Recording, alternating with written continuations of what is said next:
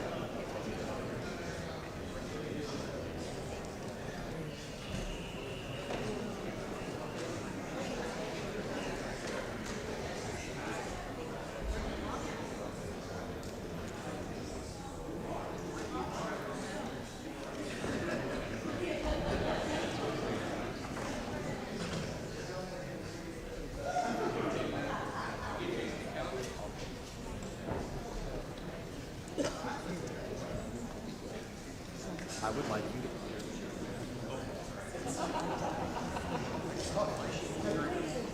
I don't have my glasses on, so I just saw it.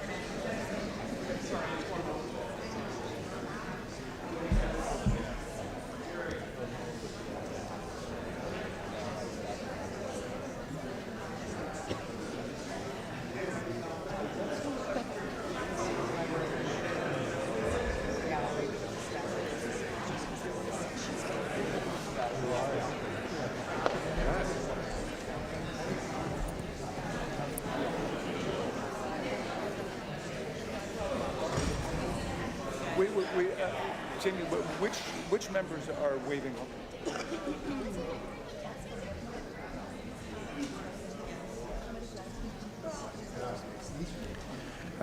The Committee on Oversight and Accountability will come to order. I want to welcome everyone here today. Without objection, the chair may declare a recess at any time. The first order of business is to welcome the return of a member to the committee. We want to welcome Ms. Rashid Talib from Michigan to the committee. Congresswoman Talib has been a member of the House.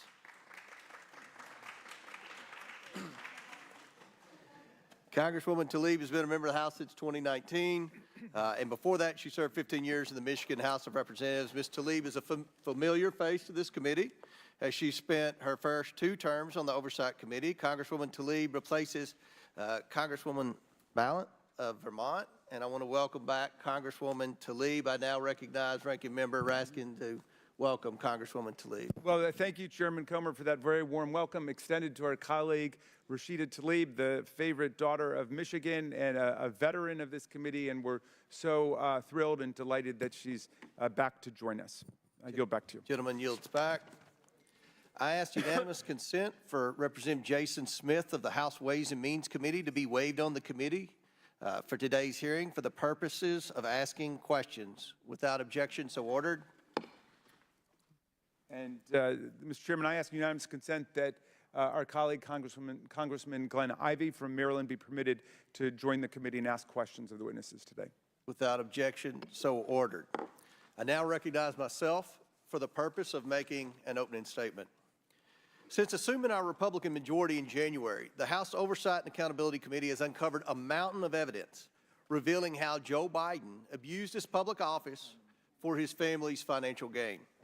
For years, President Biden has lied to the American people about his knowledge of and participation in his family's corrupt business schemes. At least 10 times, Joe Biden lied to the American people that he never spoke to his family about their business dealings. He lied by telling the American people that there was an absolute wall between his official government duties and his personal life. Let's be clear, there was no wall. The door was wide open to those who purchased what a business associate described as the Biden brand. Evidence reveals that then Vice President Joe Biden spoke, dined, and developed relationships with his family's foreign business targets. These business targets include foreign oligarchs who sent millions of dollars to his family. It also includes a Chinese national who wired $250,000 to his son.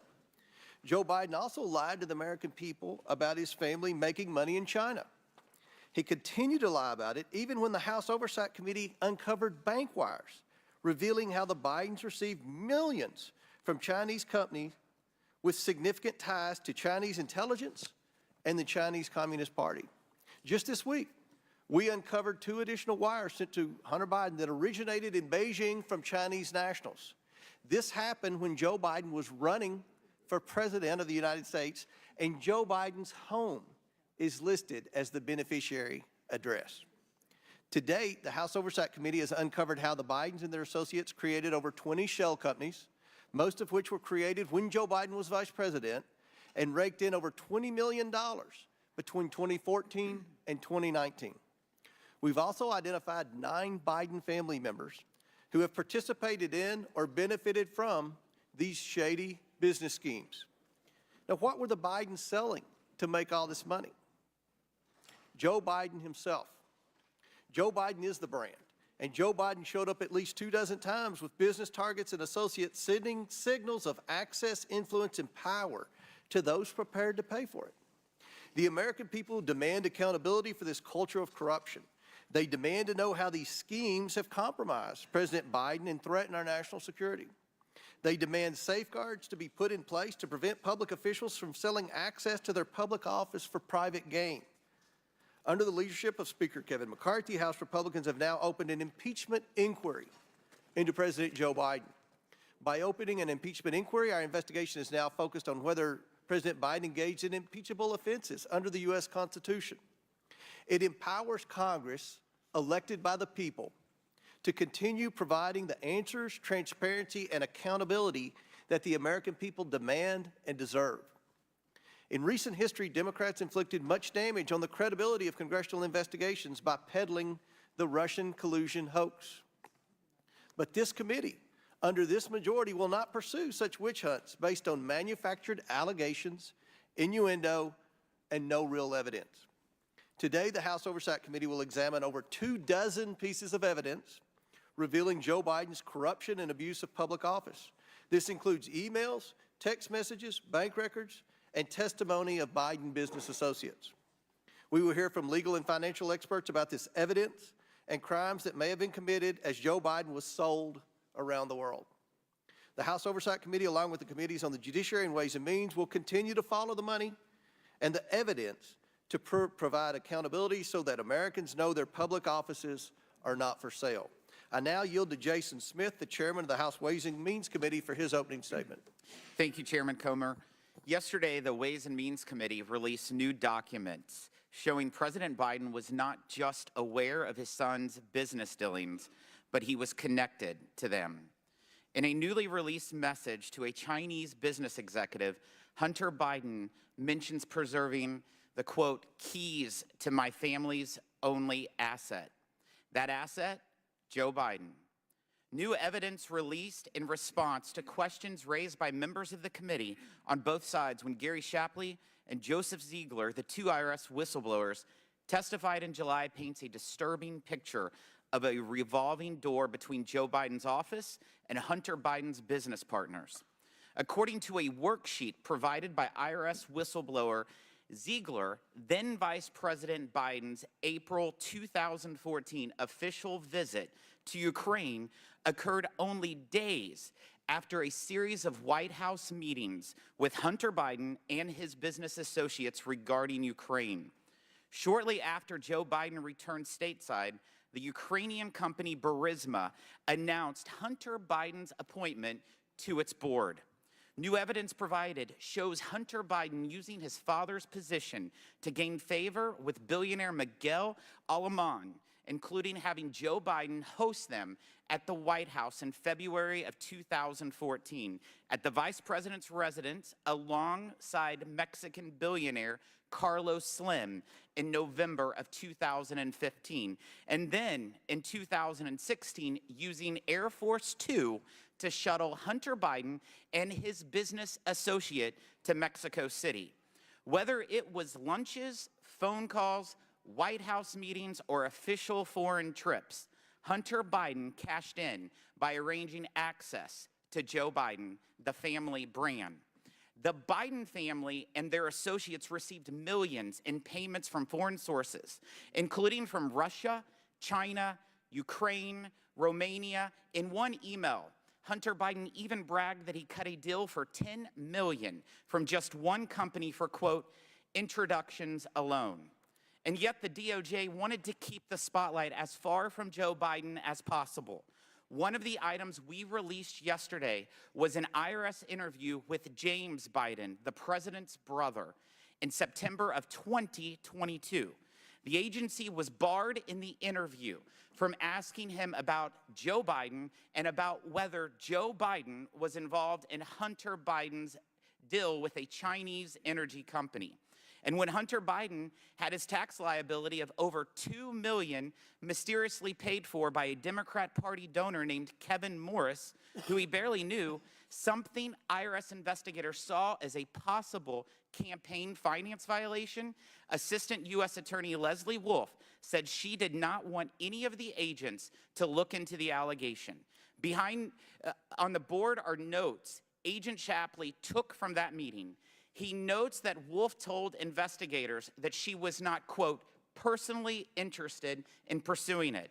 This is the same attorney, Wolf, who in an email we released yesterday responded to IRS investigators seeking approval for a search warrant with, quote, there should be nothing about political figure one in here, that being a reference by definition of Joe Biden.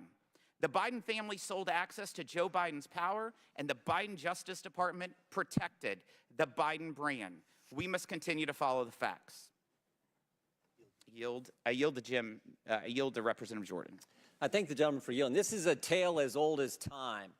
Politician takes action that makes money for his family, and then he tries to conceal it. Never forget 4 fundamental facts. Hunter Biden gets put on the board of Burisma. Gets paid a lot of money. Hunter Biden's not qualified, fact number 2, to sit on the board. Not my words, his words. He said he got on the board because of the brand, because of the name. Fact number 3, the executives at Burisma asked Hunter Biden to weigh in and help them with the pressure they are under from the prosecutor in Ukraine. Fact number 4, Joe Biden goes to Ukraine on December 9th, 2015, gives the speech attacking the prosecutor that starts the process of getting that guy fired. Those facts, by the way, are consistent with what the confidential human source told the FBI, and the FBI recorded in the 1023 form, the same form that the Justice Department didn't want to let this committee see. And all those facts, all of that was further confirmed yesterday with the information that the Ways and Means Committee released from the whistleblowers Shapley and Ziegler. Here's a communication from Hunter Biden to an executive with Burisma. Devin and I do feel comfortable with Blue Star strategies and the ability of Sally and Karen to deliver. Hunter Biden put Burisma in touch with Blue Star Strategies. What were they going to deliver? Well, that was in a communication released yesterday as well. U.S. officials in Ukraine and in the United States need to express support for Burisma and Nikolai Zlochevsky to the highest level decision makers, the President of Ukraine, the President's Chief of Staff, and the Prosecutor General. That's what they were going to deliver. And were they successful? The Interior Minister confirmed that Zlochevsky is no longer wanted. We won in less than a year communications between the folks at Blue Star and Eric Sherwin, who was Hunter Biden's business partner. Awesome work. Congratulations to you guys. Those are the communications. That's what they got done. And remember, when this happens in October 2016, when the pressure is taken off, the case is dropped against Zlochevsky, this is the second prosecutor. Joe Biden fired the first one. The second prosecutor comes in, drops the charges. That's exactly what they wanted done. And the final step is the Biden Justice Department tries to sweep it all under the rug. They slow walk the investigation. They let the statute of limitations lapse for the most important years, 14 and 15, the Burisma years when all that income's coming in. They try to put together this sweetheart deal and get it past the judge. And we learned yesterday in the search warrant examining Hunter Biden's electronic communications, they weren't allowed to ask about political figure one. Political figure number one is the big guy, is Joe Biden. And they would have gotten away with it all. They would have gotten away with it all except for two brave whistleblowers who sat in those seats 2 months ago and told their story. And their story has stood up. Two brave whistleblowers and a judge in Delaware who said, we're not going to let this happen. That's why we're here today. That's why this inquiry is so darn important. It's the oldest story in the world, and those are the facts. I yield back. Gentleman yields back. Chair now recognizes Ranking Member Raskin of Maryland for his opening statement. Mr. Chairman, thank you. Before I give my opening statement, I have a parliamentary inquiry. Given that the committee has not been authorized by the full House to conduct an impeachment inquiry, am I correct in assuming that we're obligated to follow the rules of the House, including Section 370 of the Rules and Manual, which proscribe engaging in personalities towards the President? At ease.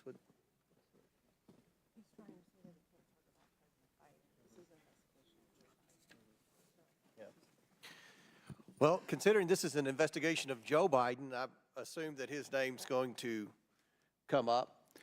Right, but the House has not authorized this as an impeachment inquiry, so we're just operating with the general rules. And I think saying that the President lied is considered engaging in a personality. In fact, Section 370 says accusations that the President has committed a crime or even that the President has done something illegal are unparliamentary. And we're operating with the general rules of the House because the House has not authorized. The Speaker of the House has authorized the impeachment inquiry. It has been authorized. Okay. All right. Point of parliamentary inquiry. The ranking member, who wants to be recognized? Ms. Ocasio-Cortez. I believe changing of the rules must require a vote from the full House of Representatives. The rules of the committee. The chair overrules a point of order. While articles of impeachment are not directly before this committee, we are looking into the potential wrongdoing of the President. Given the unique nature and subject matter of today's hearing topic, these words will not be ruled out of order. So, okay. Ranking Member Ashton, please proceed. Thank you for clarifying, Mr. Chairman. We obviously have an honest disagreement about that. All right, so let's get it straight. We're 62 hours away from shutting down the government of the United States of America, and Republicans are launching an impeachment drive based on a long debunked and discredited lie. No foreign enemy has ever been able to shut down the government of the United States, but now MAGA Republicans are about to do just that. But they don't want to cut off public services to the people and deny paychecks to more than 1 million service members without first launching an impeachment drive, even when they don't have a shred of evidence against President Biden for an impeachable offense. And you think I'm being harsh? Here's what some Republicans have had to say over the last week about the actions of the Republicans as they watch up close, quote, the dysfunction caucus at work, in the words of our GOP colleague from Nebraska, Don Bacon. Clown show, foolishness, terribly misguided, stupidity, failure to lead, lunatics, disgraceful, new low, pathetic, enabling Chairman Xi, people that have serious issues. Those folks don't have a plan, show just how broken they are, and individuals that just want to burn the whole place down. Now, if I said any of these things, they'd probably take my words down, but these are Republicans talking about Republicans. So let's be clear, this isn't partisan warfare America's seeing today. It is chaotic infighting between Republicans and Republicans. It's MAGA versus extreme MAGA, as if anybody in the real world could tell the difference between the two. What a staggering failure of leadership. Speaker McCarthy's invertebrate appeasement of the most fanatical elements of his conference now threatens the well-being of every American. Now, some people think the members of the GOP caucus aren't interested in anything logical. They just want to see the world burn, as Alfred Pennyworth put it in The Dark Knight.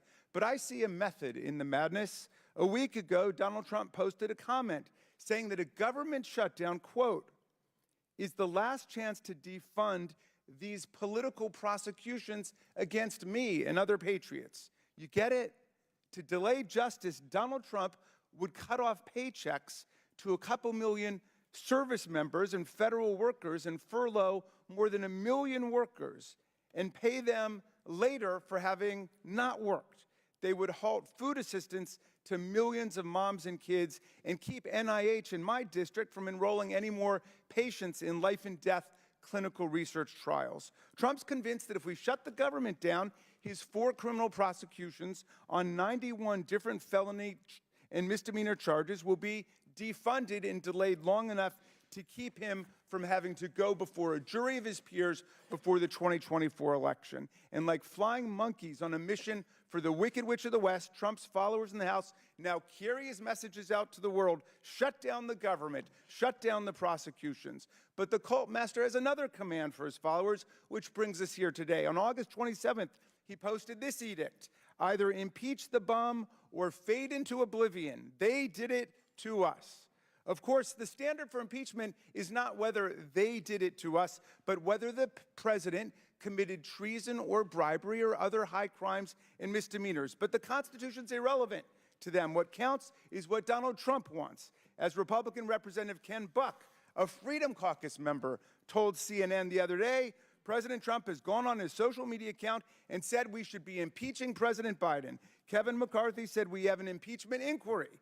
You draw the conclusion, directly or indirectly, this impeachment inquiry was a result of President Trump's pressure.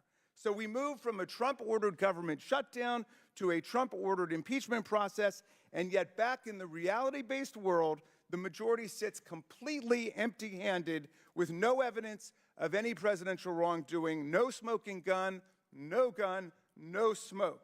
In fact, we have had to slide awkwardly into a House impeachment process without the benefit of the floor vote that Speaker McCarthy insisted was absolutely imperative and necessary when Donald Trump was impeached. In fact, they went to the Department of Justice and they got an OLC opinion saying, quote, no committee may undertake the momentous move from legislative oversight to impeachment without the delegation by the full House of such authority.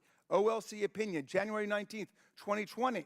And that's why the House voted in the case of Donald Trump, but that's exactly what has not happened here because they don't have the votes, because dozens of Republicans recognize what a futile and absurd process this is. Now, the title of the hearing is The Basis for an Impeachment Inquiry of President Joseph Biden. And yet, they present us no basis at all today, even after 8 months of investigation. They've invited 3 witnesses to testify. Not one of them is an eyewitness to a presidential crime of any kind. Not one of them is a direct fact witness about any of the events related to Ukraine and Burisma. Not one of them has participated in the 8 months of investigation in which our distinguished chairman has publicly boasted that he received 100% of everything he asked for. And I quote, "Every subpoena that I've signed as chairman of the House Oversight Committee over the last 5 months, we've gotten 100% of what we've requested, whether it's with the FBI, with the banks, or with Treasury." That means we are the real witnesses here. In fact, the committee has received 12,000 pages of bank records. Here they are, right in front of us, printed double-sided, and not a single page shows a dime going to President Joe Biden. We've received 2,000 pages of SARS reports the chairman subpoenaed. We've held hearings and conducted interviews with everybody from Hunter Biden's business partners to a federal agent assigned to that investigation, and still we found no evidence of wrongdoing by President Biden.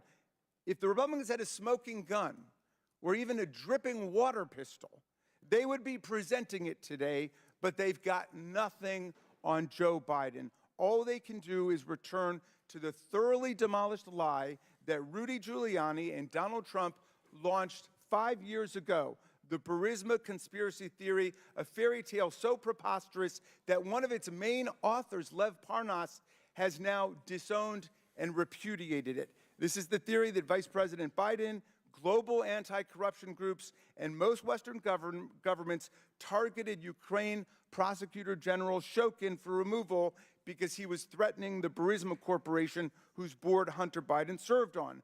Trump synthesized the lie in his August 27th post about President Biden, saying, look, the guy got bribed. He paid people off, and he wouldn't give $1 billion to Ukraine unless they, quote, got rid of the prosecutor. Trump's story is the opposite of the truth. When Biden was VP, he worked as a key player in the Obama administration and global community's efforts to combat corruption in Ukraine. In late 2015, as part of a coordinated global effort, Biden called for the removal of Viktor Shokin, a corrupt Ukrainian prosecutor general who did nothing about corruption in Ukraine other than to participate in it, rather than assist British authorities who were actually investigating Burisma and its owner. Shokin consistently frustrated their efforts. The leadership provided by Biden was part of a broad bipartisan campaign to oppose corruption in Ukraine. In early 2016, Republican senators Ron Johnson, Rob Portman, and Mark Kirk wrote to the Ukrainian president assailing corruption in his country and urging him, quote, to press ahead with urgent reforms to the prosecutor general's office. Yet years later, in 2018, as President Trump saw Biden as a strong rival in the 2020 election, he worked with Giuliani to twist all the facts around and to suddenly accuse Biden of corruption in calling for the dismissal of a corrupt prosecutor. A few months ago, Chairman Comer and the committee received an insider's account of the plan to concoct and spread this lie from an extraordinary letter sent to us by Lev Parnas, who was Rudy Giuliani's right-hand man. Giuliani and Parnas searched high and low to find anyone who would endorse their contortions about Biden. Their failing crusade culminated in the infamous phone call that then President Trump made to Ukrainian President Zelensky, in which Trump threatened to withhold hundreds of millions of dollars in economic, strategic, and military security assistance to Ukraine unless Zelensky embraced their ridiculous fabrication and falsely advertised to the world that Ukraine was investigating Joe Biden. This shakedown became the basis for the first House impeachment of President Trump. Giuliani's big lie has been thoroughly debunked by multiple sources. As Congressman Buck, a former chief of the criminal division of the U.S. Attorney's Office in Colorado and a member of the House Freedom Caucus said, and I quote, there is in fact no evidence that Shokin was engaged in an investigation of Burisma or that Joe Biden's role in his firing was in any way connected to Burisma. He continued, what's missing despite years of investigation is the smoking gun that connects Joe Biden to his never-do-well son's corruption. It's scandalous to use impeachment to establish a counterfeit moral equivalence between President Biden, an honorable public servant who has never been indicted or convicted of anything in his career of more than 50 years in public life, and Donald Trump, a twice-impeached president who's recently been found in court to have sexually abused and defamed a woman and fraudulently inflated the value of his real estate properties while facing 91 criminal charges in 4 separate indictments on everything from conspiring to overthrow an election and defraud the American people to making criminal hush money payoffs to stealing classified government documents and hiding them while obstructing justice. Impeachment is the people's final weapon of constitutional self-defense against a president who behaves like a king and violates the public trust by committing treason, bribery, or other high crimes and misdemeanors equivalent to them. It is reserved for extraordinary public offenses like inciting a violent insurrection against the American government and trying to overthrow our presidential election. That offense in 2021, whose related crimes have resulted in hundreds of criminal convictions and hundreds more being prosecuted, led to Donald Trump's second impeachment in the House on a massive bipartisan vote of 232 to 197 and a similarly lopsided bipartisan vote of 57 to 43 in the Senate. I wonder how many of my esteemed Republican colleagues here who all voted against impeaching Donald Trump, if they were in the House at that point, can reconcile their votes against impeaching Trump for the grave crime of inciting a violent insurrection against the government with their calls supporting impeachment of Joe Biden for allegedly committing a high crime and misdemeanor that has not even been defined yet, much less proven. Mr. Chairman, if this dysfunction caucus is going to insist on going forward, we must receive the testimony of Rudy Giuliani and Lev Parnas, the insiders who know the origins of the lie upon which this sham impeachment is based and who work to spread it. We know that Mr. Parnas is ready and willing to testify, and as a former U.S. Attorney and Mayor, Mr. Giuliani will surely agree to enlighten us on everything. Pursuant to Clause 2K6 of Rule 11, I move that the committee subpoena Rudy Giuliani and Lev Parnas to come and testify in these hearings. And I would like to ask for a vote on that or debate, as you would please, Mr. Chairman. He made a motion to subpoena. Are they going to table it? I didn't hear a motion to table. Motion, yeah. Mr. Chairman. Chair recognizes Mr. Jordan. I move to table the motion. There's a motion to table Mr. Raskin's motion. Is there a second?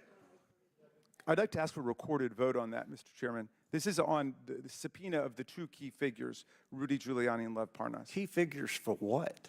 But in your theory about why President Biden should be impeached, I think This is going to be an informative hearing for you, Mr. Raskins, because we were going to present evidence. What evidence? There's no evidence witnesses. Well, just, there are no fact just witnesses. sit back and let the American people see the hearing and let the American people decide. All right. Now, look, you've gone over your time. We're going to have we're going to go by the rules here. Okay. Okay? Motion to And I'm glad you brought the box of bank statements. If we had a box of all the foreign money the Bidens took, it would have reached to the ceiling. Yeah. So let's just have point this of hearing. parliamentary Let's inquiry. no, listen. Everybody's going to get 5 minutes. I'm going to present the witnesses. Everyone's going to get a chance. 5 minutes. I'll let the ranking member go way over time in his opening statement, but we are going to abide by the 5 minutes. There's a motion to table on the floor. There's a motion on the floor. There's a motion on the floor. Roll call. Clerk will There's a non-debatable motion on the floor. clerk will call the roll. On the motion to table. Right. Will the clerk, we don't even have a clerk. Okay. Will the clerk get prepared for the roll call? Mr. Raskins made a motion, and then Mr. Jordan made a motion to table, and it was seconded. So the vote will now be on the motion to table Mr. Raskin's motion to subpoena Rudy Giuliani And Lev Parnas. and Les Parnas. All right. Will the clerk take the roll?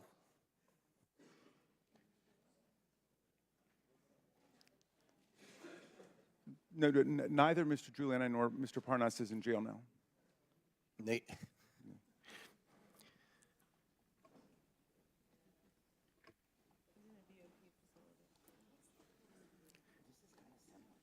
This is the motion to table Mr. Raskin's motion.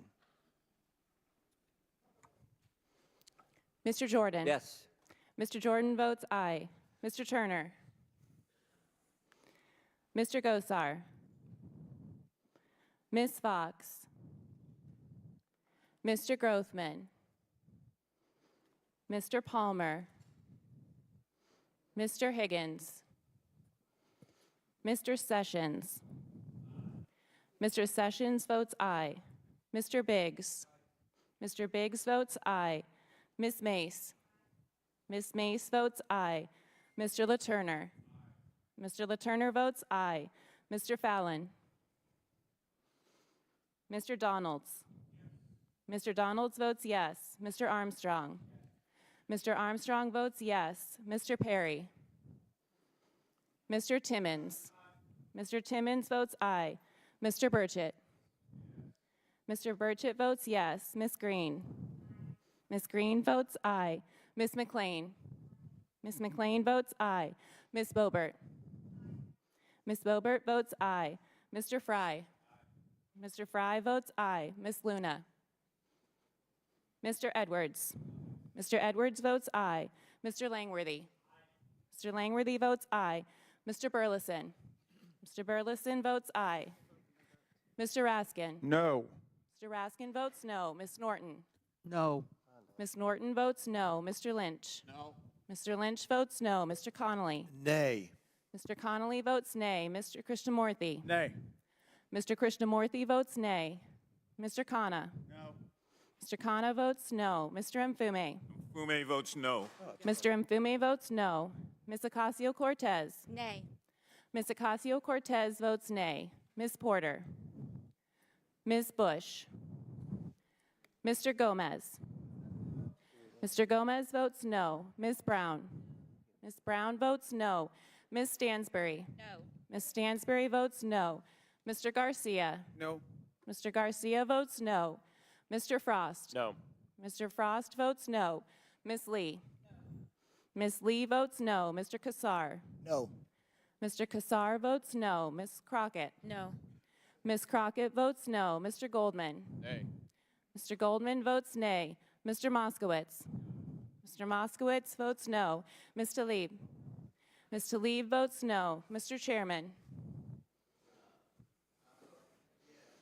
Mr. Chairman votes yes. Mr. Gosar is not recorded. Mr. Gosar votes yes. How has Mr. Fallon been recorded? Mr. Fallon is not recorded. Mr. Fallon votes yes. Okay. Hold for one, let's see.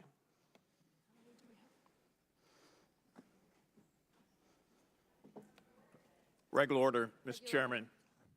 Mr. Chairman, a request for regular order. We're seeking regular order, Mr. Chairman. We have members en route to vote. How is Mr. Palmer recorded? Mr. Palmer is not yet recorded. Mr. Palmer votes aye.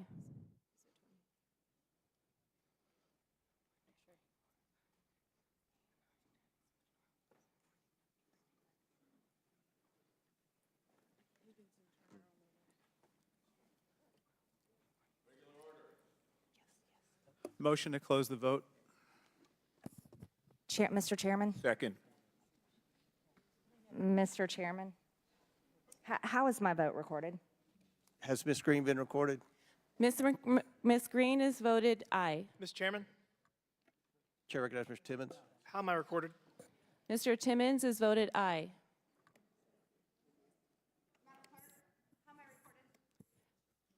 Ms. Boebert has voted aye. Mr. Chairman?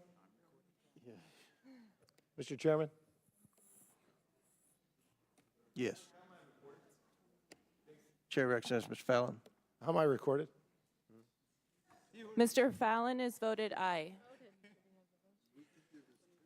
Mr. Chairman, parliamentary inquiry. Mr. Chairman, there was a motion to close the vote, and it was properly seconded. There is, will the clerk call the roll?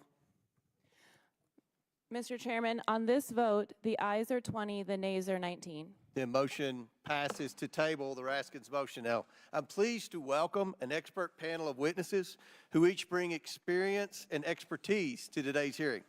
I'd first like to welcome Professor Jonathan Turley, who is the Shapiro Chair for Public Interest Law at George Washington University Law School. Professor Turley is a nationally recognized legal scholar who has published work in areas ranging from constitutional law to legal theory.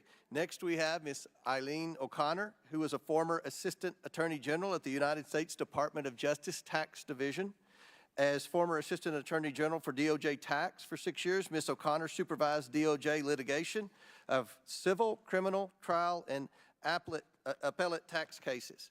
Next, we have Mr. Bruce Dubinsky, who is the founder of Dubinsky Consulting, a forensic accountant. Mr. Dubinsky has accumulated over 40 years of financial, investigative, and dispute consulting experience, served as an expert witness over 100 times, and has testified in over 80 trials, including trials involving criminal and civil financial fraud. Lastly, we have Professor Michael Gearhart, who serves as the Burton Craig Distinguished Professor at the University of North Carolina, Chapel Hill. Professor Gearhart has been a law professor for more than 30 years. He's the author of 7 books and has written more than 100 law review articles and dozens of op-eds in the nation's leading news publication. Pursuant to Committee Rule 9G, the witnesses will please stand and raise the right hand. Do you all solemnly swear or affirm that the testimony you are about to give is the truth, the whole truth, and nothing but the truth, so help you God?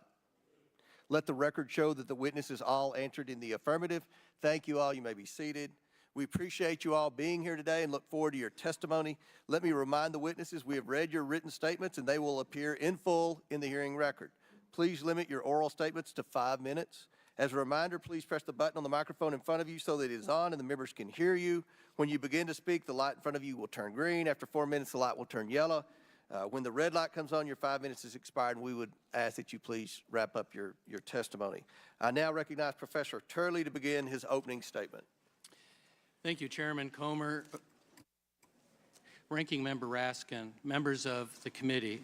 It's an honor to appear before you today to talk about what is undoubtedly the most weighty constitutional decision that you have under Article 1, other than the declaration of war, and that is the potential impeachment of a President of the United States. It was roughly 25 years ago that I appeared in the impeachment proceedings with other experts in the impeachment of President William Clinton. It was 4 years ago that I appeared in the impeachment proceedings for President Donald Trump. And then it was just 3 years ago that another impeachment occurred without any hearings at all. The shortening intervals between impeachments should be a cause of concern and circumspection for all the members on both sides. And I want to emphasize what it is that we're here today for. This is a question of an impeachment inquiry. It is not a vote on articles of impeachment. In fact, I do not believe that the current evidence would support articles of impeachment. That is something that an inquiry has to establish. But I also do believe that the House has passed the threshold for an impeachment inquiry into the conduct of President Biden.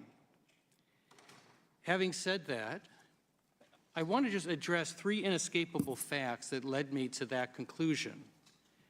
First, President Biden has indeed spoken falsely about these foreign deals. The Washington Post and other newspapers have noted that some of his past comments are demonstrably untrue. Second, President Biden was the focus of a multi-million-dollar influence peddling scheme. And then finally, President Biden may have benefited from millions of dollars as a part of that scheme. Now, those facts should not be taken out of context. They're merely allegations, and they should not become presumptions of impeachable conduct. Indeed, as I've said in past impeachments, self-dealing is a difficult issue under the impeachment clause. The framers sought to avoid ambiguous standards. That's one of the reasons that perfidy was rejected. While it may not sit well with many, President Biden and other presidents can be dishonest, can even lie to the American people, and that would not constitute an impeachable offense. Indeed, most presidents have lied to the American people. That's why I've not liked any president since James Madison. Now, dishonesty alone is not impeachable, and so what I lay out in my testimony are what I call guardrails or best practices. Those are designed to protect this process. Frankly, a number of the things I lay out benefit President Biden, as I say in my testimony. Because presidential impeachment shouldn't be a closed question, it shouldn't be a rush to judgment, and you should avoid the type of confirmation bias that can occur in this process. This is, as people say, a political process, but it is also a constitutional process. Influence peddling is a form of corruption. The United States has signed treaties to combat this form of corruption around the world. And that is also an inescapable fact. We need to find answers as to some of these questions. I'm running out of time, so I'd like to make one last observation, if I may. These are constitutional moments that demand the best from each of us to transcend the politics and passions of our time. It calls for something that's difficult. It calls for solemnity and clarity for members. We have become a nation addicted to rage, and we can fuel that. This body is a powerful teacher, as Brandeis said, and you can teach that, or you can teach a respect for this process. It begins here and now. We can disagree with each other without hating each other. These are important issues, and I think they're close issues. And I think some of these issues really do gravitate in favor of the president. So I would simply say that this is a moment where members and citizens can stand together without prejudging the evidence. And I thank you for the honor of appearing before you today. Thank you, Professor Turley. Ms. O'Connor. Mr. Chairman, Ranking Member, members of the committee, the chairman invited me to share my thoughts on the conduct of the tax investigation into Hunter Biden. I make my comments on my own behalf as a private citizen and not on behalf of any person with whom or group with which I might be or have been affiliated. When I learned that experienced IRS special agents had felt compelled to report to Congress about the obstruction of their criminal tax investigation, I felt compelled, too, to share my understanding of how things are supposed to work with people who have no reason to appreciate how disturbing the whistleblower's allegations are. Without context and a frame of reference, it's difficult to know sometimes how seriously to take things.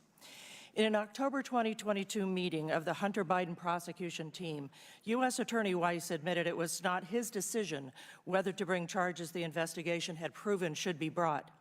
This directly contradicted Attorney General Garland's sworn testimony 6 months earlier. This was the final straw. After more than 3 years of having his investigation stymied, but nonetheless having proven substantial criminal charges, Supervisory Special Agent Shapley realized he had to come forward.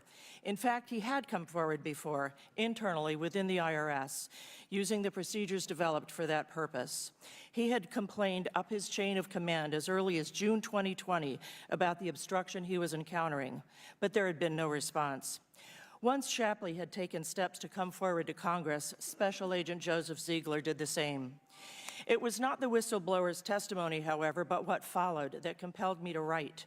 My first Wall Street Journal article was called "Throw Hunter Biden's Plea Deal in the Trash." Given the substance of the whistleblower's testimony, the plea deal Weiss had worked out with Biden was a miscarriage of justice. After that commentary was published, I heard from many people who were similarly appalled at the unfolding injustice. Many were knowledgeable and experienced tax professionals. Perhaps the most commonly commented on aspect of the handling of the Hunter Biden matter was that Weiss had permitted the statute of limitations to expire on prosecuting provable offenses. This was appalling. It is not significant that the plea agreement, it is not insignificant that the plea agreement was announced on June 20. Let's review what came just before. On August 19, it became known that IRS employees were going to let Congress know about the obstruction they were encountering. Later, Shapley and Ziegler sat for hours of sworn and subscribed testimony with the House Ways and Means Committee staff. It was expected that the committee would make the testimony public. It did on June 22. U.S. Attorney Weiss, with his June 20 announcement of a plea deal, beat the publication of the whistleblower's testimony by the skin of his teeth. 2 days. If the whistleblowers had not come forward, would Weiss have brought any charges at all? My second Wall Street Journal commentary was published on July 25. It was called "You'd Go to Prison for What Biden Did." Given what Shapley and Ziegler testified they had proven, and the charges the tax division reportedly had authorized, the plea deal represented serious injustice, not only to law enforcement, but also to people who have been caught up in this system and have suffered the consequences the law provides. I received a great deal of positive feedback on this commentary, too. People understand that for laws to be respected, they must be enforced. The nature of any investigation is the following of leads. That didn't happen here. This team was not permitted to search the guest house of Joe Biden's Delaware mansion and Hunter Biden's storage facility in Virginia, to interview family members and business associates, to examine Hunter Biden's abandoned laptop. By November 2019, the FBI had confirmed the devices were Hunter's and the contents were authentic. But the Hunter Biden investigation must not be viewed in isolation, rather as part of a broad landscape of corruption. Don't forget that a full year after that, in October 2020, FBI officials were telling Twitter that the laptop was Russian disinformation. The whistleblowers tell us that the tax investigation of Hunter Biden was an offshoot of an investigation already underway into an online pornography platform. That is how investigations develop. Agents follow wherever the leads take them. And when they take them in the direction of a new investigation, they open one. Question: if U.S. Attorney Weiss had been in charge of that pornography investigation, would he have blocked the investigation into Hunter Biden's tax crimes? I thank the committee. Thank you, Ms. O'Connor. Mr. Dubinsky. Good morning, Chairman Comer, Ranking Member Raskin, distinguished members of this committee, guests, and my fellow citizens. Thank you for this opportunity to testify today. First, at the outset, let me state unequivocally and in no uncertain terms that I agreed to testify today not because I have a political agenda or axe to grind, because I do not. Rather, I agreed to testify in this proceeding in order to help this committee and the American people gain a better understanding of how frauds are committed, how complex business arrangements, sometimes using limited liability companies, sometimes those being shell companies, are used in frauds, and how money is moved by fraudsters to facilitate the conduct of illicit activity. Let me be clear, I am not prejudging the facts that have emerged to date with regard to the Biden family and associates businesses and the money they received that had its origins from foreign sources. I am not here today to even suggest that there was corruption, fraud, or any wrongdoing. In my opinion, more information needs to be gathered and assessed before I would make such an assessment. I'm here today to lend my expertise to answer questions that this committee may have while they advance this investigation and gather more facts about the business dealings surrounding the Biden family and associates businesses. Throughout my 40-year career as a certified public accountant, a forensic accountant, and a certified fraud examiner, I've worked tirelessly to uncover the truth when it comes to cases involving allegations of fraud, corruption, and wrongdoing. I have investigated some of the world's largest frauds, including have investigated and testified in the criminal case for the United States Department of Justice on the Bernie Madoff Ponzi, the world's largest Ponzi. I've worked on cases like the Enron case, the International Brotherhood of Teamsters election corruption cases, as well as some of the United States' largest cases of tax fraud, to name a few. As the age-old proverb goes, where there's smoke, there's fire. As a fraud investigator, when I see smoke, I immediately look for the fire. The critical question facing the American people today is whether behind the smokescreen clouding the Biden family and associates businesses, was there or is there a fire? And if there was or is a fire, how big is that fire? Why were members of the Biden family and close business associates receiving millions of dollars of payments from foreign entities and individuals? What services, if any, were being provided? What was the substance of the alleged services being provided? Was the money being paid for a fair amount commensurate with those services? Were political favors being traded and disguised as services? These are the questions that, as a forensic accountant, I routinely am asked to answer when I'm hired to investigate allegations of corruption and fraud. There's a great deal of evidence that has been collected to date by this committee and others trying to answer these very questions. However, much more information is still needed in order to be able to answer these questions and make a final determination as to whether or not the Biden family and its associates' businesses were involved in any improper or illicit activities, and importantly, whether those activities, if any, were connected to President Joe Biden or then Vice President Biden. In my experience, fraudsters purposely create a labyrinth of limited liability companies to create an opaque network of entities that are then used to hide improper conduct. In many instances, these complex business arrangements are typically centered around illicit activities and involve moving money around the globe in a manner designed to avoid the detection of the underlying illegal activity, as well as the movement of the money tied to that illegal activity. Gone are the days, for the most part, when suitcases full of currency or gold bars are exchanged as payment in the conduct of illegal activities. Today, more sophisticated methods are employed to obfuscate the true nature of such illegal activities and to hide the movement of money. The importance of following the trail of money is a critical component of any fraud investigation. The term shell company has its origins in the world of business and finance. The term shell, as you would note, implies that the company is like an empty shell, lacking substance or real activity. Shell companies typically have no employees, no offices, no real operating businesses. They use P.O. boxes for mailing addresses. While I will note shell companies can be used for legitimate business activities, more often than not, they're associated with fraudulent activities like tax evasion, money laundering, hiding of assets, and other illicit practices. It takes a heavy lift to pull the covers back on these shell companies to determine who the true beneficial owners are, where the money went, and to expose the true sham nature of their existence. However, through the use of legal subpoenas and proper investigative methods and a great deal of persistence, fraud investigations can and do expose the identity of the wizards behind these curtains and the extent of their illicit activities. In closing, let me underscore the importance of conducting a thorough, independent, and unbiased investigation of the matter before us today before you reach any conclusions. The American people deserve to know the truth. The rigor and discipline of a well-planned and executed investigation should not be subverted by political motivations or aspirations.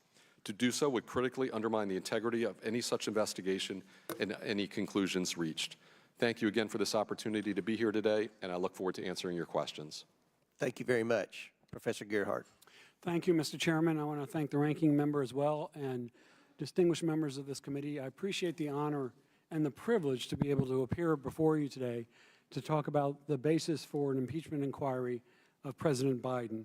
I think a good place to begin is with the Federalist Papers. And in the Federalist Papers, Alexander Hamilton warned of the dangers of trivializing impeachment through petty partisanship.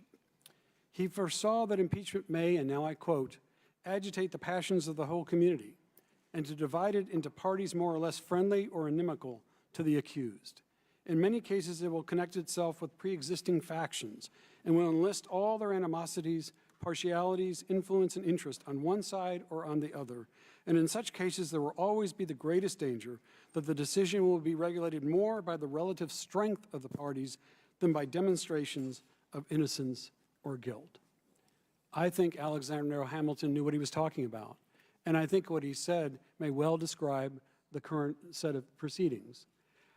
One thing I might add to all of that is that the framers designed an impeachment process to follow or comply with several safeguards. And it's important that we keep these safeguards in mind as these proceedings go on. The first is the necessity for credible evidence of the commission of treason, bribery, and other high crimes and misdemeanors. There is not, at least not that I've yet heard, such credible evidence. Let me give you an example of what I fear is similar to the current proceedings.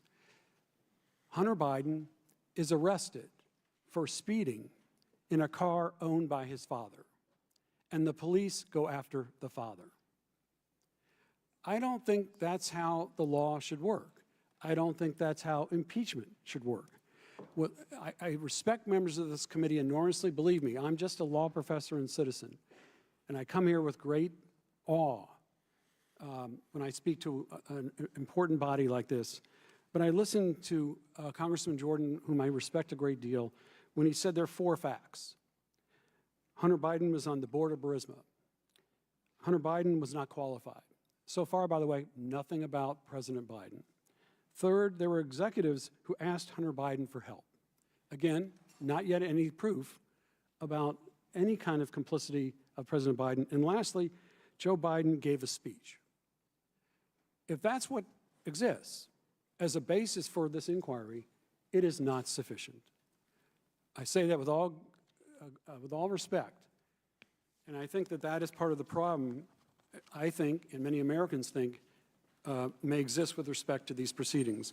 A second safeguard is the Fifth Amendment Due Process Clause. It requires fundamental fairness. And I think in these proceedings, something has happened to President Biden that was said to have happened to President Trump in 2019. And that is, the burden has flipped to President Biden to prove his innocence. Any further investigation is being done to ensure that Mr. Biden has to prove his innocence rather than the committee being able to connect the dots in a convincing and persuasive way. It's not me you have to persuade. It's the American people whose trust you deserve and whose trust you have to maintain. A third principle is judicial review. And here I would just remind the committee about the Supreme Court's decision in Trump versus Mazars. The court said about this committee that, in fact, it has to conduct an investigation for a legitimate purpose. A fishing expedition is not a legitimate purpose. Moreover, the court in Trump versus Mazars said that it is not a legitimate purpose for the House or House committee to be conducting the function of law enforcement. And I heard many references here to criminal misbehavior, to whether or not somebody should be thrown in jail, criticisms of a prosecutor, Mr. Weiss. That sounds to me like an attempt to really substitute for the proper legitimate proceedings of the House. 2 other safeguards real quickly. One is that these proceedings should be based on principle, not partisanship. And I fear that what we're hearing today, which can be traced all the way back to 2019, and accusations made against Mr. Biden as far back as then, are really driven by partisan animus more than they are by principle. And a final safeguard is for the House, the full House, to authorize an impeachment inquiry. That does not come from me. That comes from Speaker McCarthy. He said there should be the full House's approval. It also comes from Mr. Trump's Justice Department, who said there must be a committee must be authorized by the full House. That has not happened here. My concern is with the Constitution. That's what my devotion is to. And I hope all of us understand that there's nothing more serious than honoring our Constitution and following the design the framers gave us. Thank you. Gentleman's time has expired. I do want to state the fact in 2019, the D.C. District Court judge ruled a vote of the full House was not required to commence an impeachment inquiry. Now we're going to begin the question and answer phase. We have 47 members here today that are going to ask questions, so we're going to abide by the 5 minutes. I will begin, followed by Ranking Member Raskins. This week, the Oversight Committee issued another bank subpoena targeting specific wires originating from Beijing. Most of our bank subpoenas have been for Biden family associates' accounts, resulting in thousands of pages of bank records. We've identified these bank accounts based on suspicious activity reports filed with the Treasury Department after being flagged by the banks. The bank records obtained this week showed that on August 2nd, 2019, Jonathan Lee and Ms. Tang Ling in Beijing sent Hunter Biden $250,000, listing Joe Biden's home address in Wilmington, Delaware. The wire stated it was for a personal investment. A second wire showed that on July 26, 2019, Ms. Wang Xin sent $10,000, listing Joe Biden's home address in Wilmington, Delaware. The $10,000 wire said it was a loan to beneficiary. Now let's talk about the $250,000 personal investment. Sure looks like Jonathan Lee was making a substantial investment in the Bidens months after Joe Biden announced his run for the presidency in April 2019. Now, who is Jonathan Lee? During Devin Archer's interview with the Oversight Committee, he explained how Vice President Biden developed a relationship with Jonathan Lee. Vice President Biden had coffee with Jonathan Lee in Beijing. He talked with him on the phone and even wrote a college recommendation letter for Mr. Lee's children. Hunter Biden even met with Jonathan Lee after flying on Air Force Two to Beijing with Joe Biden. The Beijing Bidens cultivated a relationship with Jonathan Lee and other Chinese nationals for one reason and one reason only: to access their wealth. As we all know, the Bidens had nothing to sell except the brand, which was Joe Biden. Hunter Biden sold the brand well, making the Biden family millions from China and elsewhere. While Joe Biden was vice president, Hunter Biden became an investor in a Chinese investment fund with Jonathan Lee and owned a percentage of BHR Partners through one of his many LLCs. This was a political problem for his dad, the big guy, who was running for president. In October 2019, 2 months after the Beijing wires, Hunter Biden's lawyer claimed he served only as a member of the board of directors in an unpaid position. This was Hunter Biden's lawyer. He was in an unpaid position. Abby Lowell now claims the money is a documented loan from a private individual.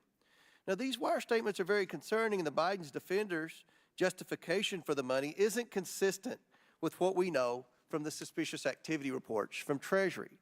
Mr. Dubinsky, I'm very skeptical of Abby Lowell's statement that the $250,000 payment from Jonathan Lee and another woman was a loan, because the wire states it was a personal investment. We've also reviewed documents at Treasury that don't support Mr. Lowell's theory. In your experience, are international loans of this amount supported by documentation such as loan terms, interest rates, and repayment schedule?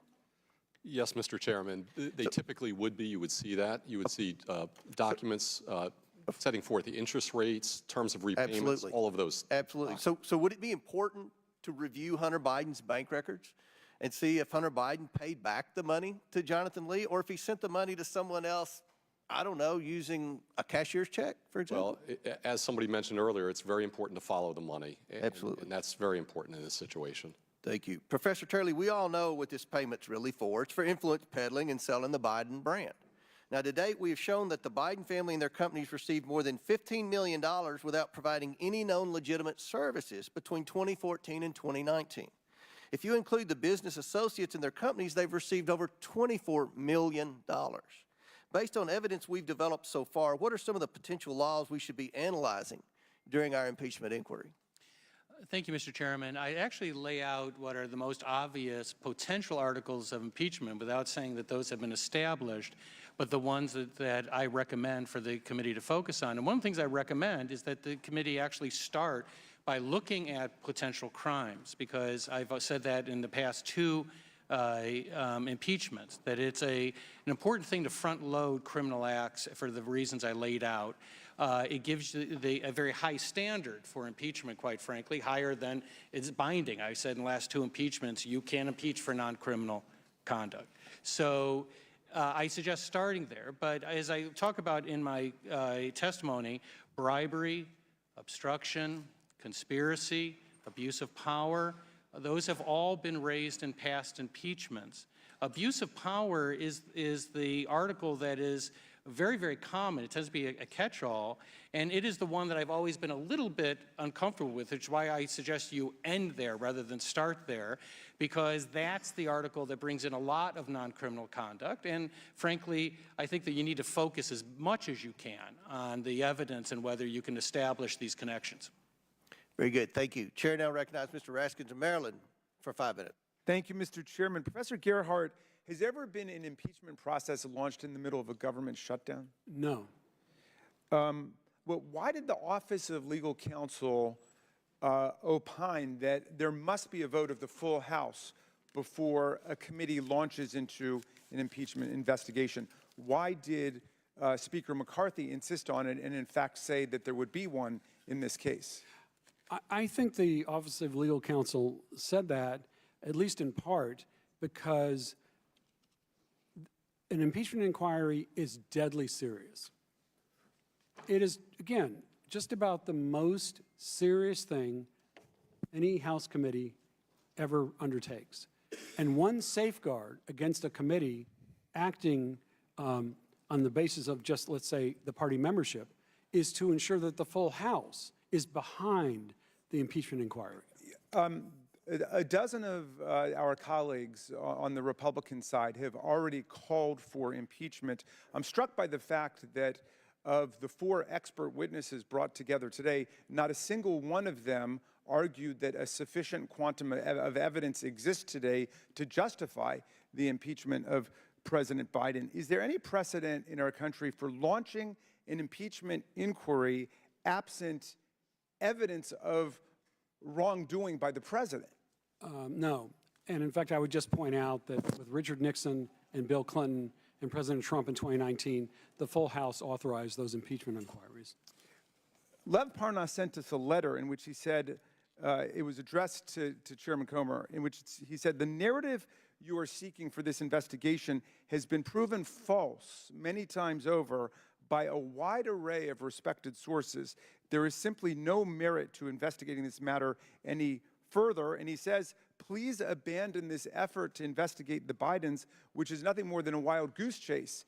And he was Rudy Giuliani's right-hand man, gallivanting all over the world to try to put together a case back in 2019 that Joe Biden had done something wrong. Do you agree that, given that the evidence we've looked at over the 8 months comes down to this discredited Burisma conspiracy theory, we should hear from those responsible for concocting the story in the first case, in the first place, specifically Lev Parnas and Rudy Giuliani? Absolutely. What did you think about the fact that the very first act of the committee in its impeachment investigation was to reject the idea of subpoenaing Lev Parnas and Rudy Giuliani, who are at the heart of the story that's the basis for impeachment? I think if there's going to be an investigation into the president, all the evidence, that is to say, all the participants, anyone that has knowledge should be spoken to. We have lots of colleagues on this committee and off the committee who've called for the impeachment of Joe Biden, who also voted against impeaching Donald Trump for inciting a violent insurrection against the Union. And hundreds of people have gone to jail in subsidiary acts under the umbrella of that insurrectionary process. Now, can you come up with a theory that it would allow someone to say, I am going to vote to impeach Joe Biden for offenses unstated and evidence unknown, but I will oppose and vote against the impeachment of Donald Trump for inciting a violent insurrection against the Union, which is something that concurrent bipartisan majorities voted for in the House and the Senate? I cannot, and I might just add as a law professor that one of the things I suggest to my students in trying to assess the constitutionality of any governmental action is to take the names out, switch the names, or switch the political parties, and see if the outcome is the same. So if Joe Biden had incited a violent insurrection against the Union and said, you go and fight like hell, and if you don't, you won't have a country anymore, would you consider that in the ensuing mayhem and chaos Absolutely. To be an impeachable event? Absolutely. Or not? To your mind, in applying the law to the facts, have you seen any evidence that Joe Biden has done anything remotely comparable to what Donald Trump did, which earned him his impeachment in the bipartisan vote of the House? I have not, and I also just might add, with all due respect, I heard the phrase Biden family many, many times, but I don't know who the Biden family is. I don't know who's being referenced when people talk about the Biden family. Thank you, Professor Gerhardt. Mr. Chairman, I'd like to move for unanimous consent to introduce Lev Parnas' July 18th, 2023 letter to you and to me and to the rest of the committee into the official record of this proceeding. Without objection, so ordered. Chair now recognizes the chairman of the House Ways and Means Committee, Jason Smith from Missouri, for 5 minutes. Thank you, Mr. Chairman. It's amazing to be sitting in your committee. It's a pleasure to be here. Yesterday, we had a committee to release over 700 pages of documents that came from the 2 IRS whistleblowers based on the last oversight hearing when they presented before this committee, where members, both Republican and Democrat, asked for additional information, and they provided it, and we brought it forward. What was interesting is the other side of the aisle actually mentioned Trump a whole lot more than they ever mentioned Biden.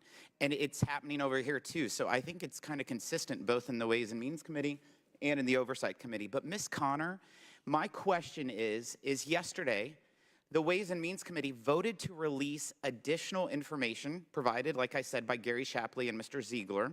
One of the documents shows that Assistant U.S. Attorney Leslie Wolf ordered investigators not to pursue leads into possible campaign finance violations. We know that over $2 million of Hunter Biden's tax liabilities were paid off by a big Democrat Party donor and Hollywood lawyer who's named Kevin Morris. James Biden, the president's brother, told investigators he did not know how Hunter Biden even knew this individual, but was later asked to thank him for the payment, quote, on behalf of the family. The Biden family. The family. So how would such payments that essentially pushed under the rug the president's son's tax problems, at least for 1 year, be considered a campaign finance violation on part of the Biden campaign?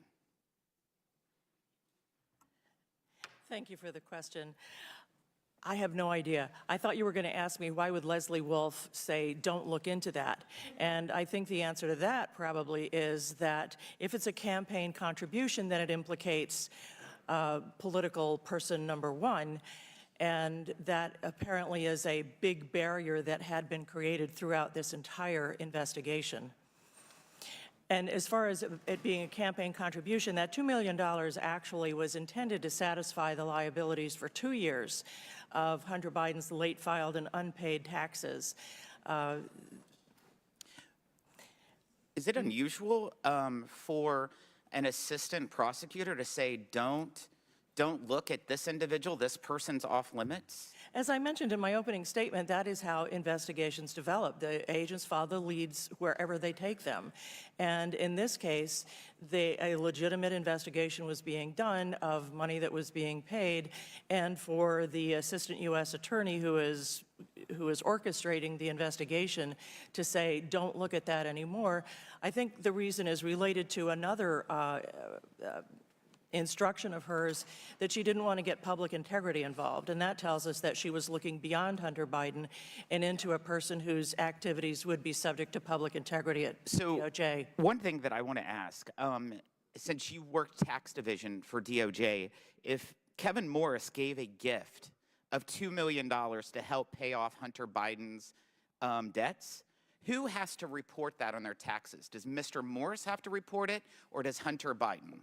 Well, as I understand it, the parties are claiming that it's a loan and that Hunter Biden will pay it back between 2025 and 2027. Would that have to be reported on any tax records? If it's a loan, no, but I haven't seen any of the documentation of that loan. And that is one, I'm sure Mr. Dubinsky can tell you that calling something a loan is one way to claim that it's not taxable income. So one quick question.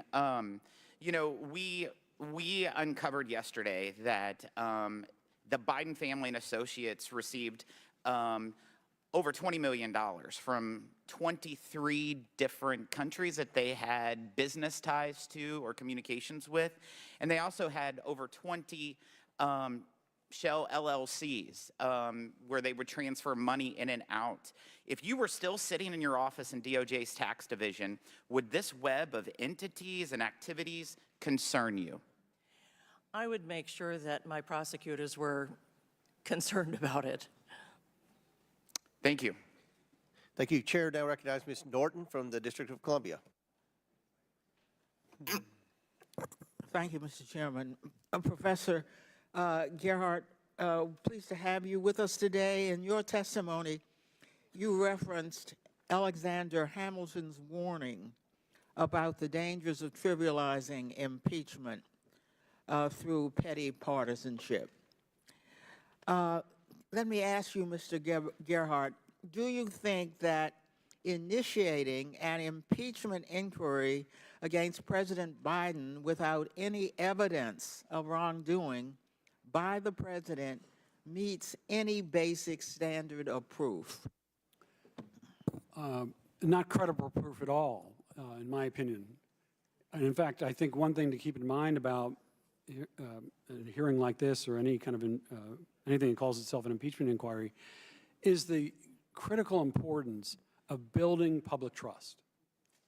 And that gets built in part on the basis of credible evidence. Well, Professor Gerhardt, what is the risk to our Constitution and even for the rule of law if impeachments are initiated without any evidence of wrongdoing by a president? They trivialize impeachment, they trivialize the Constitution, and they ride roughshod over the rule of law. Nothing good comes from abusing a power, whether it's done by a president or by Congress. Professor Gerhardt, do you believe that initiating an impeachment inquiry without any evidence of wrongdoing by a president is consistent with the view that impeachment is a grave and solemn duty? Impeachment is a grave and solemn duty, all the more reason why all evidence, for example, relating to Burisma, ought to be heard and considered. That would actually add credibility to what the committee is doing. I would be remiss if I did not add that it is incredible that we are holding this sham hearing 2 days before the government will shut down. Instead of this hearing, we could be discussing how to fund the government, or we could discuss my bill to exempt from federal government shutdowns the federal and independent agencies that are exclusively or primarily federally funded but have jurisdiction over local D.C. civil and criminal justice matters. Or we could be discussing how we are going to provide back pay to federal contract workers if Republicans unfortunately do push us into a shutdown. Instead, we are holding this sham hearing. I yield the remainder of my time to Mr. Raskin. Well, thank you kindly, Ms. Norton, for that. Mr. Comer referred to a 2019 wire to Hunter Biden while President Biden was not in office. He was a private citizen, so of course was Hunter Biden. Hunter Biden has never held public office. Mr. Smith referenced a DOJ email from 2020 during the Trump administration. So, Professor Gerhardt, I mean, what do you make of the idea of impeaching a president while he's in office for something that his son did or may have received when the president wasn't in office? It's not consistent with the American legal system. Just imagine if the names are switched. Just imagine if this was Jared Kushner, or one of President Trump's sons. Mr. Smith talked about $20 million that he thought Hunter Biden had received and put in the names of different family members. I think the Washington Post has debunked that as recently as this weekend, saying it was like 8 or 9 million. But let's say it were 20 million. That's 1% of the $2 billion that was brought back by Jared Kushner from Saudi Arabia to a company that Jared Kushner created the day after the Trump administration ended. But assuming there were no other evidence, would it be fair to attribute that $2 billion that Jared Kushner pocketed with the $25 million management fee every year that Jared Kushner pocketed? Would it be fair to attribute all of that to Donald Trump because it's his son-in-law? No, not without any evidence actually showing the president knew it. Yeah. So, or approved it. Because the principle of American law is that people are responsible for their own conduct and not the conduct of their adult children. Is that right? That's correct. Thank you, and to the gentlelady for yielding, and I yield back. Chair now recognizes the chairman of the House Judiciary Committee, Mr. Jordan from Ohio. Thank you. Professor Gerhardt, it wasn't just a speech. He leveraged $1 billion of American tax money, and he did so at a time when our government was supportive of the prosecutor. Here's what our government said. The Assistant Secretary of State, we have been impressed with the ambitious reform and anti-corruption agenda of your government, written to the Prosecutor General, who Joe Biden leverages our money to get fired. The United States fully supports your efforts to fight corruption. She further wrote, the Interagency Policy Committee said this on October 1st, 2015. The IPC recommends moving forward with a third loan guarantee to Ukraine in the near term. And even after Joe Biden gives the speech on December 9th, the European Commission said, their report said the anti-corruption benchmark is deemed to have been achieved for Ukraine. But the most telling evidence is what his business partner said. Devin Archer, when we deposed him under oath just 2 months ago, said this. Here's the question. The request was help from the United States government to deal with the pressure they were under from their prosecutor. You know what Mr. Archer's response was? That's correct. Next question. What did Hunter Biden do after he was given that request? He called his dad. That's what we're investigating. That's one of the three things Professor Turley talked about, the influence peddling scheme. I want to go to those three things, Professor Turley. False statements, influence peddling scheme, and Joe Biden might have benefited. Let's do the third one first. Is a benefit to your family, can a benefit to your family be a benefit to you?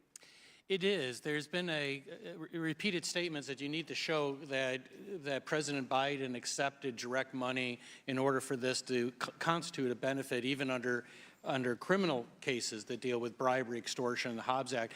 The courts actually have rejected that. They've said that money going to family members is in fact a benefit, and I don't really see any legal basis for that. Obviously, the strongest case is if you have a direct payment.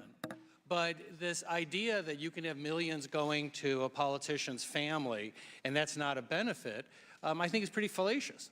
Yeah, how about the false claims thing? In your written testimony, you said to the extent that the president has used the White House, I think this is a little broader. To the extent the president used the White House staff to maintain false claims or resist disclosures, it can fit into the type of Nixonian abuse of power model. We know all kinds of false statements have been made by the White House. Joe Biden's made them. He said it was a lousy question when they asked him, have you ever been involved, talked to any one of your son's business partners? We know that was false. Ron Klain said, the president's confident his son didn't break the law.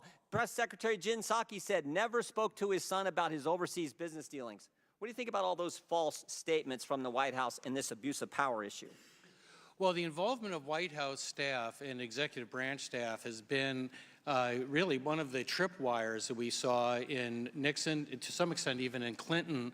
The degree to which you enlist support for a false narrative or to obstruct Congress can go into things like abuse of power. One of the things that I suggested is that if you look at past impeachment inquiries, and once again, this is an inquiry to find evidence, you're not voting on articles of impeachment, those allegations tend to develop last, and you look at what you have found. Yeah. How about the Attorney General? I'm concerned about statements he made. March 1st, 2023, in front of the Senate, he was asked a question about Mr. Weiss's investigation. He said this in response to Senator Grassley. Mr. Weiss has full authority to bring cases in other jurisdictions if he feels it's necessary. Last week, the Attorney General told us that Weiss had the authority because I promised him he would have the authority if he asked it. That seems to me to be something different. It's what he said to the Senate, he's got full authority, no problem. Last week he told the House Judiciary Committee he had authority because I promised if he come talk to me, I would give him the authority that I already told the Senate he had. Do you see a concern there with false statements coming from the Biden Justice Department? Well, there is a concern. You don't have to prejudge the evidence to say that obviously this is part of the inquiry. And what I don't understand is the opposition to the inquiry itself. It seems to me the test is, would the alleged conduct, if proven, establish impeachable offenses? And is there a credible basis for those allegations? I think the answer is clearly yes, that there is a basis to look at the president's conduct without prejudging whether that qualifies at the beginning of that inquiry as an article of impeachment. And let's be clear, you don't need a full vote of the House to proceed in an impeachment inquiry phase of our constitutional duty to do oversight. In fact, the Democrats did it. 4 years ago, I was in an impeachment deposition run by Adam Schiff in the bunker in the basement of the Capitol, and I went to the floor. So I'm in an impeachment deposition, and I went to the floor to vote on opening an impeachment inquiry. They did the same darn thing because you have that authority as a Congress when the Speaker of the House makes that designation. The Speaker, Nancy Pelosi, did in fact initiate the impeachment. In some cases, then you have a later vote. I've said in my testimony, I consider that the best practice to have a vote of the House. But the court that was referenced earlier looked at this and said that the Constitution does not require resolution. Actually said if you look at all the impeachments, often there wasn't a resolution. That doesn't mean it's not a good practice, but the Constitution itself does not require such a resolution. Thank you. Gentlemen, time's expired. Chair now recognizes Mr. Lynch from Massachusetts for 5 minutes. Thank you, Mr. Chairman. First of all, I do want to agree with the chairman that the witnesses we have here today do bring an awful lot of experience and expertise to the issue. But what they don't bring is facts, right? They don't bring evidence. None of you are able to really elucidate or illustrate actions by the president with respect to this inquiry. Ms. O'Connor, I do want to ask one clarification. You mentioned in your oral testimony that you had written a commentary about prison for what Biden did. That was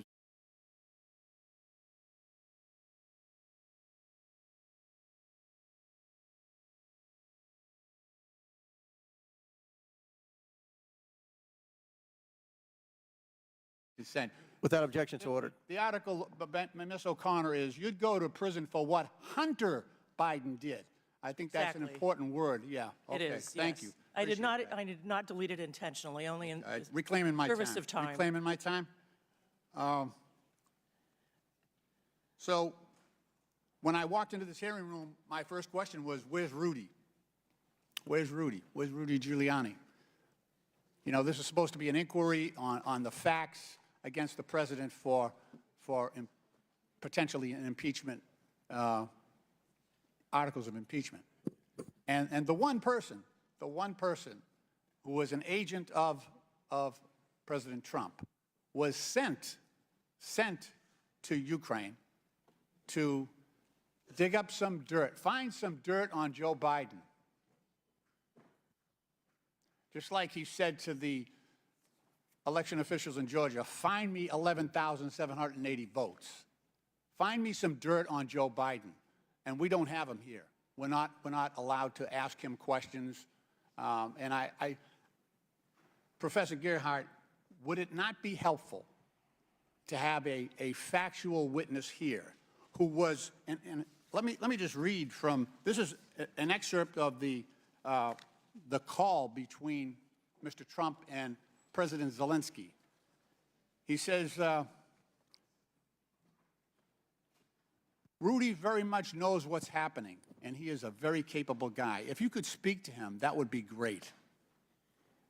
The other thing, there's a lot of talk about Biden's son, that Biden stopped the prosecution, and a lot of people want to find out about that. So whatever you can do with the Attorney General and Rudy would be great. And then, so he's actually placing Rudy Giuliani in Ukraine with the imprimatur of authority for the president. Wouldn't that be a useful witness to? It seems obvious that he should be brought before the committee. Yeah, you would think so. What we have here is a lot of allegations. I've heard about, emails from Hunter Biden from China. Hunter Biden cashed in, the IRS interview with James Biden, and I hear a lot about the Biden family. But look, this was an impeachment inquiry about President Biden, and I would try to discern what the allegations are for the president because they're non-existent at this point. Is there a reason? The other question is why hasn't Rudy Giuliani, if he's such a key witness and was on the ground on this and had direct authority from the president, why isn't he here? And I think, and Professor Gerhardt, maybe you could elucidate on this,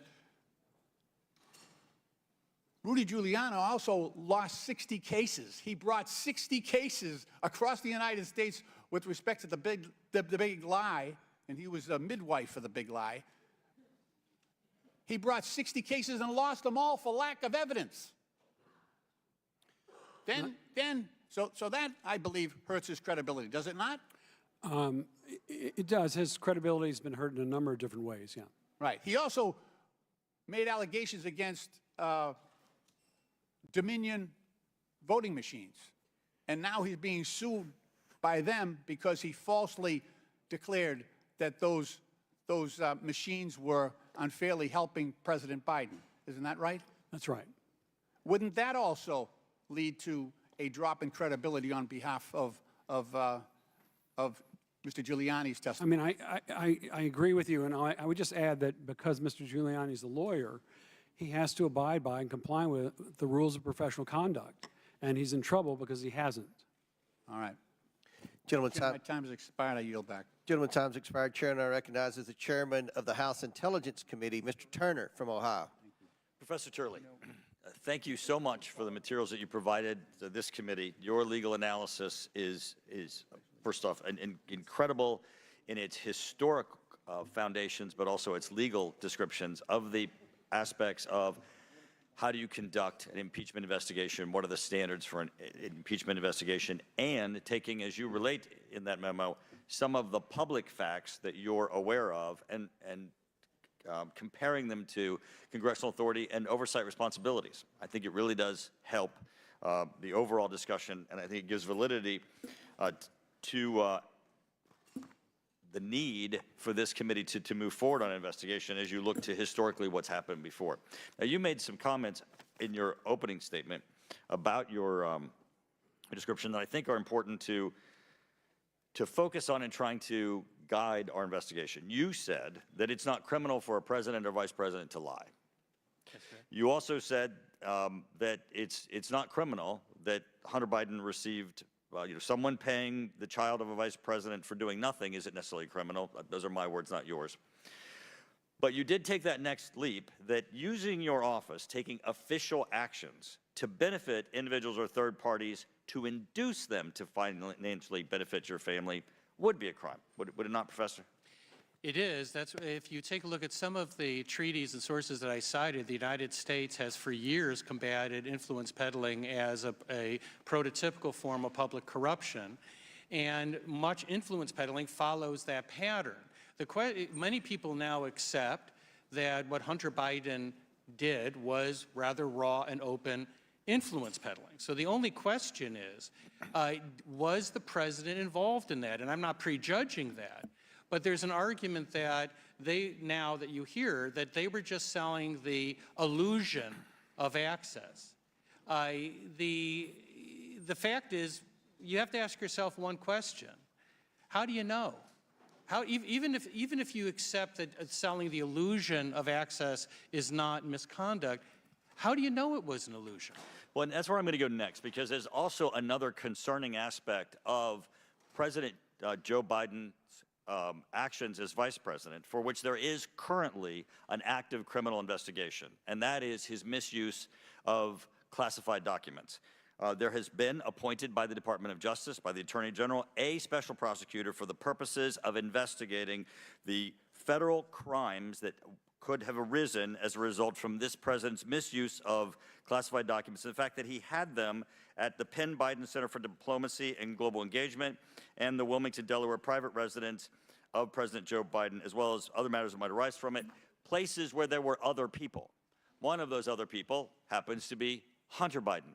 Now, this committee, in its scope of this investigation, indicates that these classified materials are also relevant because, for example, the Oversight Committee has requested information regarding the classified materials discovered in the president's home where his son has resided during the time period relevant to the investigation and personal office. The White House has not provided this information. Obviously, his son was receiving payments from Romania, Russia, Ukraine, China. If there are in those documents that relate to, for example, the prosecutor in Ukraine, or Burisma itself, or other aspects of Ukraine, or any of the parties or individuals, obviously, that were making payments to Hunter Biden, that would be relevant, wouldn't it? It would be relevant. One of the things I address in my testimony is I say that the most concerning line for me in this inquiry is pre-office conduct. And what I say is that there should be a type of rebuttable presumption against bringing in pre-office conduct, but there is precedent for it when it forms. Well, and this, he was in office at the time because he wouldn't have had access to classified documents. These are not things that he did as a private citizen. He had these documents given to him. And I want to ask you, in his scope as both senator and as vice president, there's been a lot of talk that perhaps the president inadvertently ended up with these documents. Now, first off, there's an unbelievable number of documents. He's clearly a classified document hoarder, and he clearly was mishandling them. Can't you infer intent by knowledge of the law? Here, the President Biden knows how to handle classified documents and what mishandling is. Wouldn't that be attributed to his intent? Well, that can all go to a question of establishing intent. And in all these cases, you obviously don't have a confession. I'm not too sure if the documents matter will become relevant to an impeachment inquiry. I've said earlier that the issue that concerned me about the documents is that they ended up being distributed to different sources. It appears that they went to different locations, and there are accounts of being in the president's home. And the question is, were they divided and why? But it's not clear to me whether that would amount to an impeachable offense or not. Right, you have to make that nexus, which I have to go Mr. to the Chairman, next step. I've seen some of these documents as the chairman of the Intelligence Committee. I can tell you they are of the highest level of concern and threat to national security. I think we do have to get to the bottom of why was he taking these and what was he doing with them. I'll yield back. Chair now recognizes Mr. Chairman, I Conley have a from Virginia unanimous for 5 consent minutes. motion. Mr. Chairman, unanimous consent motion. I ask unanimous consent to introduce page 131 of the transcript of Devin Archer's testimony, where the question is asked, but he did not provide the Burisma executives with actual access to his father. The access to his father was an illusion of access. Gentlemen's out of order. You'll have time in your Right. 5 minutes. An Chair now illusion of recognizes access Mr. to his Conley from father Virginia other for than 5 social. minutes. Thank you, Mr. Chairman. Is it admitted? I object. The clock's ticking, Mr. Conley. What's the objection based Mr. on? Goldman's taking your time, Mr. Conley. You have it's your turn to speak. Yeah, you're taking time away from me unfairly. Distract, deflect, dissemble. Hold on to those 2 words, distract and deflect, because I think this hearing's all about, look over here, not over there. So, Professor Gerhardt, I've heard concern about branding. So, shouldn't we be concerned about all those Biden towers all over the world where foreign partnerships were formed and influence was used here in the United States? I've seen these towers in Indonesia, in the Philippines, in Turkey. I even saw one in Chicago. Shouldn't that be a source of concern of this committee in terms of influence, both foreign and domestic, when President Biden became president? If there were such things as Biden buildings, Well, was there anyone who did have them? I think we all know who had. Well, could you tell us? Because, Well, just give I me think- the name, Professor I think if we're Gerhardt. talking about Mr. Trump. Thank you. So, when President Biden appointed his son to manage U.S. foreign policy, both in the Persian Gulf and the Middle East peace, by the way, his son who couldn't qualify for getting a security clearance, but President Biden apparently granted it to Hunter anyhow, and then after leaving the White House, getting a $2 billion deal, because we're told by Mr. Dubinsky, follow the money, especially foreign money. Shouldn't that be of concern to us that maybe a sweetheart deal occurred with the blessing of the president with foreign money? And shouldn't we look into Hunter Biden for that, given the fact that he handled Middle East peace in the White House? It should have been a concern with President Trump and his son-in-law. Oh, Trump, I got that wrong again. I'm sorry. Well, let's see. I'm looking at, I heard again, I think it was Professor Turley talking about, because he's not prejudging, of course, but he's just suggesting that maybe we want to look into criminal activity like obstruction, fraud, and abuse of power. So let's take fraud. So shouldn't we be concerned that a New York judge just found President Biden's organization committed fraud every year for the last 10 or 15 years, and that under the Martin Law in New York, that Biden organization is now subject to dismemberment and dismantlement because of the fraudulent activity? Shouldn't that be of concern to us? That should be of concern with respect to Mr. Trump. Mr. Trump again. And in this case, we're not speculating. A judge actually made that ruling? Yes, sir. Should we be concerned about the personal? I mean, while we're at it, since we're loading on, shouldn't we be concerned about the personal behavior of the president? For example, President Trump or President Biden being found guilty of sexual assault and defamation associated with that activity, again in a civil court, in this case in New York? We should be concerned as it relates to Mr. Trump, yes. With Mr. Trump again. I just think that one of the reasons we're here is because somebody has been indicted in 4 different locales on 4 different sets of concerns with, I think, 81, 91 actual counts, and has been found guilty in 2 civil proceedings, one involving sexual behavior and one on actual corporate fraudulent activity. And we don't want to talk about any of that. We want to speculate about discredited testimony from discredited witnesses like Rudy Giuliani, whom we're afraid to subpoena. That's what this is all about. This isn't about our need to defend Joe Biden. This is about their need to make sure we get off topic, that we no longer talk about the pending criminal trials of the former President of the United States. And if anything's worthy of examination, that is, not this. I yield back. Chair now Order, recognizes Mr. Chairman. Mr. Donalds from Point of Florida order, for Mr. 5 Chairman. minutes. Point of order. Down here. Mr. Chairman. Chair recognizes Mr. Donalds for 5 of minutes. order, You'll Mr. have Chairman. 5 minutes. You'll It's not have my all 5 the minutes. time A in point the of world. order No, you're is out of limited to order. 5 You're minutes. out of order, Mr. Goldman. I have a when point of your order. when your time is, I you will asked be to recognized. introduce Chair something by recognizes unanimous Mr. Donalds consent. for 5 minutes. Is it being introduced? Chair recognizes Mr. Donalds for 5 minutes. Byron, it's your Chairman, time. the rules require you Thank to you, recognize Mr. Chairman. me. No. Yes, for a point of order, they absolutely do. Chair And you have to recognizes rule Mr. on Donalds. the motion. And is You've Mr. already Donald's made time 2 ticking points too? of order. No, Chair Mr. Donald's recognizes time Mr. is not going Donalds. to take. Actually, Mr. Chairman, I request this clock be set back to 5 minutes Set so we the can. clock back to 5 minutes. Mr. Chairman, can I just make a parliamentary inquiry then? Are we not to make points of order on either side during You the keep questioning? speaking about no evidence. Why don't you all just listen and I'm trying to introduce evidence.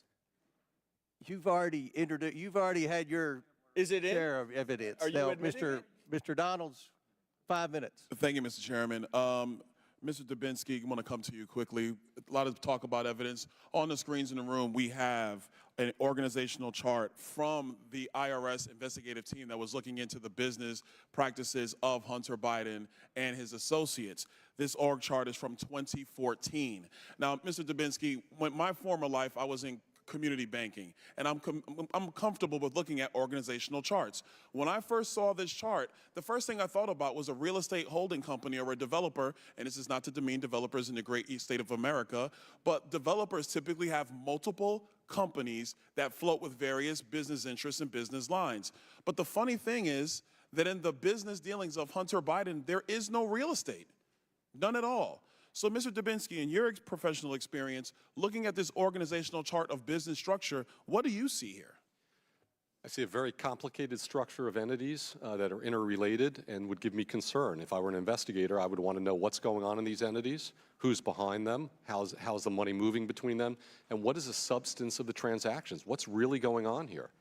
Mr. Dubinsky, do you think it's in the interest of this committee that is now in an inquiry phase to actually find out all of the flow of money between these entities and what the purpose was? Absolutely. Next slide, please. For my colleagues on the other side, we're going to start talking evidence now. This is now a slide of the organizational chart of the Hunter Biden business companies and with associates from 2018, from the same IRS investigators who were broke down the business structure in 2014. Does this slide cause you the same concern, Mr. Dubinsky? Yes, it does. Okay, now let's talk about some more. Actually, one point I want to make on this. Ladies and gentlemen, and I know it's kind of small, so I would love to I will submit all this for the record. I would love my colleagues on the other side to see this.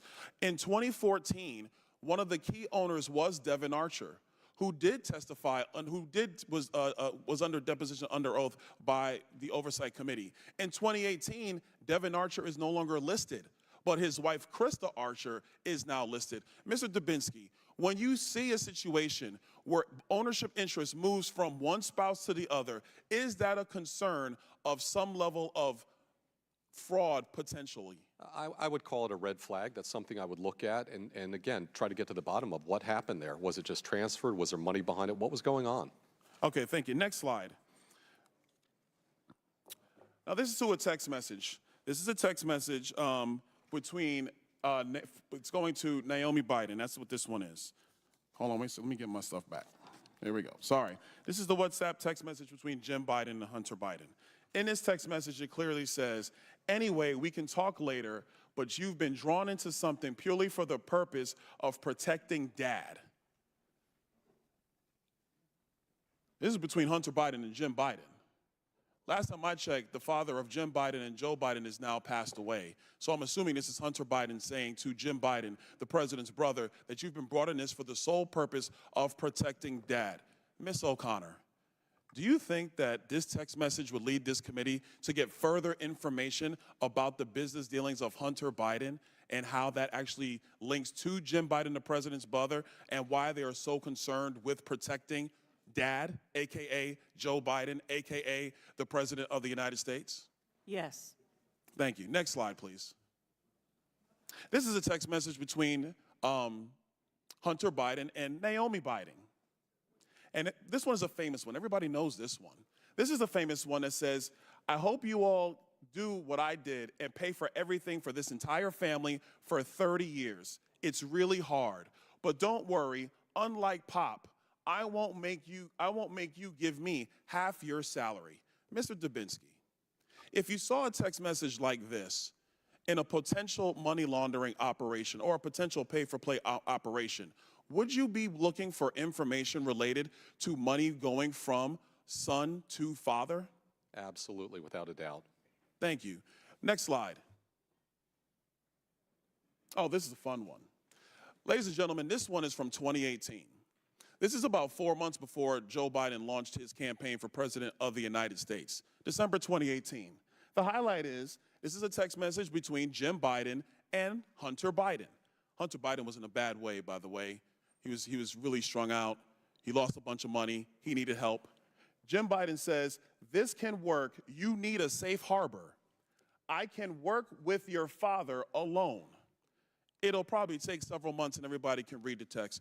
Ms. O'Connor, Mr. Dubinsky, if you saw a text message like this between the president's brother and the president's son, wouldn't you be concerned about them trying to give plausible deniability for the president of the United States to not have any knowledge of said business dealings? It's worth. Gentleman's time's expired, but please answer the question. It's worth investigating. Mr. Dubinsky? I would agree. I would investigate this. I yield back. Thank you, Mr. Chairman. Gentleman yields back. Before I recognize Mr. Christian Morte, Mr. Goldman, I will give you an opportunity to quickly recognize you for your point of order. I just want to make sure that page 131 of the transcript of the Devin Archer interview is entered into the record. Without objection, so ordered. Thank you. Chair recognizes Mr. Christian Morte from Illinois for 5 minutes. Thank you, Mr. Chair. Professor Turley, Hunter Biden's a private citizen, not a federal official, right? Yes, sir. A special counsel investigating Hunter Biden recently indicted him for various illegal acts. I'm sure you're aware of this indictment. I have it in my hands. But nowhere in Hunter Biden's indictment is there any allegation of Joe Biden having committed any wrongdoing, right? That's correct, sir. Not a parking ticket, not a moving violation, not a library fine, not a high crime or misdemeanor. In fact, on page 19 of your witness statement that you submitted, you said, quote, the current record does not establish any crime, let alone an impeachable offense. Now let's further explore what's been established about Joe Biden. The Hill reports Senator Marco Rubio, quote, noted that House Republicans are discussing a special impeachment inquiry to obtain evidence of criminal behavior that they have not been able to dig up through the House Oversight Committee. And Rubio warned that setting up a special impeachment council without strong evidence of a crime could trivialize the process. Now, sir, Senator Rubio is a Republican, right? Yes, sir. Let's talk about whether this evidence that Mr. Rubio was referring to exists. Our colleague Ken Buck, a senior member of the Judiciary Committee, said the following regarding evidence linking President Biden to an alleged crime. Quote, "That doesn't exist right now." Now, sir, Ken Buck is a Republican, correct? Yes, sir. Senator Mitt Romney of Utah said, quote, "There hasn't been any allegation yet, any conduct which reaches the constitutional standard for impeachment." And sir, Mitt Romney is a Republican as well, correct? Yes, sir. Now, let me turn to another topic here. Ms. O'Connor, here I have a poster of an entry from your professional LinkedIn account. There's your picture, and it says Law Office of Eileen J. O'Connor. We printed here what you posted roughly 1 week ago. It says, quote, "The Biden administration is promoting and enabling the invasion." That's what your post says, right? Yes, it does. And it further goes on to say, if this doesn't stop quickly, then the entire USA will be invaded with millions of military-aged men from many different countries who are ready to cause total havoc while getting paid $2,200 a month in welfare to do so. Did I write that? You reposted it, and it says it is an engineered death spiral. Now, let me show you another posting that you put up on your professional LinkedIn account. May I respond? If there is an You can impeachment respond when inquiry, I'm I done. think it should When I'm be done with my question, for the deliberate demolition of the United States of America. Ma'am, this is another posting from your professional LinkedIn account. This says announcing Michigan telethon to raise funds for 16 alternate electors who crooked Dana Nessel wants to jail. Now, ma'am, that's your professional LinkedIn account, right? It is. Now, let me turn to you, Mr. Turley. Professor Turley, in 2006, you wrote an op-ed in The Guardian entitled, quote, "Stop Persecuting Polygamists." There, you likened polygamists to, quote, "persecuted minorities," and you said polygamy is, quote, "a practice with deep and good faith religious meaning." Isn't that what you said? I represented the sister wives family in challenging a polygamy prosecution. The answer is yes. You've been crusading for legalizing polygamy for years. In fact, in an op-ed in the USA Today, you said that a Utah polygamist named Tom Green, who was also convicted of pedophilia for raping his 13-year-old stepdaughter, should not have been charged with polygamy. Now, Mr. Chairman, Can I we're respond, counting... sir? Because that's not, can I respond? Because it's not entirely accurate. I actually criticized him.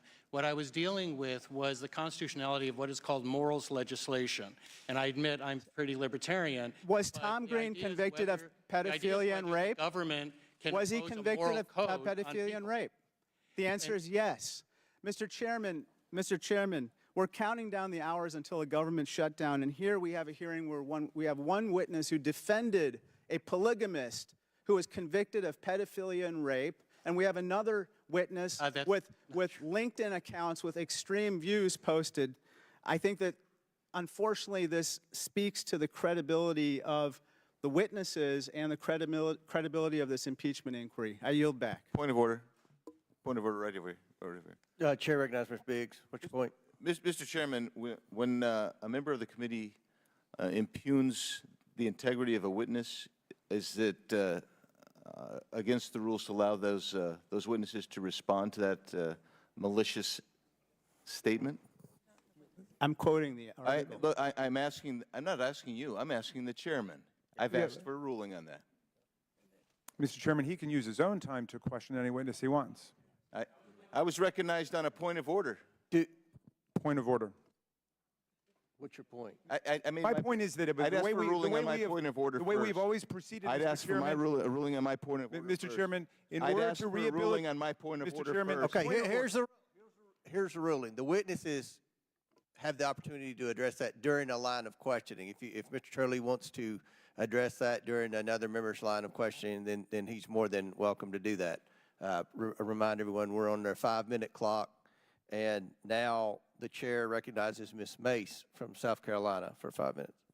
Thank you, Mr. Chairman. In 2019, Representative Raskin didn't think a House vote was needed for an actual impeachment inquiry. And to quote Representative Raskin, he said in 2019, there's no formal constitutional or statutory or even the House rule for how an impeachment inquiry is to begin. And so it means different things to different people. I don't want to hear another word from the left or anyone across the other side of the aisle about impeachment inquiry. This is complete and total hypocrisy this morning. Today, we're going to bring the facts. Today, we are going to bring the evidence. In 2017, the Joe Biden family teamed up with Chinese company CEFC to make millions off of granting access to Joe Biden. Hunter even arranged for Joe Biden to share office space with the CCP-aligned company CEFC. My Democrat colleagues say none of this is relevant because Joe Biden wasn't vice president while his family did these shady deals. Turns out that's complete and total bullshit. It's a lie. Hunter Biden referred to access to his father as the keys to his family's only asset. Those words are going to come back and haunt Hunter Biden and his family forever.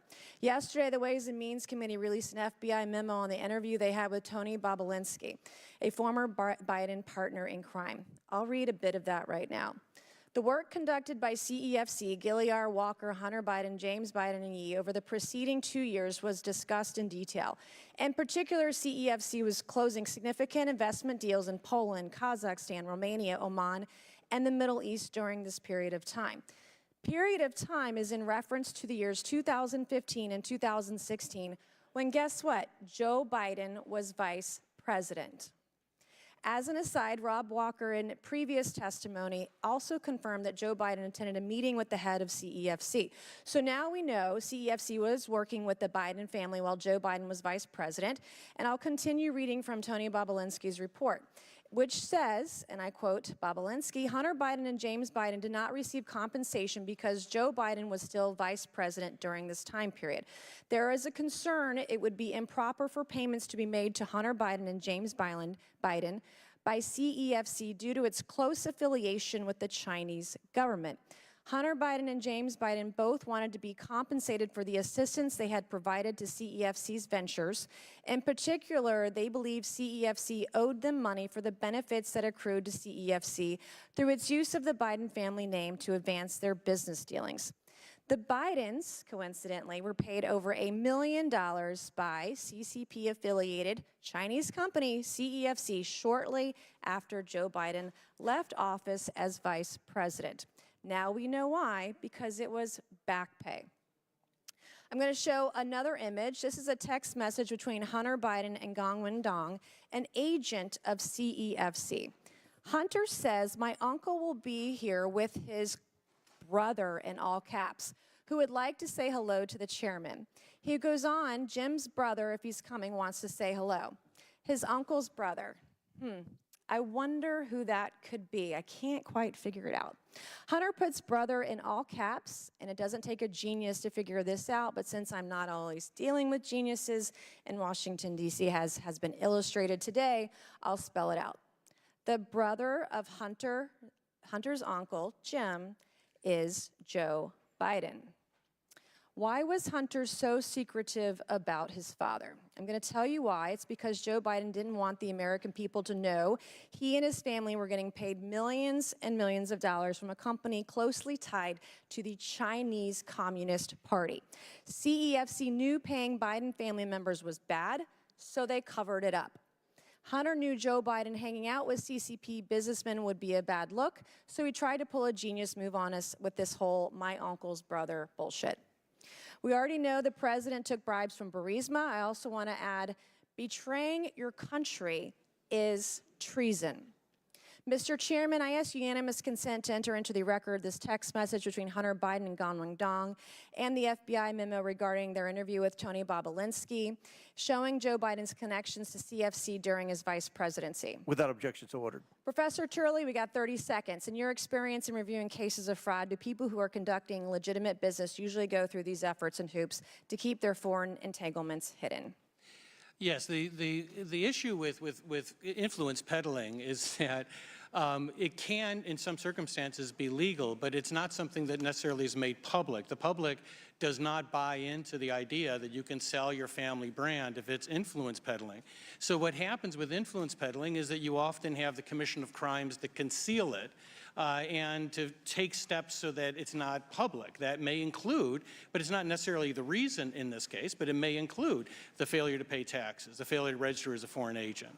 And part of the purpose of an inquiry is to see if there is a linkage between those acts and, more importantly, a linkage to the president. Can I briefly respond to the earlier attack?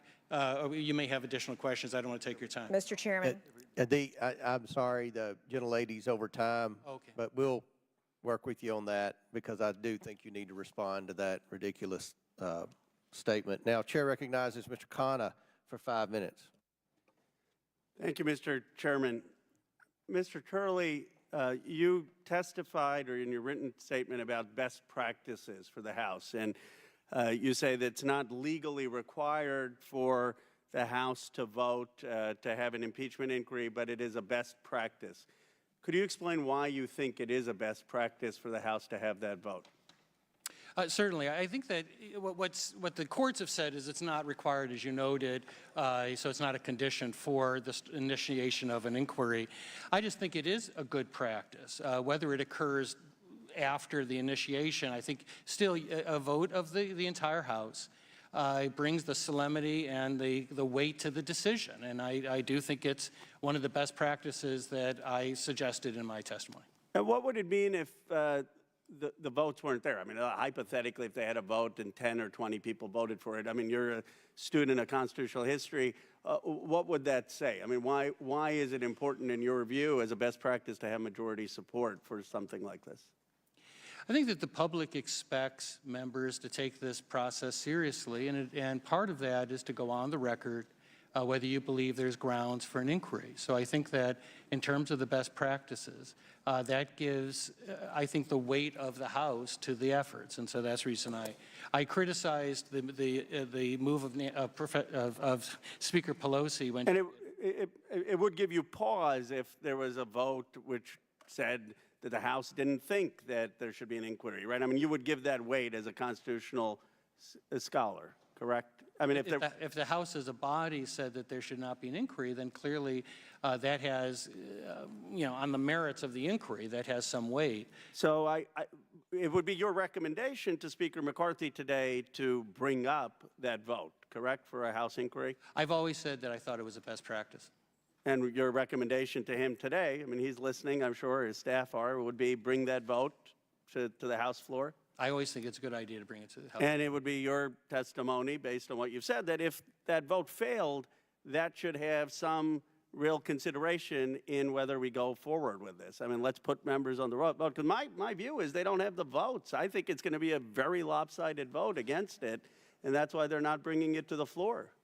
Yeah, I can't speak to that. Let me ask you this. You also said that I do not believe that the current evidence would support articles of impeachment. And I want to be careful because you said it, you think it supports an inquiry, but not the articles of impeachment themselves. So I want to be precise in what you've said. Can you explain to the committee and the country why you believe that the current evidence does not support the articles of impeachment today? Well, at the moment, these are allegations, and there is some credible evidence there that is the basis of the allegations. But I understand that, and I'm not questioning that. I'm questioning what you don't think today, if you were going to vote, if this was the case, you would vote no, correct? On this evidence, certainly, because the inquiry. Okay, and my question is, if someone said to you, okay, Mr. Turley, why are you voting not to impeach President Biden based on this evidence? Where do you think the evidence is lacking? Where does it not rise to the level where you think it needs to be? What are the places that you think is missing? Well, I said in my testimony that the key here that the committee has to drill down on is whether they can establish a linkage with the influence peddling, which is a form of corruption, and the president, whether he had knowledge, whether he participated, whether he encouraged it. We simply don't know, and we don't even know if this was an illusion or not.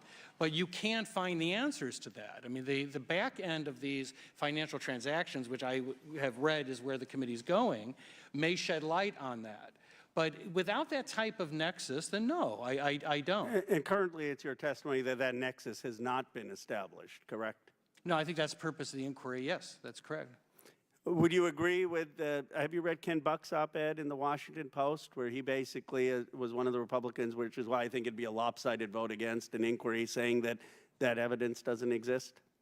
I did, and I respect members of both parties that can stand alone. He has his reasons for that. I personally think that the threshold for an inquiry has been surpassed, that you have a duty to inquire as to these allegations, but that's not presupposing what you're going to find. Just to summarize then, it's your formal recommendation to the Speaker to have a vote on the inquiry, and it is also your testimony today that today you would vote no on impeachment on the current evidence. Yeah, since when Speaker Pelosi took this step, I gave the same advice, that I think it's a best practice to go to the floor. Gentleman's time has expired. Chair now recognizes Ms. McClain from Michigan for 5 minutes. Thank you, Mr. Chairman. And before I start with my line of questioning, I just want to make two comments. First, to Professor Gerhardt, I love the analogy that you used about the speeding ticket with Hunter Biden. Let me also see if you would agree with this analogy. If a criminal pulls a trigger for a murder, he's guilty, right? And we can prove it. But don't you also agree with me, if somebody ordered that hit, we would charge him too? It's interesting that you don't use that analogy. That's number one. Number I have a two, reason for not using it, but yeah. Yeah, because it doesn't fit the narrative is the reason. because Number there's no two, evidence I'm amazed at, and I love the fact that Trump lives rent-free in the Democrats' heads every day. That is a beautiful thing, even though we're here talking about the impeachment inquiry of Joe Biden. With that said, I want to talk about the damning evidence of Joe Biden's role in his family's business schemes in Romania. While Joe Biden was president, he was directly involved in the United States policy and anti-corruption efforts in Romania. That's a fact. On May 21st, 2014, the then Vice President Biden delivered an anti-corruption speech in Romania, right? On September 28th, 2015, the president visited with the then Vice President Biden, the Romanian president visited with the then Vice President Biden at the White House to discuss anti-corruption efforts, right? Got a theme of corruption, anti-corruption, right? Gabriel Popovich, a corrupt Romanian oligarch, in the subject of a criminal probe, he's a subject of a criminal probe and prosecution for corruption and bribery in Romania. This committee has reviewed transactions showing that the Biden family received money from a foreign company run by this Russian oligarch, corrupt Gabriel Popovich. 5 weeks after the Romanian president visited with Vice President Biden, Popovich begins paying Hunter Biden and his associates, Rob Walker, through his company, Bladen Enterprises. The money from Bladen Enterprises is deposited directly into Robinson Walker LLC. Now, this LLC is directly operated by Hunter's known business partner, Rob Walker. These are all facts, right, that we found through the investigation. In November 2015 and again in March 2016, Hunter Biden, who is not registered as a foreign agent under FARA, meets with the U.S. ambassador to Romania. Red flag. Then, coincidentally, over $1 million flows to the Bidens. I'm not much for coincidences, and I don't think the American people are either. Let's run through the numbers together. Between November 2015 and May 2017, Bladen Enterprises deposited over $3 million into Robinson Walker's LLC business account. But then the Biden family accounts received more than $1 million from Robinson Walker's accounts after these deposits were made. Ironically, 16 of those 17 payments occurred while Joe Biden was vice president.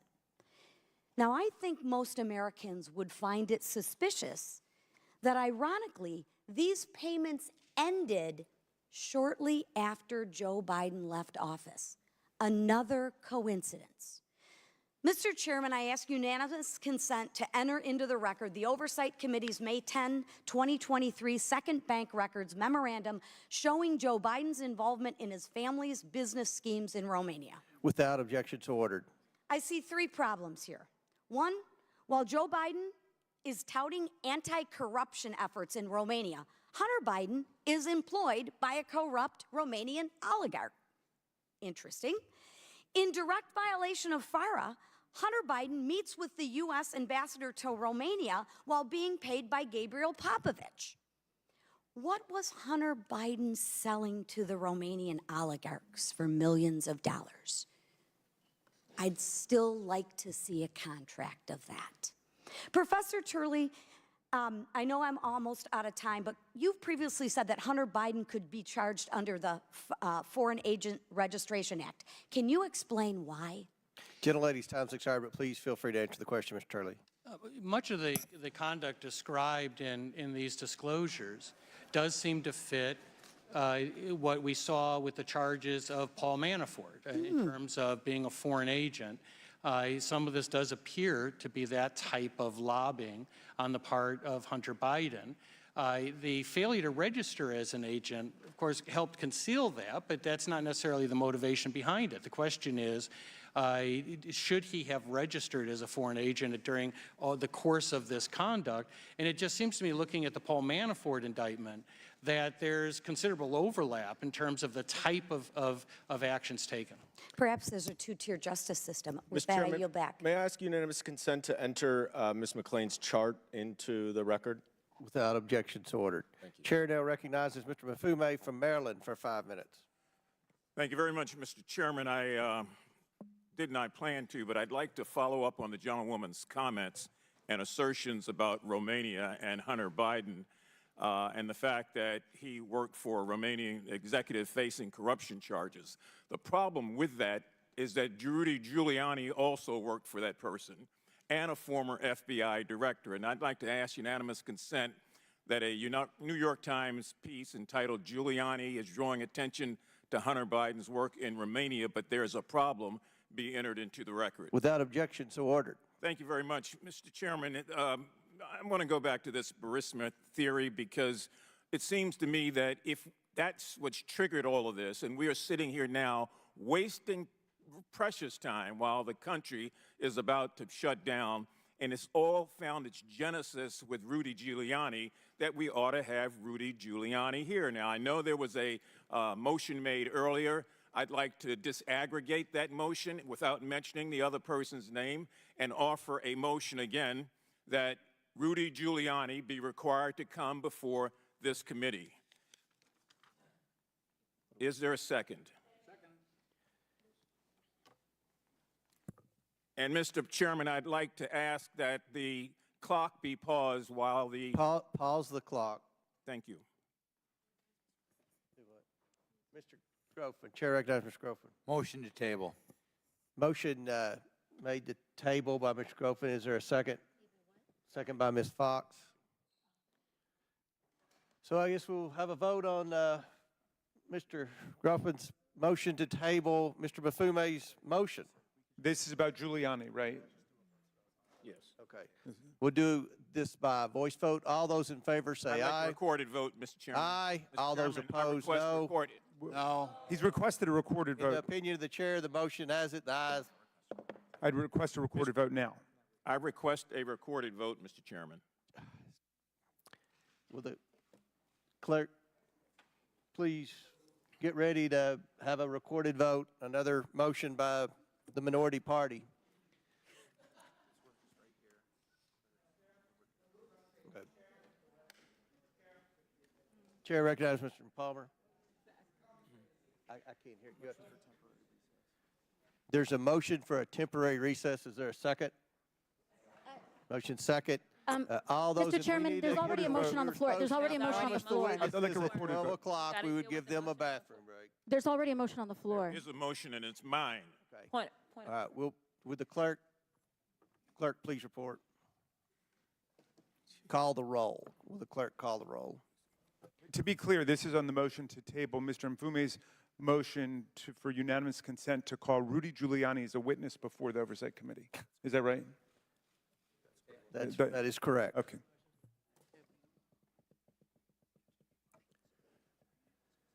Mr. Jordan. Mr. Jordan votes aye. Mr. Turner. Mr. Gosar.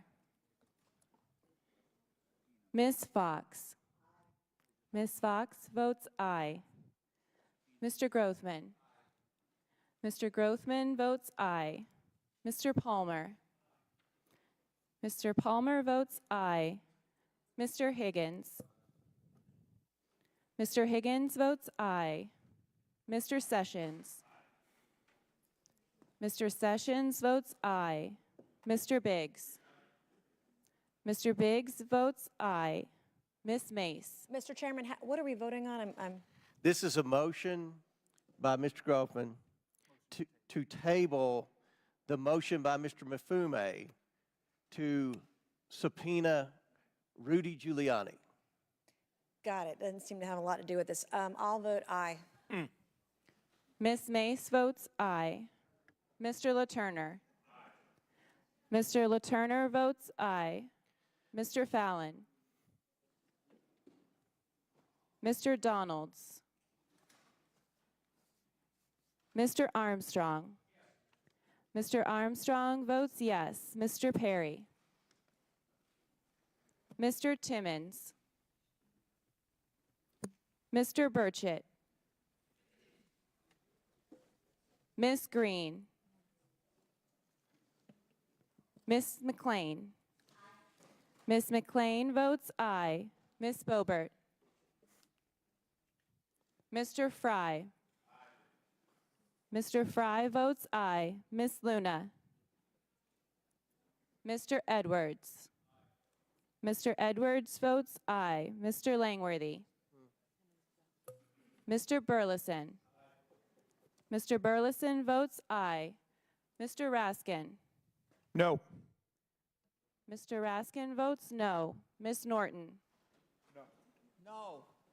Ms. Norton votes no. Mr. Lynch. No. Mr. Lynch votes no. Mr. Connolly. Mr. Krishnamurthy. Mr. Khanna. Mr. Mfume. Mfume votes no. Mr. Mfume votes no. Ms. Ocasio-Cortez. Nay.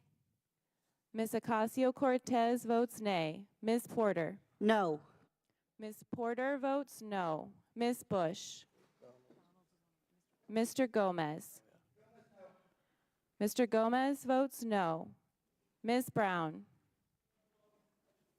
Ms. Stansbury. Ms. Stansbury votes no. Mr. Garcia. Mr. Garcia votes no. Mr. Frost. Mr. Frost votes no. Ms. Lee. Ms. Lee votes no. Mr. Kassar. Mr. Kassar votes no. Ms. Crockett. No. Ms. Crockett votes no. Mr. Goldman. Mr. Moskowitz. Mr. Moskowitz votes no. Ms. Talib. Ms. Talib votes no. Mr. Chairman. Chairman votes aye. How is Mr. Fallon from Texas recorded? Mr. Chairman votes aye. Mr. Fallon is not yet recorded. Aye. Mr. Fallon votes aye. How is Mr. Langworthy from New York recorded? Mr. Langworthy is not recorded. Mr. Langworthy votes aye. How is Mr. Timmons from South Carolina recorded? Mr. Timmons is not yet recorded. Mr. Timmons votes aye. How is Mr. Gosar from Arizona recorded? Mr. Gosar is not recorded. Mr. Gosar votes aye. Mr. Connolly is not yet recorded. Mr. Connolly votes no. Mr. Krishnamurthy is not yet recorded. Mr. Krishnamurthy votes no. How is Mr. Armstrong recorded? Mr. Armstrong is voted aye. Mr. Chairman, how am I recorded? Ms. Mace is recorded as voting aye. How is Mr. Donalds from Florida recorded? Mr. Donalds is not yet recorded. Mr. Donalds votes yes. Madam Clerk, how am I Any other- recorded? Oh, good. Have I been recorded? Madam Clerk, it's Mr. Raskin. Mr. Raskin, you are recorded as voting no.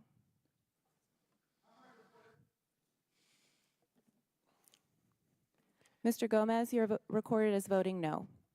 How am I recorded? Congresswoman Ocasio-Cortez, how am I recorded? Ms. Ocasio-Cortez is recorded as voting no. Ms. Brown is not yet recorded. Okay.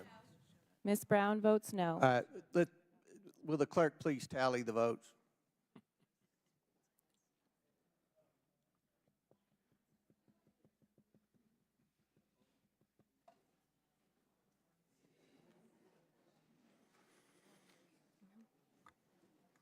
Mr. Chairman, on this vote, the ayes are 20, the nays are 18.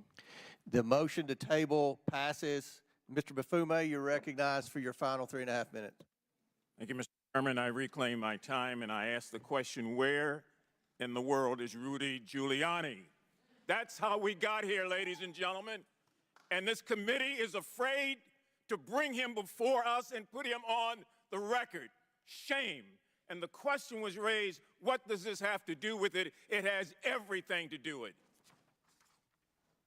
Professor Gerhardt, in your testimony, you said in every impeachment inquiry, beforehand, the House has identified some credible evidence of wrongdoing committed by a targeted president. Is that correct? Yes, sir. Professor Gerhardt, are impeachment inquiries typically utilized as a frontline tool to go fishing or for the first time go seeking evidence? No, sir. Professor Gerhardt, would you say that House Republicans have made an unprecedented overreach of congressional power? It strikes me that it is, yes. And Mr. Gerhardt, would you say it's fair to assume that the extreme MAGA Republicans in particular have misused, if not abused, committee's resources and the taxpayer dollars in this prolonged investigation that has gone on for almost a year, subpoenaing documents, having hearings, providing boxes of evidence, and no wrongdoing? Sir, I appreciate the question. I'm not sure who the MAGA Republicans are. So. I can point them out to you. Mr. Now, Chairman, Mr. Chairman, I would ask that the gentleman please point out the Republicans he's referring to. He said he could. I'm reclaiming my time. Ladies and gentlemen, this clock is showing what's happening to our country while we debate over and over and over again, not any wrongdoing by President Biden, but trying to link what his son may or may not have done to him. People are going to be hurt when this time runs out.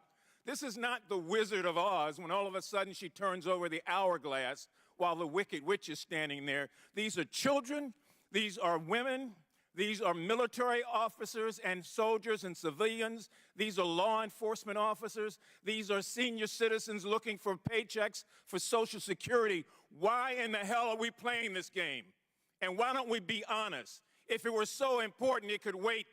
This is what is important, protecting this government and protecting the people who pay taxes here. But we want to play games with all of this. So where is Rudy Giuliani right now? I'd like to know.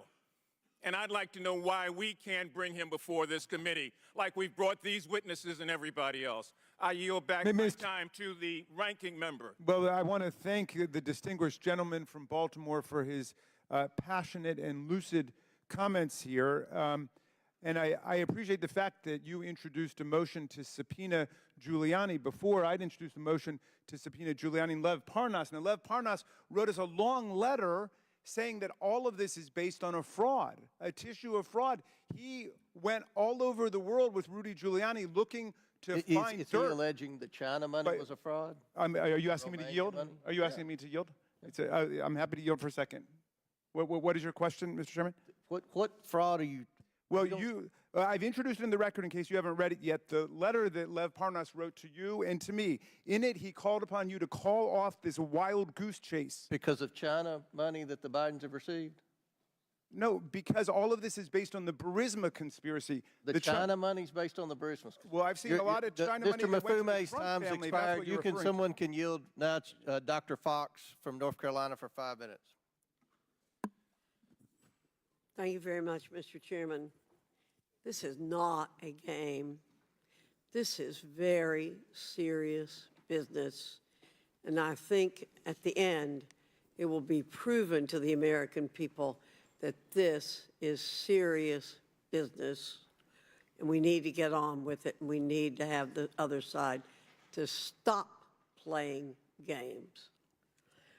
Ms. O'Connor, in a column published in the Wall Street Journal, you stated that the typical timidity of IRS criminal tax lawyers in recommending prosecution is, quote, common knowledge in the tax enforcement community, end quote. Can you explain where this timidity comes from? I don't know this source of it. Thank you for the question. But it is common knowledge in the tax enforcement community. The tax division is required to authorize any criminal tax charges that are going to be brought. In order to inform itself, the special agent report is provided to the tax division. Before it gets to the tax division, IRS criminal tax attorneys review it. They are, because, I'm sorry, having trouble answering this, but let me give you some more guidance. Okay. So I before can. bringing charges, IRS criminal lawyers, as you're alluding to, provide advisory views in a special agent report. Is that correct? Right, and they are advisory only. And the IRS, as any prosecutor is very determined to have a very high conviction rate. So they want to be very, very careful that if they bring a case, they will win it. All right. So can you describe a typical special agent report and the special agent report specific to Hunter Biden's case? Certainly. The whistleblowers have testified that nearly 1,000 pages were provided in the special agent report to the tax division. That special agent report consisted not only of a discussion of what they had discovered, but also every bit of evidence that they found that supported each element of each crime for each year for which they were recommending charges. Okay, let me follow up again, please. More than a year after DOJ's tax division received this report, the division created a 99-page memorandum supporting the recommended charges. Is that correct? I might be wrong about how long it took the tax division. I've seen other information suggesting it was a much shorter period of time. But they did do that. I understand that the tax division did produce a 99-page memo authorizing all the charges the special agents had recommended. Thank you. So, Ms. O'Connor, you said DOJ's tax division recommended 6 felonies and 5 misdemeanors. Is that correct? That's correct. Hunter Biden was only initially charged with 2 counts of willful failure to pay federal income taxes as part of the plea deal. Is that correct? Right, for just 2 years. And these are misdemeanors? Right. Okay. But the maximum penalty for these charges is a fine of $25,000 as well as up to 1 year in federal prison. Is that correct? Or both. Or both. Yet Hunter Biden owed more than $100,000 in both 2017 and 2018, correct? That's what the criminal information alleged. I think that's a ballpark figure. Okay. Based on the answers you just provided, it's extremely difficult to believe that an individual who is not the son of the sitting U.S. president would be treated this way. We're told the Department of Justice treats all citizens equally under the law. But based on the evidence this committee has presented, that is not what happened in Delaware. Based on your experience, would you agree that that's not what happened in Delaware? Exactly, and it was particularly galling because just in the next state, in New Jersey, a mechanic was being sentenced to 2 years for having not paid like $100,000 in taxes. So, in this case, there was not equal justice under the law being proposed. Absolutely not. It was totally unequal justice. That is not what this country stands for. We want everybody being treated the same under the law, and my colleagues should feel the same way. Thank you, Mr. Chairman. I yield back. Good lady yields back. Before I recognize Ms. Ocasio-Cortez, I ask unanimous consent to enter into the record a letter from Lev Parnas, who Mr. Raskin continues to refer to. It's actually a press release from the U.S. Attorney's Office in the Southern District of New York. It's Lev Parnas sentenced to 20 months in prison for campaign finance, wire fraud, and false statement offenses. Yeah, he worked with Without Rudy objection, Giuliani. so ordered.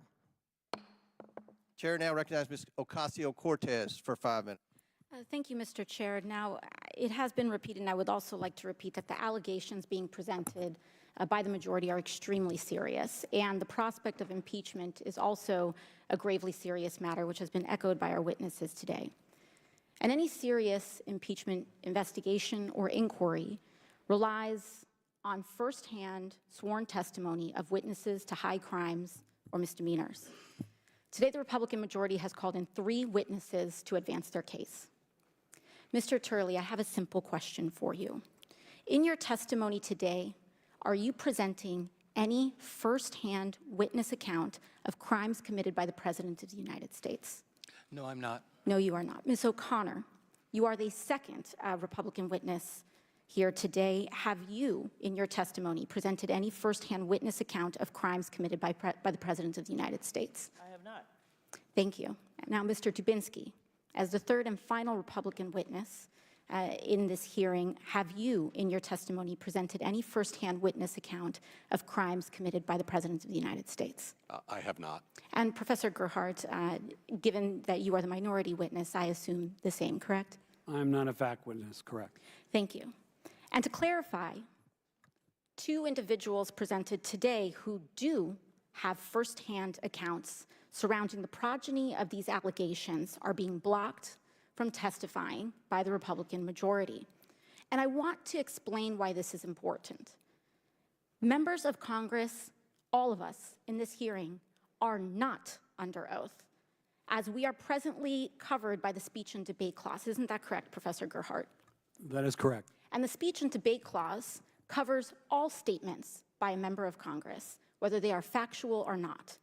There are only 4 people in this room that are presently under oath in their testimony. And those are the 4 witnesses here today. Is that correct, Professor Gerhardt? That is correct. And so the direct testimony of the 4 individual witnesses here today are the bona fide words that this committee must use in order to proceed or substantiate an investigation. And I want to emphasize why that's important. Earlier today, one of our colleagues, a gentleman from Florida, presented up on this screen something that appeared to be a screenshot of a text message containing or insinuating an explosive allegation. That screenshot of what appeared to be a text message was a fabricated image. It was a fabricated image. I don't know where it came from. I don't know if it was the staff of the committee, but it was not the actual direct screenshot from that phone. And in fact, I would like to submit to the committee the actual full context from the Ziegler Affidavit number 1, Exhibit 402, of the full text of that exchange. Do I have permission from the chair? Importantly, what was brought out from that fabricated image excluded critical context that changed the underlying meaning and allegation that was presented up on that screen by this committee and by members of this committee. Now, they are well within their right to do that because they are covered by the speech and debate clause. This was not submitted by a material or fact witness under oath. That was not submitted by a material or fact witness under oath. The impeachment inquiry, any impeachment inquiry, regardless of party, is an extremely serious matter. Professor Gerhardt, in the impeachment inquiry into President Clinton, were there key fact witnesses that were presented during those proceedings? They were not in the House. In the Senate, were there any? There were. There were in the Senate. Now, in the impeachment, in the impeachment investigations with respect to President Trump, were there key material fact witnesses in the House? Yes, ma'am. There were. Are there any key material fact witnesses here today? No, ma'am. None. And so we are wasting our time. When we talk about a threshold of an impeachment inquiry, was there a House floor vote that had a majority of members of Congress that opened an impeachment inquiry into President Clinton? There was. There was. Was there a full House floor vote opening an impeachment inquiry into President Trump? In 2019. Is there one here for this one? Not for this one. There is not one here for this one. This is an embarrassment. An embarrassment to the time and people of this country. And I would ask that the chair and I would ask that this committee elevate to the promise of our duties here and comport ourselves with the consistency and practice that is required of our seats and our duty and our oath to our responsibilities here. And with that, I yield back. Thank you. Chair recognizes Mr. Goffin for 5 minutes from Wisconsin. Okay, I'm concerned about the seriousness of these allegations. And what bothers me a little is that I'm beginning to think Americans are beginning to think this behavior by the Biden family is normal. I'm kind of afraid that they're going to say, well, President Biden's a politician. They're going to look at the news with regard to Senator Menendez the last couple weeks, and they're just going to say this is how it works.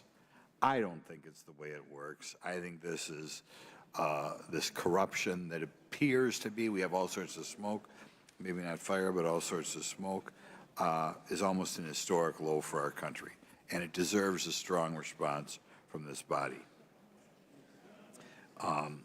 Look at Senator Menendez's latest indictment. There's no tolerance for putting yourself before your constituents, unless it seems your last name is Biden. I applaud my Democrat colleagues who've asked Senator Menendez to resign, but we know how that ends. There'll be a new Democrat to replace him, no political risk. But here we're talking about the presidency. If the response is, well, Hunter Biden wasn't an elected politician, I have to know just what was Hunter Biden selling. We can't become numb to these facts. The allegations are extraordinary.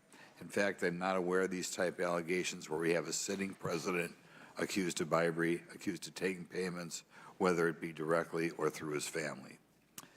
And these are not empty allegations. We continue to have evidence. Just look at what's come in just the past couple of days. Is President Biden compromised? It's particularly relevant because of the interaction between our country and Ukraine, interaction between our country and China. Doesn't look good, and the facts demand we continue to investigate. Mr. Turley, I want you to really discuss how historic this really is. What do you think is what do you think is the most concerning piece of evidence that you heard of today? I think the most concerning, obviously, you have to start with the bribery allegation that was the subject of the FD 1023. Now, I say in the testimony that you have to only take that so far because you have a lot of information about a secondhand account. But when you put it into the context of this labyrinth of accounts and companies used to transfer money, and you have the statements of Hunter Biden, that's what makes this a credible inquiry. And the question is, did the president know? Did he encourage this type of corruption? And the key here, once again, which is what I stressed in the testimony, is you have to begin with a recognition that what Hunter Biden and his associates were doing was corrupt. That's what influence peddling is. It's a form of corruption that our country globally has combated. Now, the only question is for an inquiry is whether that body of corruption, which it is, also encompass the actions or the knowledge of the President of the United States. The only way you will be able to get that information is to follow this evidence. And what I suggest is you do so without any prejudice, you do so without any assumptions. In fact, I hope that the President will be able to show that there is no such nexus. But you won't get those answers until you ask these questions. So we're really obligated to have this inquiry.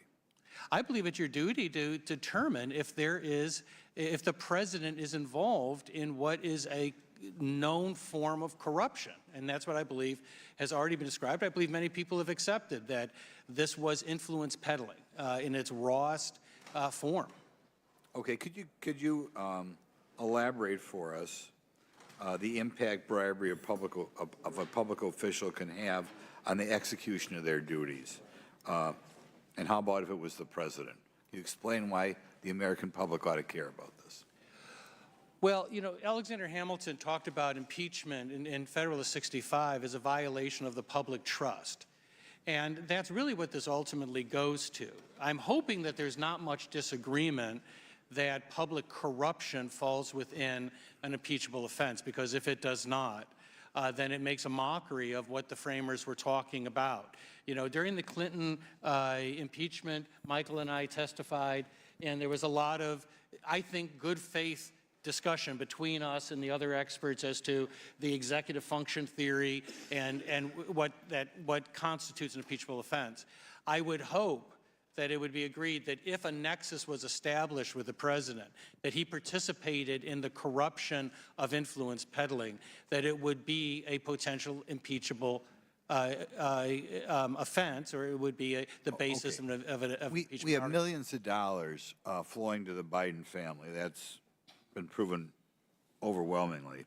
Are you aware of any precedent in this country where there's been any case of bribery and corruption of a public official or of a president of this magnitude? I mean, is there any historical precedent in this country where Gentleman's time's expired, but please answer the question, Mr. Turley.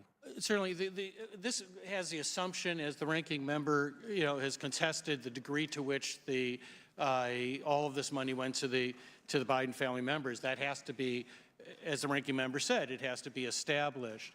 But no, in terms of the figures, yeah, I've been a critic of influence peddling by both Republicans and Democrats for 3 decades. I've been writing about this a long time. Influence peddling is the favorite form of corruption in Washington, D.C., and this city is awash with it. But have I seen anything of this size and complexity? No. Just as an observer, no.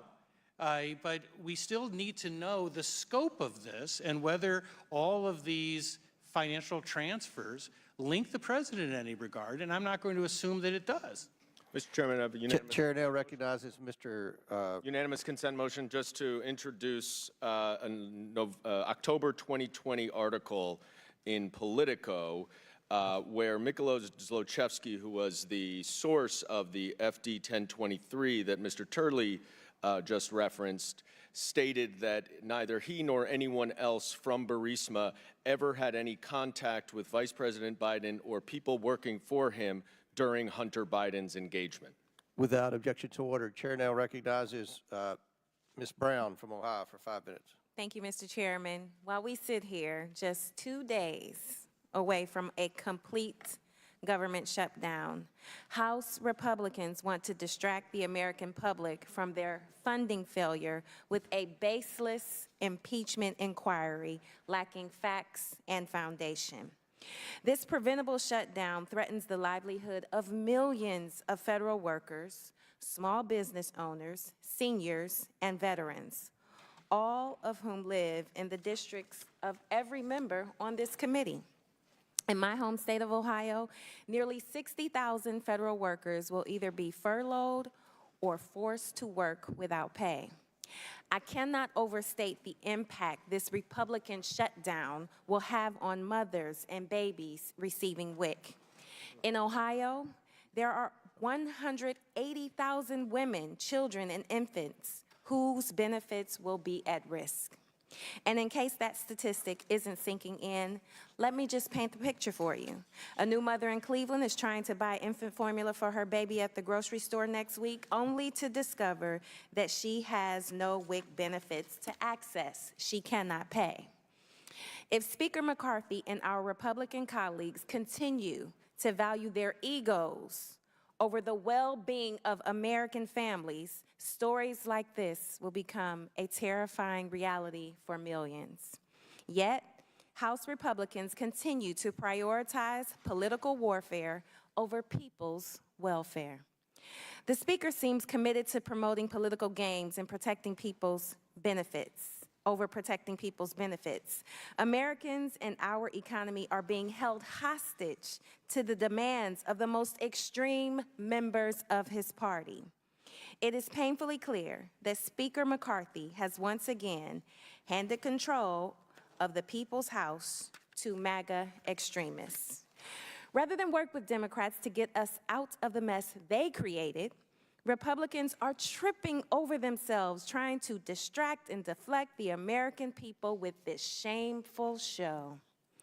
The Department of Justice and the FBI under former President Trump spent five long years looking into these Republican conspiracy theories and debunked them repeatedly.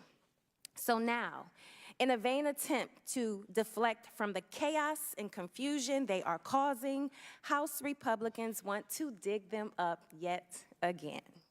So, Professor Gerhardt, what would you say is the primary flaw in the House Republicans' claims about President Biden? Well, I suppose I could say a lot, but the problem is that the dots are not connected. The name that's been repeated most often in this hearing is Hunter Biden, not President Biden. And the point of an impeachment inquiry is not about a president's son. It has to be about the president himself. And I don't think those dots have been connected. There have been lots of assumptions, lots of accusations, but not evidence. Thank you. These falsehoods about President Biden didn't change the will of the people in November 2020, yet my colleagues on the other side of the aisle are at it again, holding another hearing on baseless allegations, looking for facts that just don't exist. Instead of fulfilling our duty to govern, my colleagues threaten a government shutdown, dangerous for most and disastrous for our most vulnerable communities. So with that, Mr. Chairman, I will yield my time to Ranking Member. I would urge you to yield to Mr. Goldman. I will yield to Mr. Goldman. Thank you very much. I thank my colleague. Ms. O'Connor, I believe you testified before that the 99-page DOJ tax memo gave a full authorization for the charges. Is that your testimony? That is what the whistleblowers reported. Actually, the whistleblowers reported that it was a discretion finding. And since you worked in the DOJ tax division, I'm sure you understand that there is full authorization, there is discretion, and there is declination. And when they give a discretion determination, that is because there are serious holes and flaws, and they leave it to the discretion of the U.S. attorney whether or not they want to charge it. Isn't that correct? No, not at all. Discretion is not based on holes and flaws. It's based on the ability of that particular district to prosecute that case. And in fact, that 99-page memo is referred to several times in the testimony. Excuse me. And What do you mean only the in one ability? time did it mention discretion. All the other times it did not mention discretion at all. And So you're disputing that it said Gentleman's discretion? time has disputing that it said expired. The chair now recognizes Mr. Palmer from Alabama for 5 minutes. Thank you, Mr. Chairman. I'm very disturbed about what I've heard here today. There's a saying among country lawyers that if you have the facts, you pound the facts. If you don't have the facts, you pound the table. When you can't pound the table, I guess some of my Democratic colleagues choose to pound the witnesses. That was inexcusable. What just happened in this committee, attacking the witnesses personally instead of addressing the merits of the evidence being presented, indicates to me that my Democratic colleagues know the evidence is becoming increasingly conclusive. It reminds me of a line from a movie, A Few Good Men, Jack Nicholson, "You can't handle the truth." The evidence will either convict or acquit in any criminal proceeding or civil proceeding. If there's no wrongdoing, the evidence or the lack of evidence will support that conclusion. The problem of the suspicion of wrongdoing is compounded by the withholding of evidence, the misrepresentation of the evidence in hand, and the obstruction of an investigation but not denying access to information that would be or could be evidence. At this point, there's a growing public perception, and it's reflected in the polls, Mr. Chairman, that President Biden, his son Hunter, other family members, and business associates were engaged in some form of criminal activity. It is the responsibility of this committee to pursue the truth and report it to the American people. I'm not sure that's what's happening on the other side with my colleagues. It is vitally important that our efforts be conducted openly, without prejudice, with no other agenda other than arriving at the truth, regardless of our politics. It is vitally important. As Professor Turley has pointed out, you don't undertake an impeachment inquiry lightly. This has profound implications for the future of this country and our ability to govern ourselves. We have seen repeatedly obstruction efforts to deny this committee access to information that's material to this investigation. Now, I want to ask Professor Turley a question.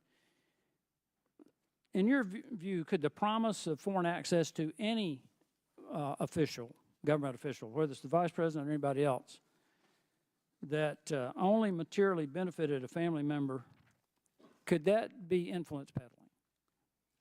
Yes, and as I point out in the testimony, courts have found that various benefits to family members can be attributed as a benefit to the principal. That has included everything from throwing a golf contest in the favor of a son of a politician to paying for gifts. In fact, I was lead counsel in the last Porteous trial, in the last impeachment trial for a judge, and that was the trial in the U.S. Senate. My client, Judge Porteous, was accused, among other things, of benefits going to his family. And so there's certainly precedent, not only in criminal cases, but in impeachment cases for making that next. Okay, I want to be more specific. If Vice President Biden used his office to influence domestic or foreign policy for the financial benefit of his son, even though Vice President Biden may never have received a dime, but it resulted in millions of dollars going to his son or his brother or other family members or business associates, and used his office to influence either domestic or foreign policy for their benefit, could that be a violation of the public trust? Absolutely. In fact, it's perhaps the most quintessential violation of the public trust, because you're not acting in the public's interest. It's a form of public corruption that this government, this country, has declared as corrupt in other countries around the world. Sir, I don't want to jump on your time because I know you all have important things to do, but I would like to respond to the attack that you mentioned. You may do so. Thank you, sir. I'd like to explain what that attack dealt with, if nothing else, for members of the committee than for my 3 children here, who may be a little surprised by what they just heard. As they, I think, know, I've spent my life challenging what is called morals legislation. What the Democratic member attacked me for are laws that dictate to others how they should live their lives. Some of those laws have been used against gay and lesbian couples. They've been used against minorities. The individual that the member described, I condemned. I represented the sister wives in a case challenging that law on the basis of individual rights. The trial court ruled in our favor and struck down that law the first time that type of law had ever been struck down. The 10th Circuit later dismissed on technical grounds. But I just want to end with one other thing, and that is, it's not going to make a difference. You know, this has become a pattern of witnesses, whistleblowers, FBI agents, journalists being attacked in Congress. It won't make any difference. It won't change the constitutional standard. It won't negate any evidence that you have. But at some point, you've got to say enough. You know, that we have to have something The public has something in Congress to look to have faith. And I have to tell you, it's not that I think that absurd attack meant any difference to my children or to the people that are watching. It makes a difference to our process. Witnesses should not have to... Mr. Chairman, I hate to interrupt Professor Turley, but could our witness get equal time then? Because we're over a minute over. Has Chairman, your I think witness... gentleman's time has expired. He responded to the false allegations by your members, and I apologize for how you all been treated. I apologize to the American people watching this hearing for the parliamentary stunts that the other side has pulled. I think people in America care about public corruption. The title of this hearing is an impeachment inquiry. And I think that Mr. Turley's done a good job explaining the basis for why we need to take impeachment inquiry and move forward. We have led this investigation, and now we need the impeachment inquiry status as we move forward to get the information that we have been obstructed by this administration and by this family. And that's what the purpose of this hearing is. Don't create another false narrative. With that, the chair recognizes Mr. Gomez from California.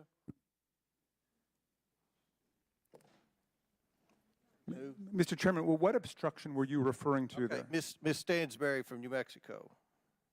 Mr. Gomez was next on the thing, but Ms. Stansberry, all right. Thank you, Mr. Chairman. And I want to say thank you to Mr. Donald Trump for calling this hearing today, as it demonstrates the House GOP and Donald Trump's continued attacks on our institutions and on our democracy, and the House GOP's complete inability to govern in a serious manner. As they're holding this hearing, as we see just 2 days before a potential devastating government shutdown, and the fact that most Republican members on this committee didn't even bother to show up for the hearing this morning. Their own star witness said right here in this committee this morning that he doesn't even believe that there's enough evidence to meet the standards needed for impeachment. And in doing this, our colleagues across the aisle are making a mockery of this institution and of our Constitution, peddling in conspiracy theories, peddling the conspiracy theories that Rudy Giuliani and Donald Trump themselves tried to get the American people to believe, and which Donald Trump's DOJ debunked. It's outrageous. So let's be clear about what this hearing actually is. It's an effort to undermine our democracy, to diminish Donald Trump's own 2 impeachments, his first impeachment for trying to illegally bribe a foreign government to help him with his campaign, and the second for a deadly insurrection in the halls of this Capitol after he asked his followers to tear through the halls of Congress, which they did with zip ties looking to execute the former vice president. And we know that Donald Trump has called for this impeachment inquiry because we have the direct evidence from his own social. You can see it right here. He says, impeach the bum. And we also know that he's been directly coordinating with members of this committee, as reported by the New York Times. Right here, a member of this committee has been briefing Donald Trump on this inquiry. We also know that if Donald Trump doesn't get his way, he wants his loyalists to shut down the government. How do we know that? Because he posted it right here on his social media. And his loyalists in this committee, who are doing his bidding for him today, retweeted it. And in fact, it actually says right here that the reason why they want to defund the government and impeach is because this is the last chance to defund these political prosecutions against me. So folks, this is not a serious inquiry. This is not a serious hearing. In fact, the witnesses here don't even believe there's enough evidence to impeach. Their own members don't even believe there's enough evidence to impeach. In fact, they refused to hold a vote on the floor of the House of Representatives because they didn't have enough Republican members who would vote for it. That's why we're here today. It's outrageous. So what is this hearing actually about? It's a campaign strategy. It's a misuse of official resources. It is this committee and loyalists of Donald Trump doing his bidding to bolster his chances of winning back the White House and securing their majority in the next election. And in the process, to diminish the name of impeachment, which is enshrined in the U.S. Constitution, which we take an oath to uphold, and to make Donald Trump's crimes, including his 2 impeachments and his 91 criminal indictment counts, look like they're not serious crimes. When you think about it, it's chilling. It's truly chilling. It's another attack on our democracy and our institutions. It's another attack on fair and free elections and the use of this committee to try to carry it out. So I just want to say, I think it's obvious who the grand puppet master is here. He tweeted about it on his own social. And we see the long arm, but little hands, of Mr. Donald Trump, whose fingerprints are all over this hearing and this sham impeachment. But we know that the American people are smart, that they're not going to be fooled by what's happening here today, and especially as they shut the government down in 2 days with catastrophic impacts for our communities. And with that, I yield back.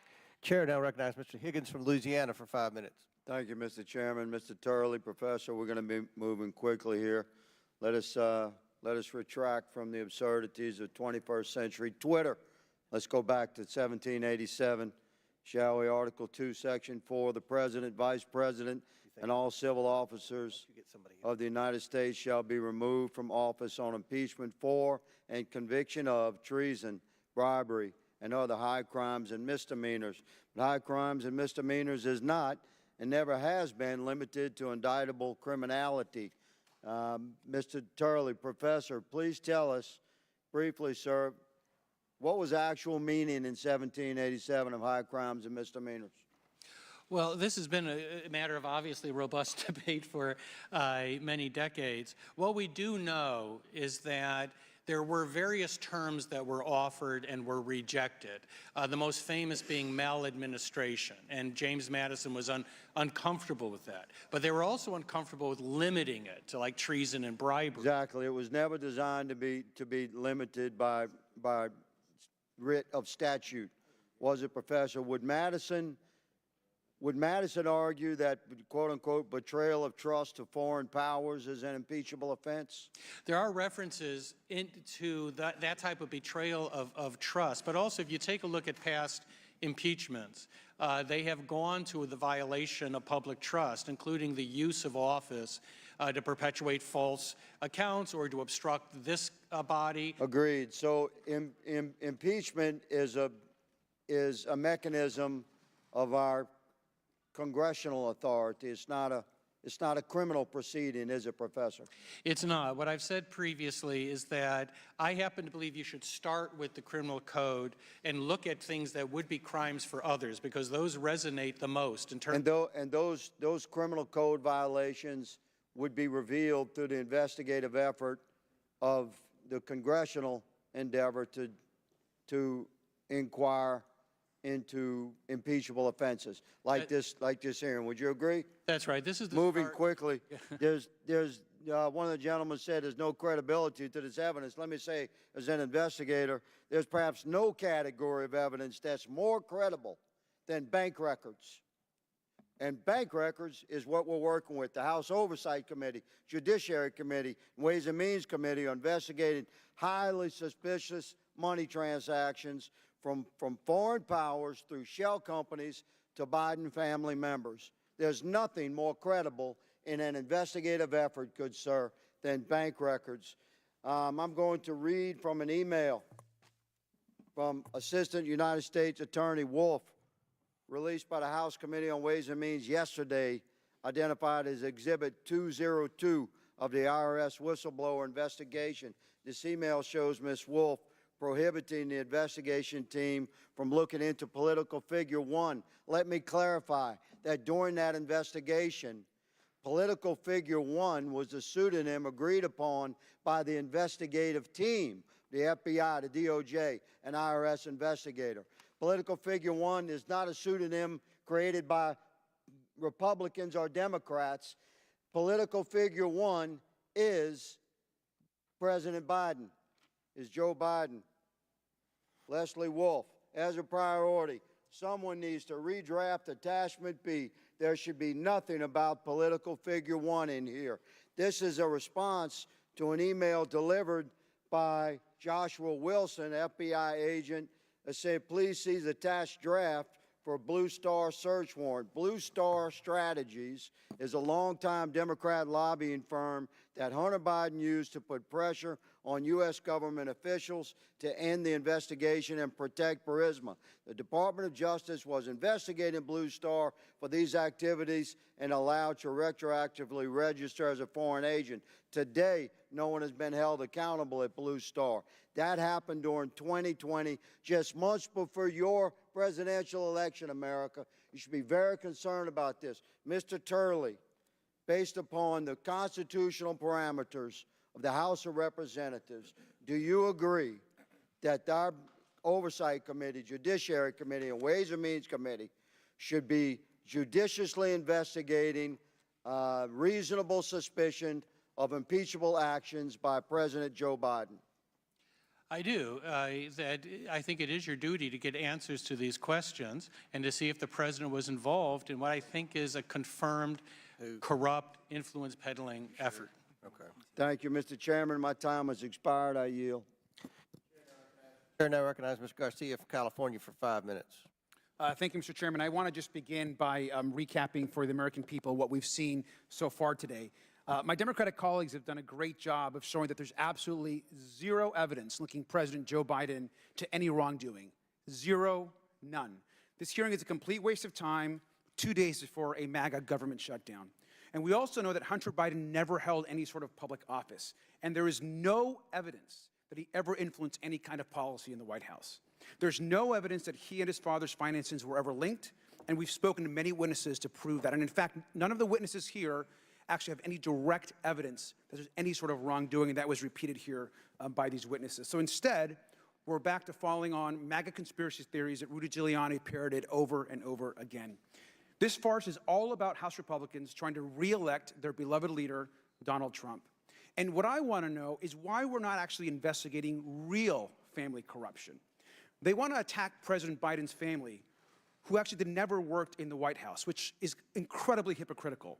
Yet we have not yet talked about these guys that actually worked in the White House. And in fact, I want to talk about Jared Kushner, who's right over here. We know that Jared Kushner, who's Donald Trump's son-in-law, was given enormous power in the White House. When Jared joined the White House, he was so unfit and unqualified and with so many conflicts of interest, he couldn't even get a security clearance. His father-in-law, Donald Trump, had to intervene, overriding national security officials. We also know that just months after Jared left the White House, the Saudi royal family gave him $2 billion, with a B, into the Kushner hedge fund. And right now, Jared is pocketing an additional $25 million a year in fees. This is a man who was put at the head of Middle East policy in the White House. We know he personally intervened to give the Saudis a $110 billion arms deal that was opposed by folks all across the government. He supported the Saudis with their brutal war in Yemen, even after they murdered Jamal Khashoggi, a journalist, of course, who was an American resident. The Saudi crown prince bragged to other heads of state that Kushner, and I quote, was in his pocket. Even Trump's first Secretary of State complained that this is inappropriate. Now, Jared delivered for the Saudis over and over again, and he was rewarded. Even advisors to the crown prince advised against the $2 billion hedge fund investment, yet he went forward anyways. So we know that Jared Kushner, a senior White House aide and Donald Trump's son-in-law, was doing favors for a foreign government. Now, this is actually an enormous family scandal that this committee should be investigating. And I think Chris Christie put it well when he said that the grift from this family, the Trump crime family, in my opinion, is breathtaking. You also need to take my word for it. This is actually what our committee chairman actually said about the Kushners. I'm just quoting our chairman. I have been vocal that I think what Kushner did crossed the line of ethics. Now, Mr. Chairman, I completely agree that the Kushners crossed the line of ethics, and I want to know what we're going to do about it and when that hearing is actually going to be here in front of us. See, if we're not too busy, maybe next week during the Republican MAGA shutdown, we can actually have a hearing with Jared Kushner, which is clearly in a very corrupt arms deal here, a deal around his investment firm. And the chairman can also be involved in that since he also thinks there's problems. Now, we do know today that we're not here because of any wrongdoing of President Biden, but because this is all part of Donald Trump's campaign. And his most extreme allies, including some members of this committee, are now retaliating. In fact, some members have been trying to impeach the president since day one. Now, this is a tweet here. I'm going to read it. It says, 2 years ago, I introduced articles to impeach Joe Biden on his first full day in office. We will impeach Biden, bolded with an exclamation point, and you see the actual resolution here. So we have the receipts to prove it. There really is no reason why. They don't care why they want to impeach the president, but they've been trying to do it now for years. Here you have, of course, a member of this oversight committee posting about introducing articles of impeachment on President Biden's very first day in office. And now the Speaker of the House is empowering these people in a desperate attempt to keep his job. Ultimately, the person pulling the strings here is Donald Trump, a dangerous man facing federal and state indictments who's out for revenge. And he's been doing this his whole career. And I want to show you a second tweet, again by a member of this committee. They're trying to expunge Donald Trump's impeachment, as you can see here, which is also unconstitutional. I'm going to read this tweet. Expunge the wrongful Trump impeachments. Impeach criminal Biden. These are political stunts to appeal to an extremist base, and they seize control of this conference. If we don't act, they'll threaten our democracy again. This impeachment is a farce with no evidence, and with that, I yield back. Mr. Chairman? Chair recognizes. Mr. Chairman, I would just add to the gentleman's remarks that Jared Kushner was a key player in the historic Abraham Is this a point of order? Excuse me. Is this a point of order? Chair now recognizes Mr. Sessions from Texas for 5 minutes. Mr. Chairman, thank you very much. Mr. Gerhardt, you had been asked a question earlier that I heard a quick reply to, and the question was about the timing of a government shutdown and an impeachment. You quickly responded, never. Do you want to revise or extend that remark about the timing of a government shutdown and an impeachment occurring at about the same time? And you said never. I understand the question, and if you're talking about 2019, I am. There was not a shutdown. There was not. There's not now. I understand, but there's not now. So the people on this side are simply taking advantage of your answer. In fact, the indictment, the impeachment of Donald Trump was December 18th, 2019, and then the president signed the funding of the government December 21st, 2019, 3 days later. So the question that you were asked, perhaps you responded to correctly, never. But in fact, there is a nexus that suggests that people on this side of the dais are taking it the wrong way. Second, Mr. Chairman, I also find that some of our members are talking about baseless accusations of a government shutdown. All you have to do is go to Google, Ohio, to apply it for WIC, which was the supposition brought up, can be gathered in all 88 Ohio counties. It is run by the state of Ohio, not the federal government. I think that we need to be careful when we make accusations here. Thank you very much. Ms. O'Connor, you have a history of understanding tax implications and inside the Department of Justice. These are serious matters, and when they do— Would you yield to the gentleman? I will Gentlewoman not. from Ohio? I will not. Just there, okay. The implications of this endeavor that we are attempting to understand is decision-making inside the Department of Justice. And that inside the decision-making, we've already heard back a number of times how the Department of Justice did not move forward in compliance, I believe, to their job to make a determination whether the facts would or should be taken further. With President Clinton, the FBI went and actually interviewed the president and the vice president about these matters and other people in the White House, and President Clinton lost his law license over that, and it ended up that there was an impeachment from the House side. Can you please talk about what should be done from normal and regular Department of Justice officials to see whether this has occurred and whether we are entitled to ask questions about that investigation from the Federal Bureau of Investigation and the DOJ? Thank you, Mr. Sessions. I think you're more than entitled. I think that you're obligated to look into the allegations that the whistleblowers have brought. The whistleblowers were very detailed in the investigative steps that they took, in those that they wanted to take but were prevented from taking, but would have taken in any other investigation. We don't have a window into where the roadblock was thrown. We don't know who threw it. Would you think it would be proper for this committee to bring those individuals and to properly vet them about that? Or is that the duty of the Department of Justice through the Federal Bureau of Investigation to get that done? Well, I think it's your obligation. We know that the whistleblowers tried to remedy the obstruction from within the Internal Revenue Service and got no backup at all. They were left out to dry. Does that include asking for metadata that might have supported any other investigation like this? Absolutely. For example, the WhatsApp message where Hunter Biden says that he's sitting next to his father and is in the process of shaking down a Chinese businessman. The agents wanted to find out whether that was a true statement, and they could have found out, but they were denied the authority to pursue that inquiry. By what authority?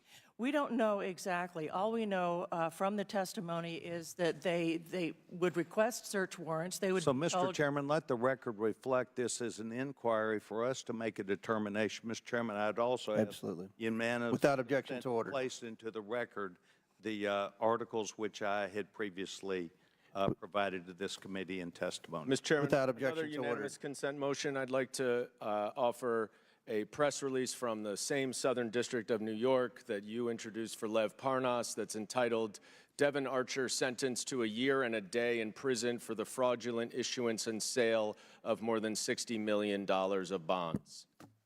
Devin Archer, Hunter Biden's business partner and best friend? That's correct, sir. Okay. Without objection your star to order. witness. Yes, Chair- your star witness. Chair recognizes Mr. Gomez from California for 5 minutes.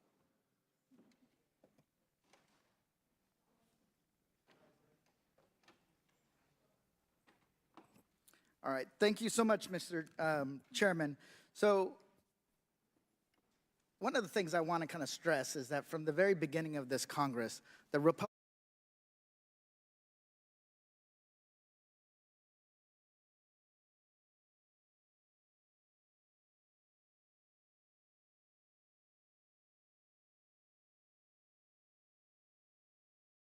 exist, they would make up facts or they would exaggerate to an extent that it was like, honestly, mind-boggling. And I want to focus on one part first. The Republicans keep pointing out 20 shell companies of the Biden family. These are actually 20 shell companies of Hunter Biden. Okay, so anytime they say the Biden family, they're really saying Hunter Biden, because there hasn't been a connection between Joe Biden and these companies. To an extent, do we have the slides up? First slide is, that's not the slide, but I'll show it. So there's an article from Washington Post, August 17, 2023, and it says, how Republicans overhype the findings of the Hunter Biden probe. And it's specifically when it comes to these 20 shell companies, as they call them. They were actually, they were overhyped, and they gave them 3 Pinocchios. Mr. Chairman, I would like to unanimous consent to enter this into the record. Without objection, so ordered. Great. Next, so they keep focusing on these 20 companies. And then the Ways and Means Committee reveals 700 pages yesterday. It was really dramatic, right? They used Section 6103 to get these returns, and they say, hey, we're gonna show that they did something wrong. The chairman of the Ways and Means Committee, Mr. Adrian Smith, who also serves on this committee or sits on this committee, when asked a simple question, they pointed out that this actually the WhatsApp message of Hunter Biden allegedly was sent in 2017 when Joe Biden wasn't even president, when Joe Biden wasn't even running for president. So unanimous consent to enter another article by Yahoo News. NBC reporter destroys GOP lawmakers' evidence against Joe Biden without even trying. Without objection, so ordered. Thank you so much. So let's dig into these 20 businesses. 20 companies. That's a lot of companies for an average American like myself. You know, I got a W-2. You know, I filed my income taxes. My wife and I have simple returns. But when it came to President Trump, how many companies did he have? Anybody want to take a guess? Ms. O'Connor, how many companies did Mr. Trump have? I have no idea the number, but I know they all did something. I reclaim my time. Thank you. I reclaim my time. Reclaim my time. See, you can't even answer a simple question, right? He had over 500 Will the gentleman yield? No, I will not. Oh. He also had over 500 companies. Over 500 companies. I looked at the tax returns. Why? Because I was on the Ways and Means Committee, and I got to actually dig into it. Over 500 companies, actually between 517 to 543 companies. And Republicans had no concern about that. When they were structured in a way, they were almost like a set of Russian nesting dolls, each one hiding the existence and who controlled the others. But did the Republicans bring it up? No. Did they have any concerns? No. But what happened last week or this week? Let's take a guess. A judge said that President Trump committed fraud, business fraud, for inflating the value of his net worth and his companies. But when it comes to the Republicans, they have no problem with that. Right? They have no problem. They don't want to dig into that. When Trump controlled these 517 companies, when it came to Hunter Biden controlling 20, we see a direct line to Joe Biden. So that's what the problem is that they're cherry picking facts to connect it to Joe Biden, and when they don't have facts, they make it up, as they did earlier today when they put up tweets or text messages that were not connected. So the point is, everything they're doing is to muddy the waters. And I think it's disgraceful, because when it comes to a president that committed fraud, a president that caused an insurrection, a president that was also sold our government's national interest to the highest bidder, silence. With that, I yield back my time. Would the gentleman yield a quick question about the president's son's 20 companies?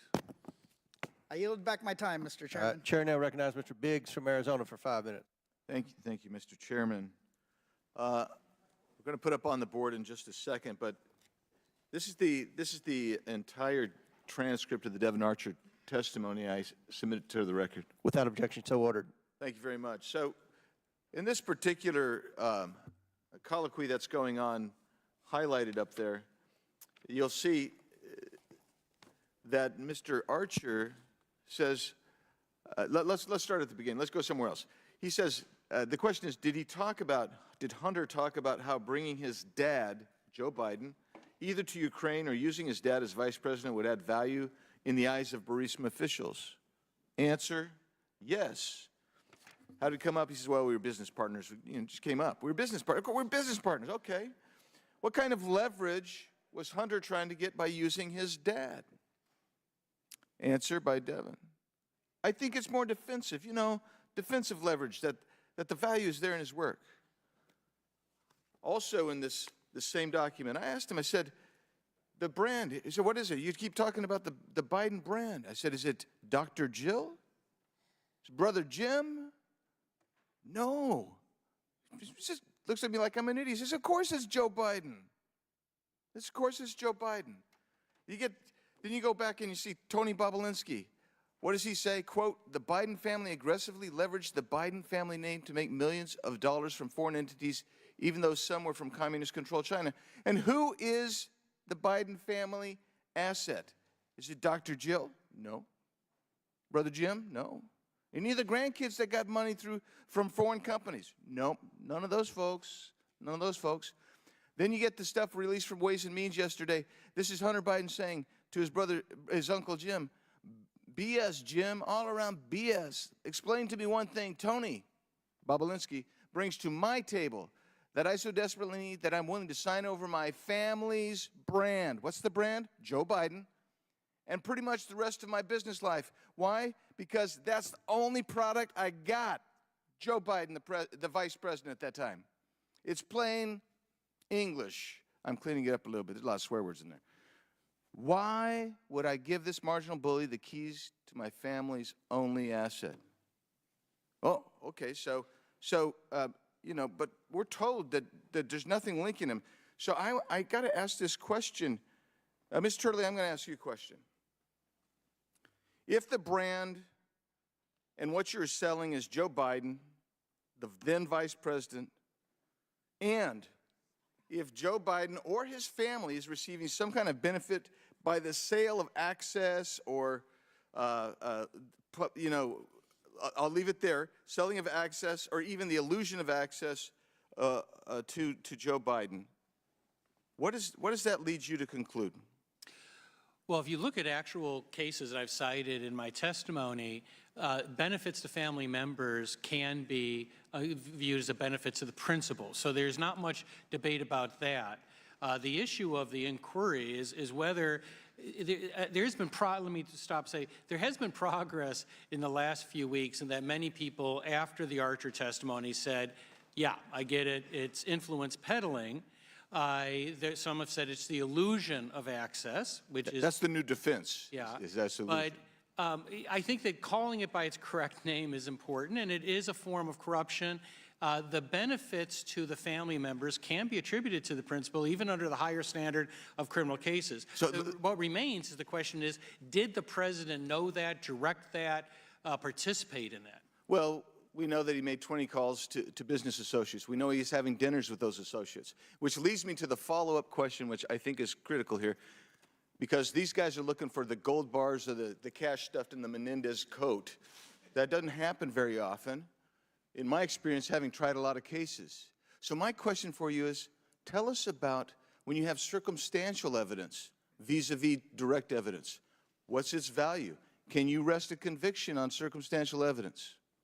You can. One of the things I point out, though, in my testimony is the Supreme Court has narrowed some of the elements on things like bribery, denial of honest services. Those elements are now narrower than they were. But it is notable in the Menendez indictment that they brought the conspiracy on honest services, that they still believe that these types of gifts obviously can be based on a conspiracy theory.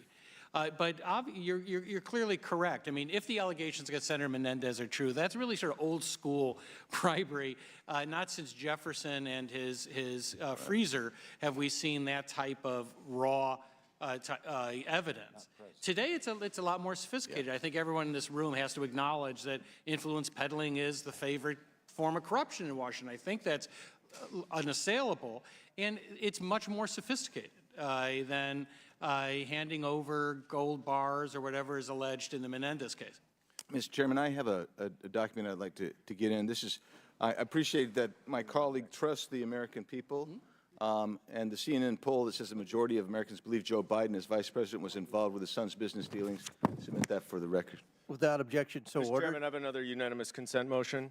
I'd move with unanimous consent to introduce an order from the Supreme Court of the State of New York from Tuesday where the Trump Organization was found liable for fraud, and it's specifically on page 28 where there's a paragraph entitled, quote, the Trump brand premium that was increased the value of Trump assets by 15 or 30% according to the Trump Organization.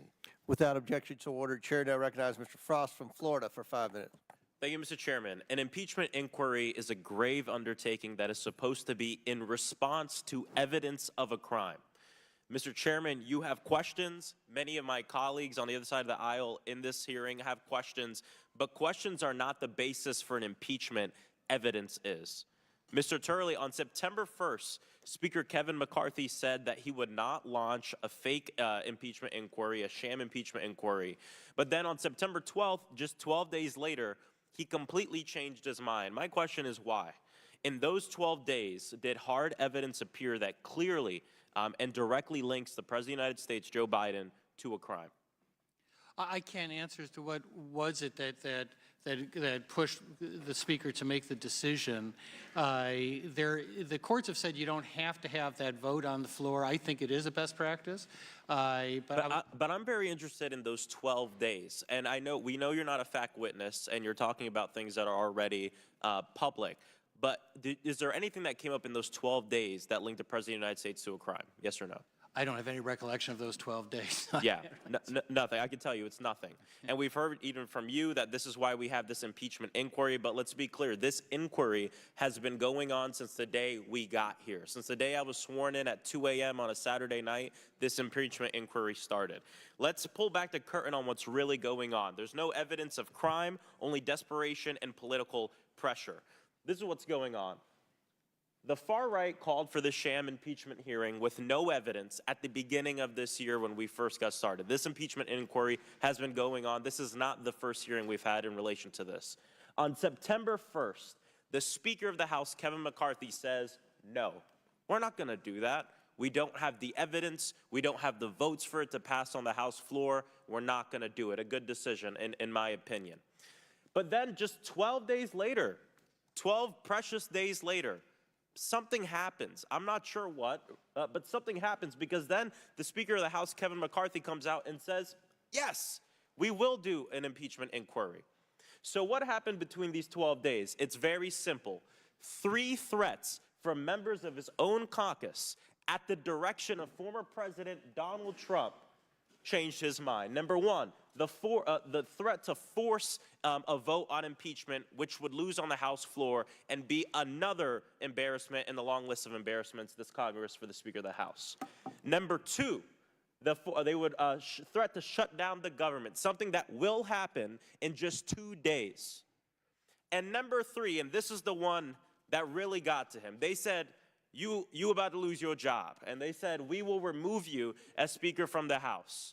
And that scared him so much that Kevin McCarthy, the Speaker of the House of the United States of Representatives, third in line of the presidency, completely caved due to the threats of people within his own caucus. This fake impeachment is based on desperate political calculation, not any evidence. And Mr. Chairman, you say this hearing is to establish the basis for this fake sham impeachment hearing, but these witnesses are not giving us any basis or giving us any evidence or giving us any solutions. Mr. Turley's They are testified giving us, several times. I reclaim my time. I have to stop because that's not a true statement. I reclaim my time. These witnesses are not giving any answers. They're just asking more questions. We have one witness who has a lot of questions, Ms. O'Connor. Dubinsky, one witness who knows something about accounting but has no real involvement in what's going on. And Mr. Turley stopping here on his way to his next Fox News hit. This is not a serious inquiry. And impeachment is something that's very serious. And we have to ensure that we focus on the wants and needs of the American people. This is all for nothing. Half the crowd is left. There's no line outside. The goal here to distract from the government shutdown is not going to work. And to the Speaker, I have to say, you're being played by these extremists and Donald Trump. It's costing us our economy. And this entire fake impeachment inquiry isn't about the United States. It's about Hunter Biden. And the only thing the president can be guilty of here is being a father. I yield back to the ranking member. Chair now recognizes Mr. Turner from. Sorry, I yield to the vice ranking member. No, the gentleman from Florida yielded back. Chair said he yielded back to the vice ranking member. I yielded to the vice ranking member. Thank you, and I'll claim some of that extra time back as well. You know, much of the Republican case and evidence has relied on words from Hunter Biden. Hunter Biden said this, Hunter Biden said that, therefore, case closed, there's something here. Professor Gerhardt, we know, I believe it's wide knowledge with the public, that Hunter Biden sadly was dealing with substance misuse disorder, correct? Correct. He's been under indictment, correct? Correct. Is this a reliable witness that you would deem? Probably not. In your assessment? Gentle's ladies, time's Thank you very much. Chair now recognizes Chairman, Mr. Armstrong. You I have seek 3 recognition. unanimous consent motions. Yes. One is a hearing notice from June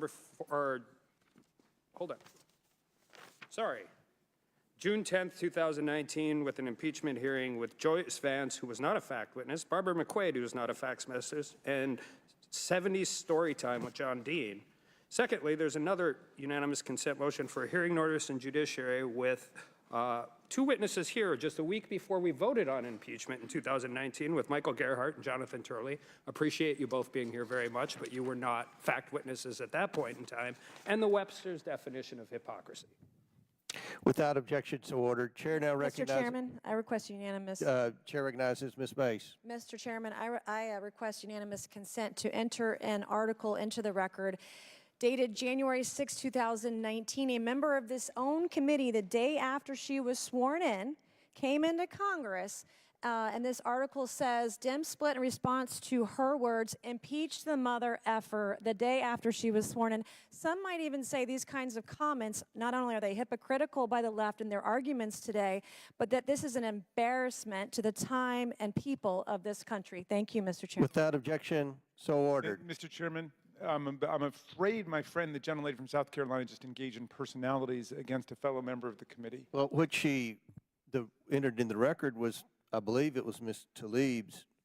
Well, it was the commentary that accompanied it that I'm referring to. It was an article from January 6, what she 2018. Dem split Right. in response to impeach Said the it. mother effer comment by a member of this committee. Right, it was the commentary, and in any event, it doesn't make any No, difference. she said it. She actually said it. No, but Rule 17 She said impeach the mother The effer. commentary of what she is presenting. The article title is the Dem gentlelady's split in response commentary. to All right, impeach the mother effer let's get on with it. I mean, That's you know, the the title of government's the about to article, shut Mr. down, okay? Chairman. All right. Chair, order. Chair now recognizes Mr. LaTurner from Kansas for 5 minutes. Thank you, Mr. Chairman. The mischaracterization of what this hearing is about by my colleagues on the other side is astounding.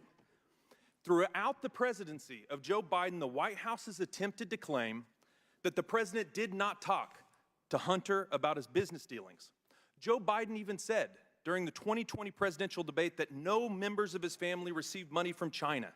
He said, and I quote, "My son has not made money in terms of this thing about China. Nobody else has made money from China," end quote.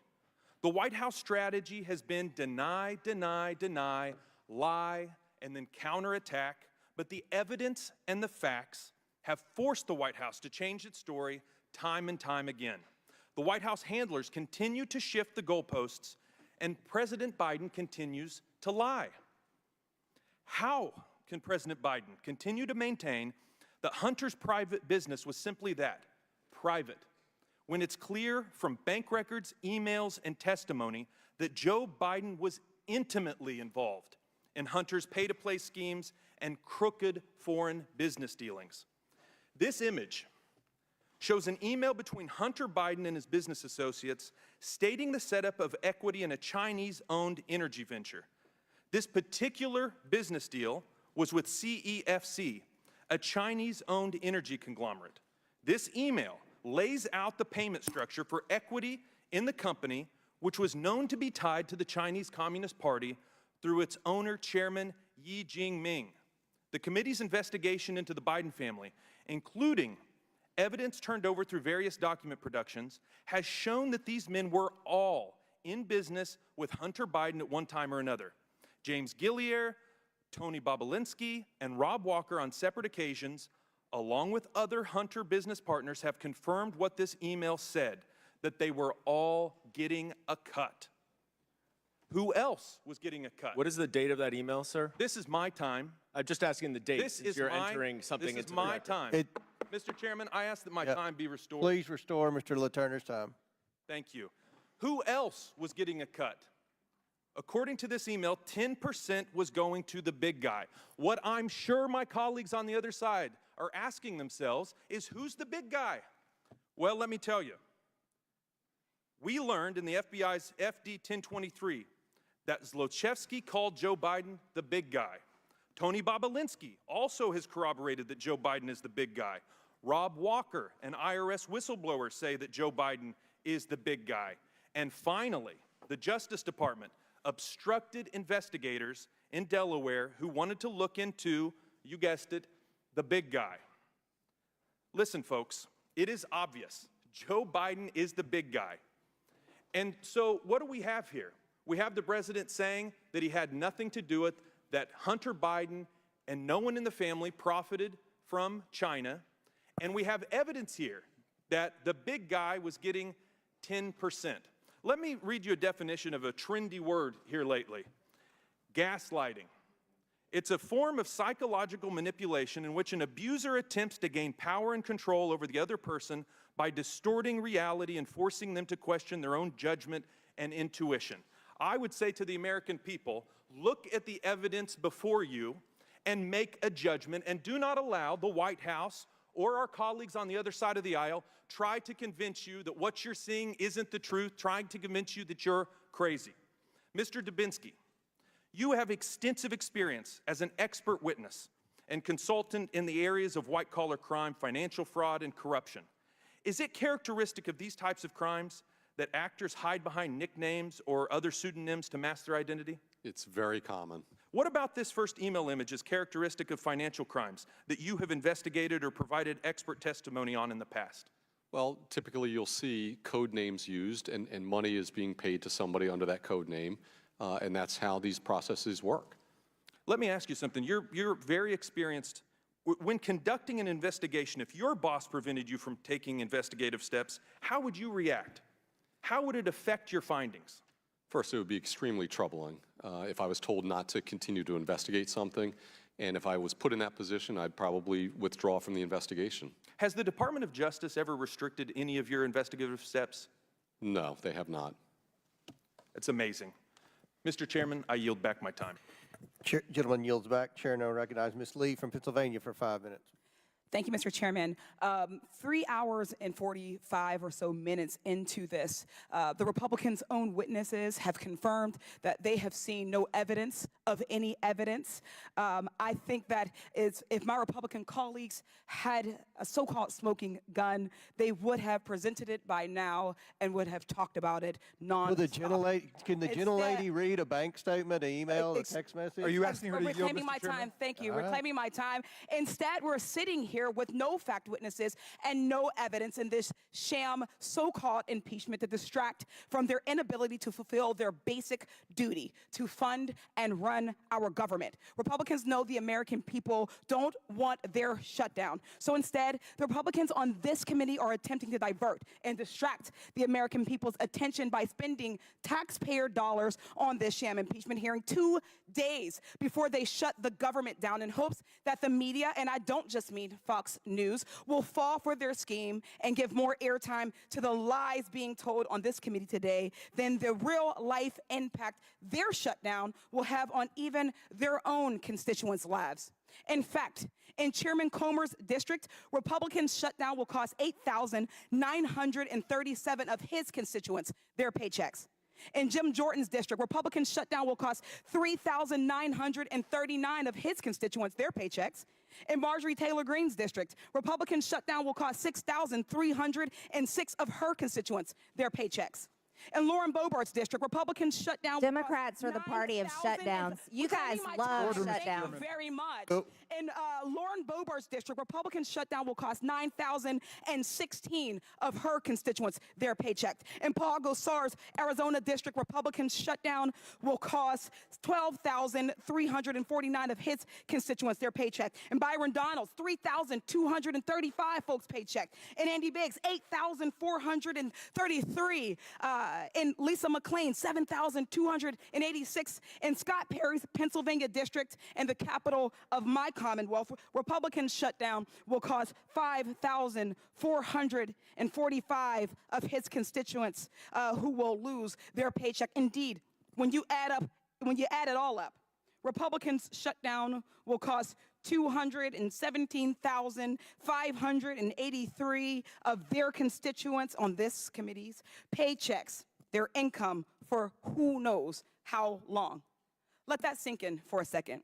Those are our mothers, our fathers, caretakers, brothers, sisters, moms, dad, grandmas, grandpas, friends, neighbors, beloved community members, veterans who won't know how their food or medicine will be paid for or where their rent money is coming from.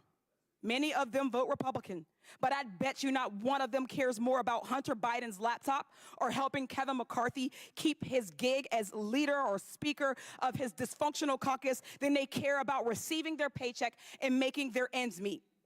And so the Republicans on this committee are betting that we'll spend this hearing engaging in partisan bickering over their favorite buzzwords rather than talking about how the MAGA shutdown will crush all of our constituents. To be honest, I don't quite care about private citizen Hunter, whom the proper authorities are dealing with, or the cable news culture war distractions. I care about the 7 million babies, children, mothers across this country who after Sunday will lose access to food and formula, over 10,000 in my district alone.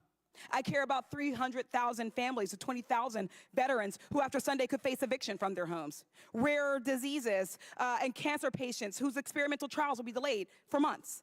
And I care about our seniors unable to get help with Social Security and Medicare. And make no mistake, their attacks are targeted, both in who's behind them and who are going to be hurt most. The most marginalized folks bear the brunt of these MAGA Republicans' attacks. Black folks, brown folks, trans folks, poor folks, disabled folks. Keeping that struggle in mind, we've had 2 hearings on the infant formula shortage on the subcommittee chaired by Congresswoman McClain. Yet with the 320,000 babies, women, and children in her home state of Michigan about to go hungry due to her party's shutdown, it seems like my Republican colleagues only care about an issue when they can point the finger in another direction, much like what's going on in this embarrassment of a hearing today. Mr. Gerhardt, in one of your recent op-eds, and you have repeated it here, you mentioned that a good test for assessing the constitutionality of a governmental action is to switch the names of the political parties and the actors involved. If the outcome is the same, it is a good sign of neutrality. If the outcome is not the same, then there's a good chance that partisanship is the driving force. I think we can safely say that this inquiry would fail that neutrality test. And since I don't have time, I think we can say that we are here, America, in this sham hearing,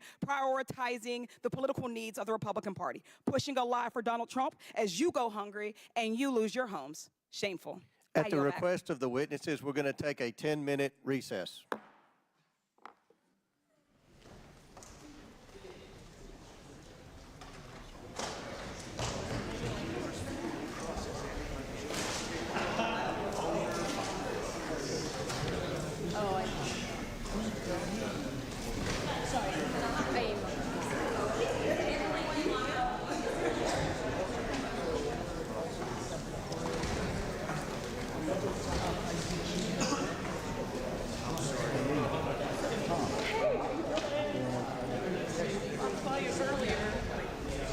I tell you, if there weren't all these chairs between us, it would be a big fun for all the good. Thank God.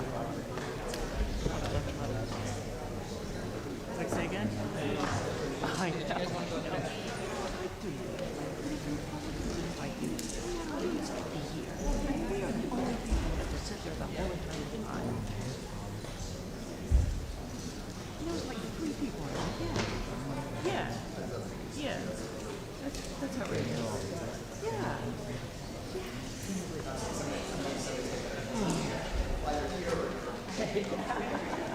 I'm going to go back there for a minute. All right, take a break.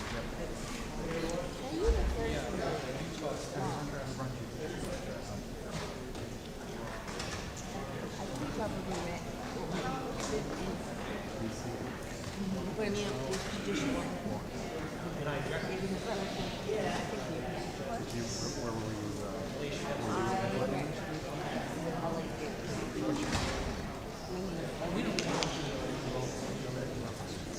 The United States travel. A billion people. Okay. That was the thing I did the other day. Somebody got really angry with me. I travel. I'm like doing things in the also moving around the world. And so I made the mistake to say this to you. Oh,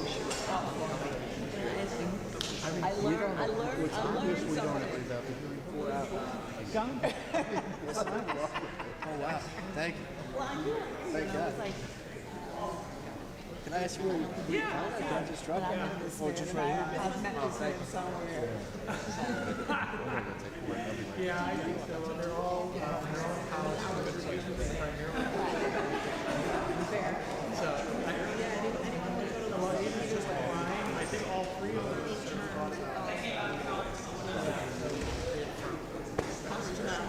Why don't you come up? And taking a break from the first impeachment inquiry hearing against President Biden from the House Oversight Committee, live coverage resumes shortly here on C-SPAN 3.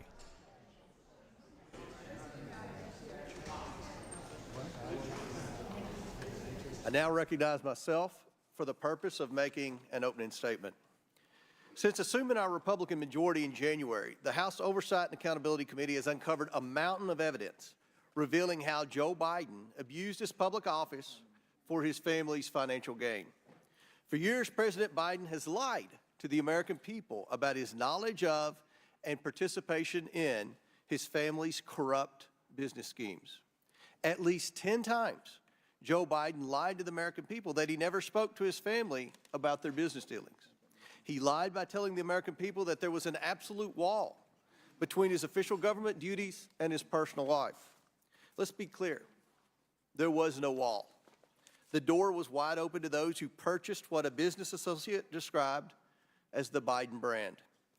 Evidence reveals that then Vice President Joe Biden spoke, dined, and developed relationships with his family's foreign business targets. These business targets include foreign oligarchs who sent millions of dollars to his family. It also includes a Chinese national who wired $250,000 to his son. Joe Biden also lied to the American people about his family making money in China. He continued to lie about it even when the House Oversight Committee uncovered bank wires, revealing how the Bidens received millions from Chinese companies with significant ties to Chinese intelligence and the Chinese Communist Party. Just this week, we uncovered 2 additional wires sent to Hunter Biden that originated in Beijing from Chinese nationals. This happened when Joe Biden was running for President of the United States, and Joe Biden's home is listed as the beneficiary address. To date, the House Oversight Committee has uncovered how the Bidens and their associates created over 20 shell companies, most of which were created when Joe Biden was vice president, and raked in over $20 million between 2014 and 2019. We've also identified 9 Biden family members who have participated in or benefited from these shady business schemes. Now, what were the Bidens selling to make all this money? Joe Biden himself. Joe Biden is the brand, and Joe Biden showed up at least 24 times with business targets and associates sending signals of access, influence, and power to those prepared to pay for it. The American people demand accountability for this culture of corruption. They demand to know how these schemes have compromised President Biden and threatened our national security. They demand safeguards to be put in place to prevent public officials from selling access to their public office for private gain. Under the leadership of Speaker Kevin McCarthy, House Republicans have now opened an impeachment inquiry into President Joe Biden. By opening an impeachment inquiry, our investigation is now focused on whether President Biden engaged in impeachable offenses under the U.S. Constitution. It empowers Congress, elected by the people, to continue providing the answers, transparency, and accountability that the American people demand and deserve. In recent history, Democrats inflicted much damage on the credibility of congressional investigations by peddling the Russian collusion hoax. But this committee, under this majority, will not pursue such witch hunts based on manufactured allegations, innuendo, and no real evidence. Today, the House Oversight Committee will examine over 24 pieces of evidence revealing Joe Biden's corruption and abuse of public office. This includes emails, text messages, bank records, and testimony of Biden business associates. We will hear from legal and financial experts about this evidence and crimes that may have been committed as Joe Biden was sold around the world. The House Oversight Committee, along with the committees on the Judiciary and Ways and Means, will continue to follow the money and the evidence to provide accountability so that Americans know their public offices are not for sale. I now yield to Jason Smith, the chairman of the House Ways and Means Committee, for his opening statement. Thank you, Chairman Comer.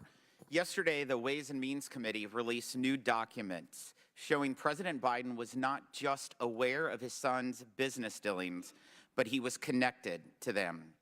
In a newly released message to a Chinese business executive, Hunter Biden mentions preserving the, quote, keys to my family's only asset. That asset, Joe Biden. New evidence released in response to questions raised by members of the committee on both sides when Gary Shapley and Joseph Ziegler, the two IRS whistleblowers, testified in July, paints a disturbing picture of a revolving door between Joe Biden's office and Hunter Biden's business partners. According to a worksheet provided by IRS whistleblower Ziegler, then Vice President Biden's April 2014 official visit to Ukraine occurred only days after a series of White House meetings with Hunter Biden and his business associates regarding Ukraine. Shortly after Joe Biden returned stateside, the Ukrainian company Burisma announced Hunter Biden's appointment to its board. New evidence provided shows Hunter Biden using his father's position to gain favor with billionaire Miguel Alemán, including having Joe Biden host them at the White House in February of 2014 at the vice president's residence alongside Mexican billionaire Carlos Slim in November of 2015, and then in 2016 using Air Force Two to shuttle Hunter Biden and his business associate to Mexico City. Whether it was lunches, phone calls, White House meetings, or official foreign trips, Hunter Biden cashed in by arranging access to Joe Biden, the family brand. The Biden family and their associates received millions in payments from foreign sources, including from Russia, China, Ukraine, Romania. In one email, Hunter Biden even bragged that he cut a deal for $10 million from just one company for, quote, introductions alone. And yet the DOJ wanted to keep the spotlight as far from Joe Biden as possible. One of the items we released yesterday was an IRS interview with James Biden, the president's brother, in September of 2022. The agency was barred in the interview from asking him about Joe Biden and about whether Joe Biden was involved in Hunter Biden's deal with a Chinese energy company. And when Hunter Biden had his tax liability of over $2 million mysteriously paid for by a Democrat Party donor named Kevin Morris, who he barely knew, something IRS investigators saw as a possible campaign finance violation, Assistant U.S. Attorney Leslie Wolf said she did not want any of the agents to look into the allegation. On the board are notes Agent Shapley took from that meeting. He notes that Wolf told investigators that she was not, quote, personally interested in pursuing it. This is the same attorney, Wolf, who in an email we released yesterday responded to IRS investigators seeking approval for a search warrant with, quote, there should be nothing about political figure one in here, that being a reference by definition of Joe Biden. The Biden family sold access to Joe Biden's power, and the Biden Justice Department protected the Biden brand. We must continue to follow the facts. I yield to Representative Jordan. I thank the gentleman for yielding. This is a tale as old as time. Politician takes action that makes money for his family, and then he tries to conceal it. Never forget 4 fundamental facts. Hunter Biden gets put on the board of Burisma. Gets paid a lot of money. Hunter Biden's not qualified, fact number 2, to sit on the board. Not my words, his words. He said he got on the board because of the brand, because of the name. Fact number 3, the executives at Burisma asked Hunter Biden to weigh in and help them with the pressure they are under from the prosecutor in Ukraine. Fact number 4, Joe Biden goes to Ukraine on December 9th, 2015, gives the speech attacking the prosecutor that starts the process of getting that guy fired. Those facts, by the way, are consistent with what the confidential human source told the FBI, and the FBI recorded in the 1023 form, the same form that the Justice Department didn't want to let this committee see. And all those facts All of that was further confirmed yesterday with the information that the Ways and Means Committee released from the whistleblowers Shapley and Ziegler. Here's a communication from Hunter Biden to an executive with Burisma. Devin and I do feel comfortable with Blue Star strategies and the ability of Sally and Karen to deliver. Hunter Biden put Burisma in touch with Blue Star Strategies. What were they going to deliver? Well, that was in a communication released yesterday as well. U.S. officials in Ukraine and in the United States need to express support for Burisma and Nikolai Zlochevsky to the highest level decision makers, the President of Ukraine, the President's Chief of Staff, and the Prosecutor General. That's what they were going to deliver. And were they successful? The Interior Minister confirmed that Zlochevsky is no longer wanted. We won in less than a year communications between the folks at Blue Star and Eric Sherwin, who was Hunter Biden's business partner. Awesome work. Congratulations to you guys. Those are the communications. That's what they got done. And remember, when this happens in October 2016, when the pressure is taken off, the case is dropped against Zlochevsky, this is the second prosecutor. Joe Biden fired the first one. The second prosecutor comes in, drops the charges. That's exactly what they wanted done. And the final step is the Biden Justice Department tries to sweep it all under the rug. They slow walk the investigation. They let the statute of limitations lapse for the most important years, 14 and 15, the Burisma years when all that income's coming in. They try to put together this sweetheart deal and get it past the judge. And we learned yesterday in the search warrant examining Hunter Biden's electronic communications, they weren't allowed to ask about political figure one. Political figure number one is the big guy, is Joe Biden. And they would have gotten away with it all. They would have gotten away with it all except for two brave whistleblowers who sat in those seats 2 months ago and told their story. And their story has stood up. Two brave whistleblowers and a judge in Delaware who said, we're not going to let this happen. That's why we're here today. That's why this inquiry is so darn important. It's the oldest story in the world, and those are the facts. I yield back. All right, so let's get it straight. We're 62 hours away from shutting down the government of the United States of America, and Republicans are launching an impeachment drive based on a long debunked and discredited lie. No foreign enemy has ever been able to shut down the government of the United States, but now MAGA Republicans are about to do just that. But they don't want to cut off public services to the people and deny paychecks to more than 1 million service members without first launching an impeachment drive, even when they don't have a shred of evidence against President Biden for an impeachable offense. And you think I'm being harsh? Here's what some Republicans have had to say over the last week about the actions of the Republicans as they watch up close, quote, the dysfunction caucus at work, in the words of our GOP colleague from Nebraska, Don Bacon. Clown show, foolishness, stupidity, failure to lead, lunatics, disgraceful, new low, pathetic, enabling Chairman Xi, people that have serious issues. Those folks don't have a plan, show just how broken they are, and individuals that just want to burn the whole place down. Now, if I said any of these things, they'd probably take my words down, but these are Republicans talking about Republicans. So let's be clear. This isn't partisan warfare America's seeing today. It is chaotic infighting between Republicans and Republicans. It's MAGA versus extreme MAGA, as if anybody in the real world could tell the difference between the two. What a staggering failure of leadership. Speaker McCarthy's invertebrate appeasement of the most fanatical elements of his conference now threatens the well-being of every American. Now, some people think the members of the GOP caucus aren't interested in anything logical. They just want to see the world burn, as Alfred Pennyworth put it in The Dark Knight.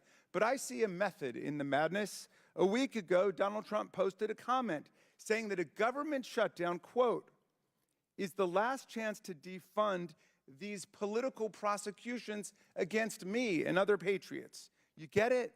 To delay justice, Donald Trump would cut off paychecks to a couple million service members and federal workers and furlough more than 1 million workers. and pay them later for having not worked. They would halt food assistance to millions of moms and kids and keep NIH in my district from enrolling any more patients in life and death clinical research trials. Trump's convinced that if we shut the government down, his 4 criminal prosecutions on 91 different felony and misdemeanor charges will be defunded and delayed long enough to keep him from having to go before a jury of his peers before the 2024 election. And like flying monkeys on a mission for the Wicked Witch of the West, Trump's followers in the House now carry his messages out to the world: shut down the government, shut down the prosecutions. But the cult master has another command for his followers, which brings us here today. On August 27th, he posted this edict: either impeach the bum or fade into oblivion. They did it to us.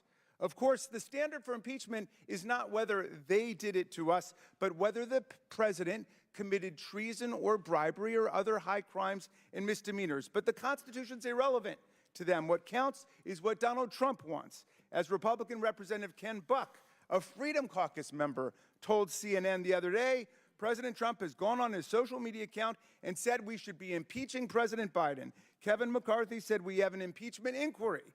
You draw the conclusion, directly or indirectly, this impeachment inquiry was a result of President Trump's pressure.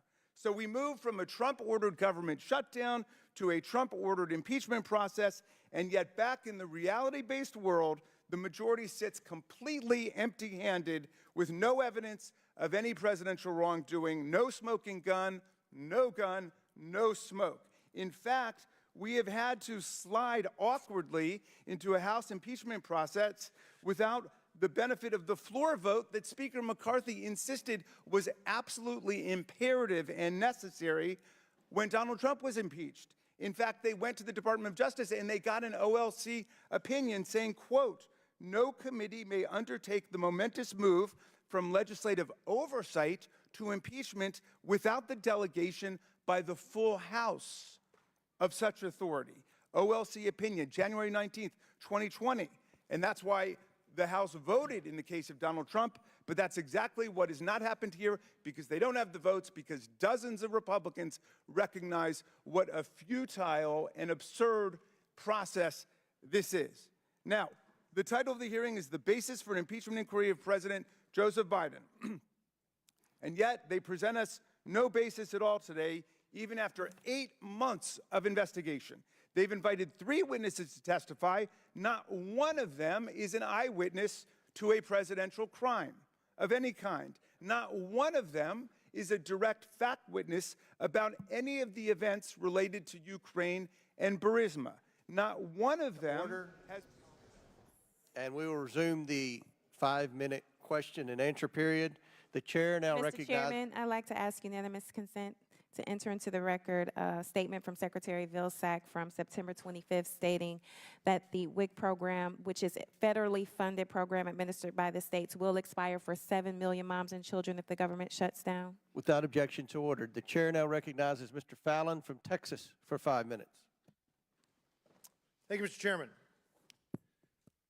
Words mean things, or at least they should. Here's Joe Biden's words from August 28, 2019. First of all, I have never discussed with my son or my brother or anyone else anything to do with their business. From September the same year, I have never spoken to my son about his overseas business dealings. October, same year, quote, I don't discuss business with my son. Were Joe Biden's words true? No, they were false. So why did he lie repeatedly? In an interview back in 2019 with The New Yorker, even Hunter admitted that he talked to his dad about business, specifically Burisma. Many of Hunter Biden's business associates have testified Joe Biden met with them. 2 of the ones closest to Hunter, Rob Walker and Devin Archer, were among them. So they not only spoke to him, they took, a lot of the business associates took photos with him. They played golf with him. Joe Biden gave them White House tours. He wrote letters of recommendation for their children and shared fancy dinners as well. So let's also talk about patterns.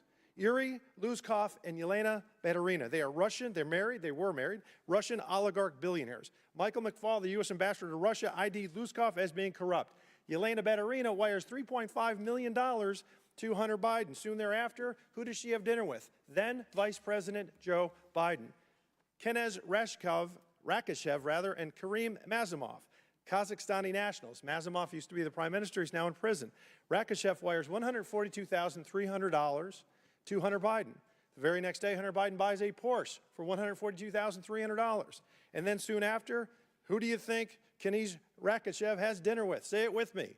Then Vice President Joe Biden. Vadim Pazarsky and Mykola Zolchevsky, the CEO and CFO of Burisma.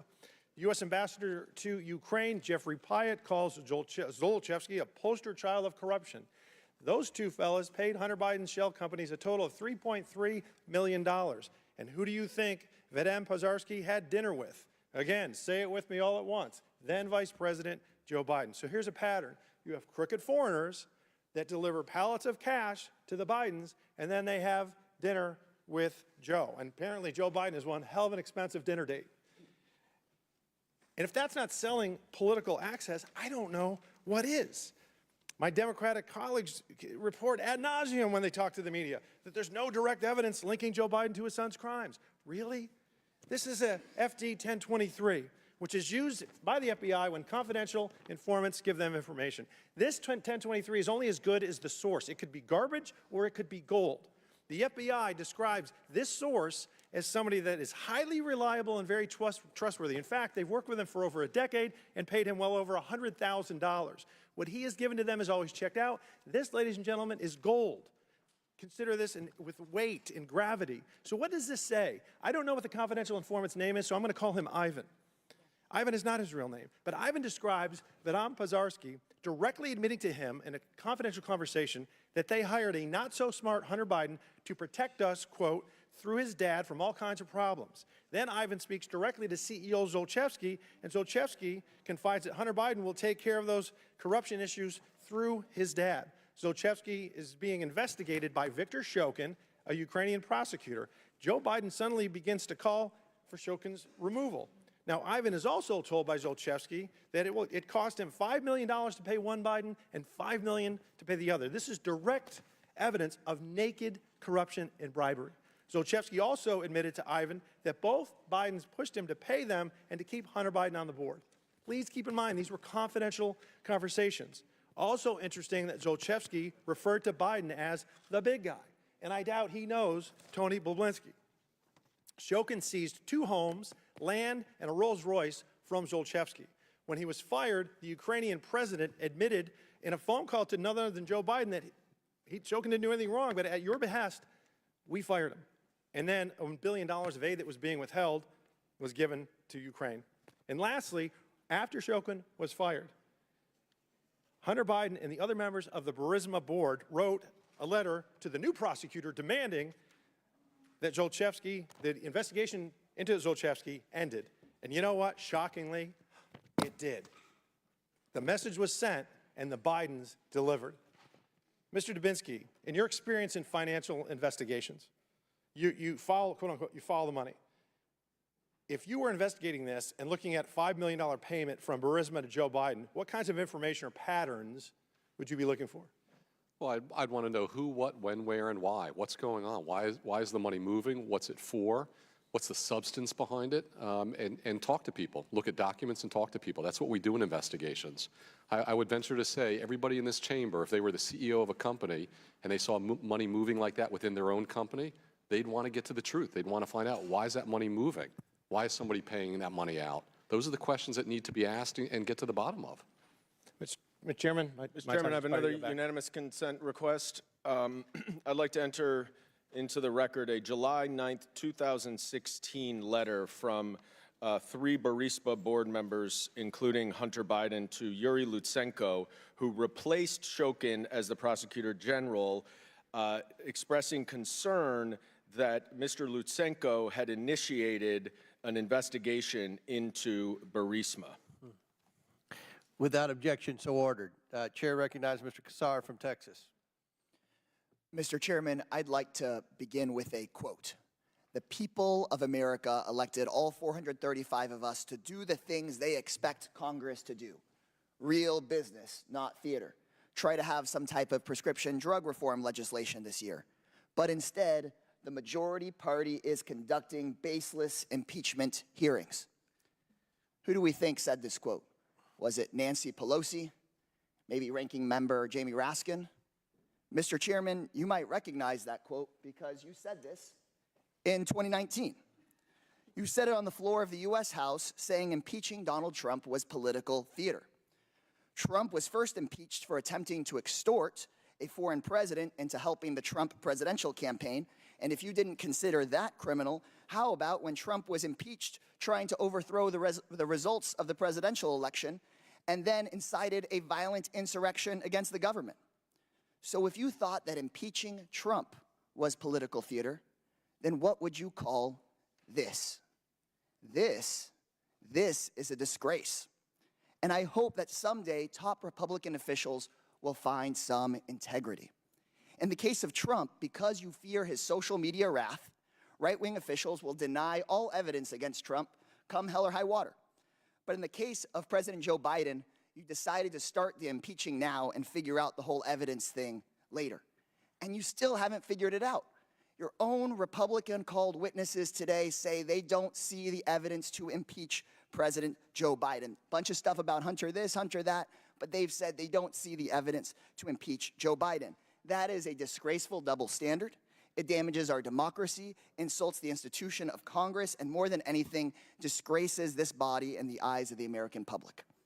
This inquiry is a cynical attempt to tar everyone, to make everyone look suspect, make everyone look corrupt, so that voters just give up and say, there's not much difference here.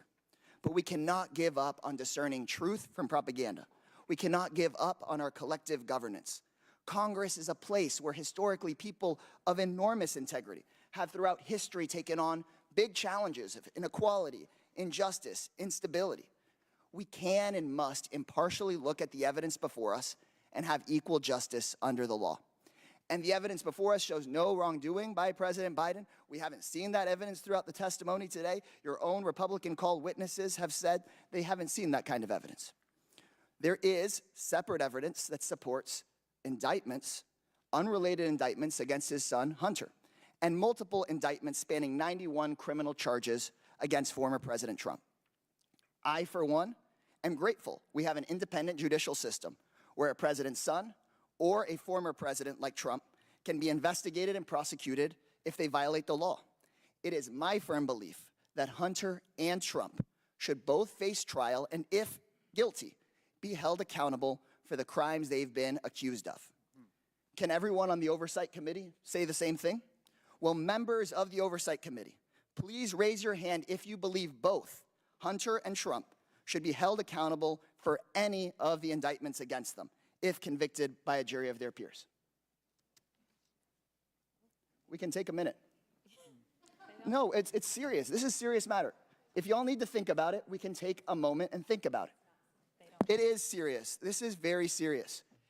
Think about it. Should both Hunter and Trump be held accountable? I want to see whether you'd raise your hand. Should Hunter and Trump both be held accountable if they're found guilty on any of their indictments?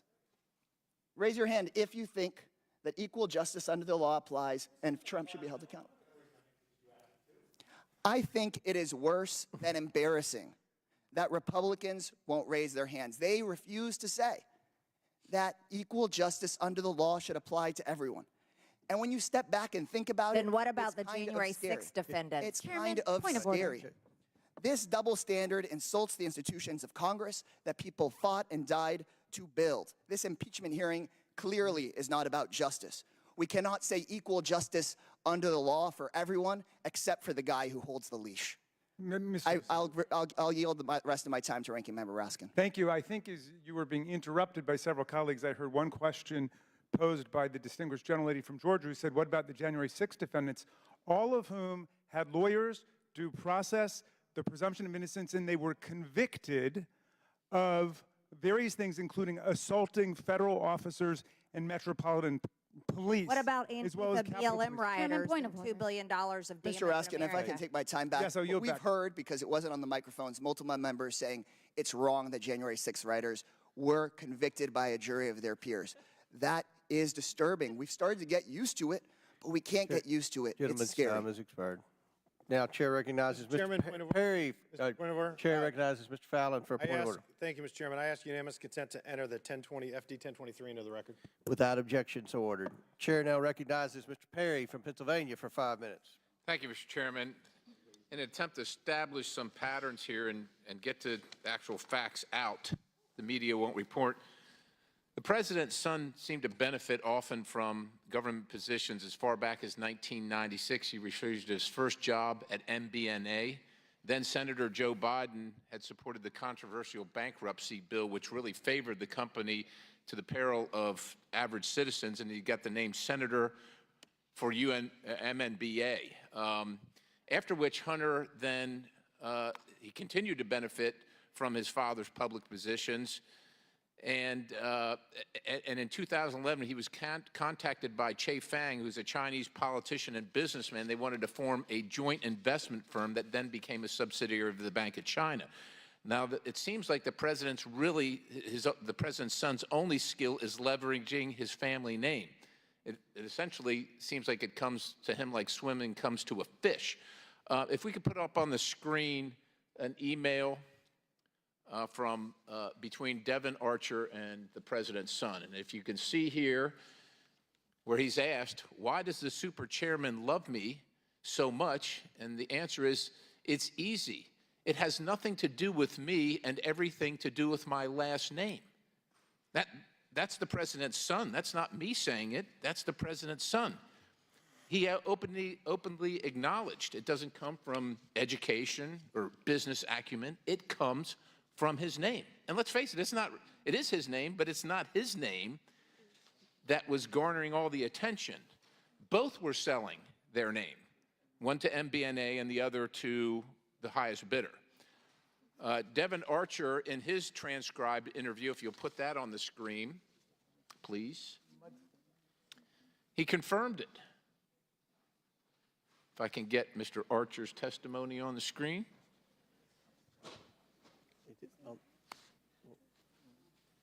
Well, while it's getting up there, because the clock's going to. It's not up there.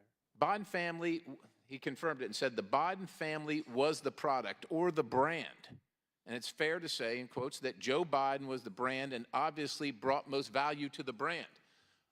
I make that case because the president's son was addicted to drugs and he was frequenting prostitutes, so I suspect his value of a brand was pretty low compared to his father, who was the vice president of the United States. I mean, companies brand their products, whether it's a food company or a car company or shoe company, they brand it because it provides trust by their buyers or from their buyers. Now, this committee first released a bank memo on March 16, 2023, that showed that less than 2 months after the vice president left office, State Energy HK Limited sent Robinson Walker, again, a very close friend and business associate of the Biden family, $3 million. Shortly thereafter, literally the next day, and within the next series of days, Robinson Walker sent over $1 million to the Biden family and associated businesses, and they were sent in suspect incremental payments. And it follows a pattern. I can give you other instances where the exact same thing occurred. 1/3 for Robinson Walker, 1/3, 1/3 here, 1/3 there. That's how it worked out. Now, the Biden family provided no legitimate services, yet Hallie Biden, reportedly working as a school counselor, was provided some of this money. For what? What was the product or what was the service?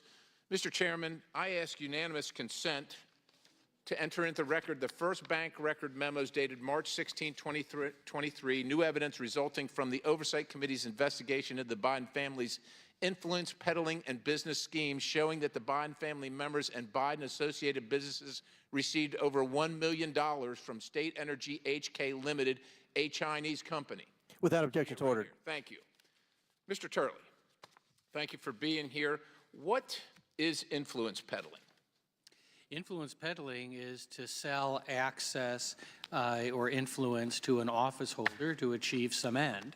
There's sometimes a very clear quid pro quo, which is a specific act that you want. Sometimes it's a general pattern of corruption of favoring someone. I actually, in my testimony, gave the I believe it was the Canadian definition, which I thought was a particularly good one under their law.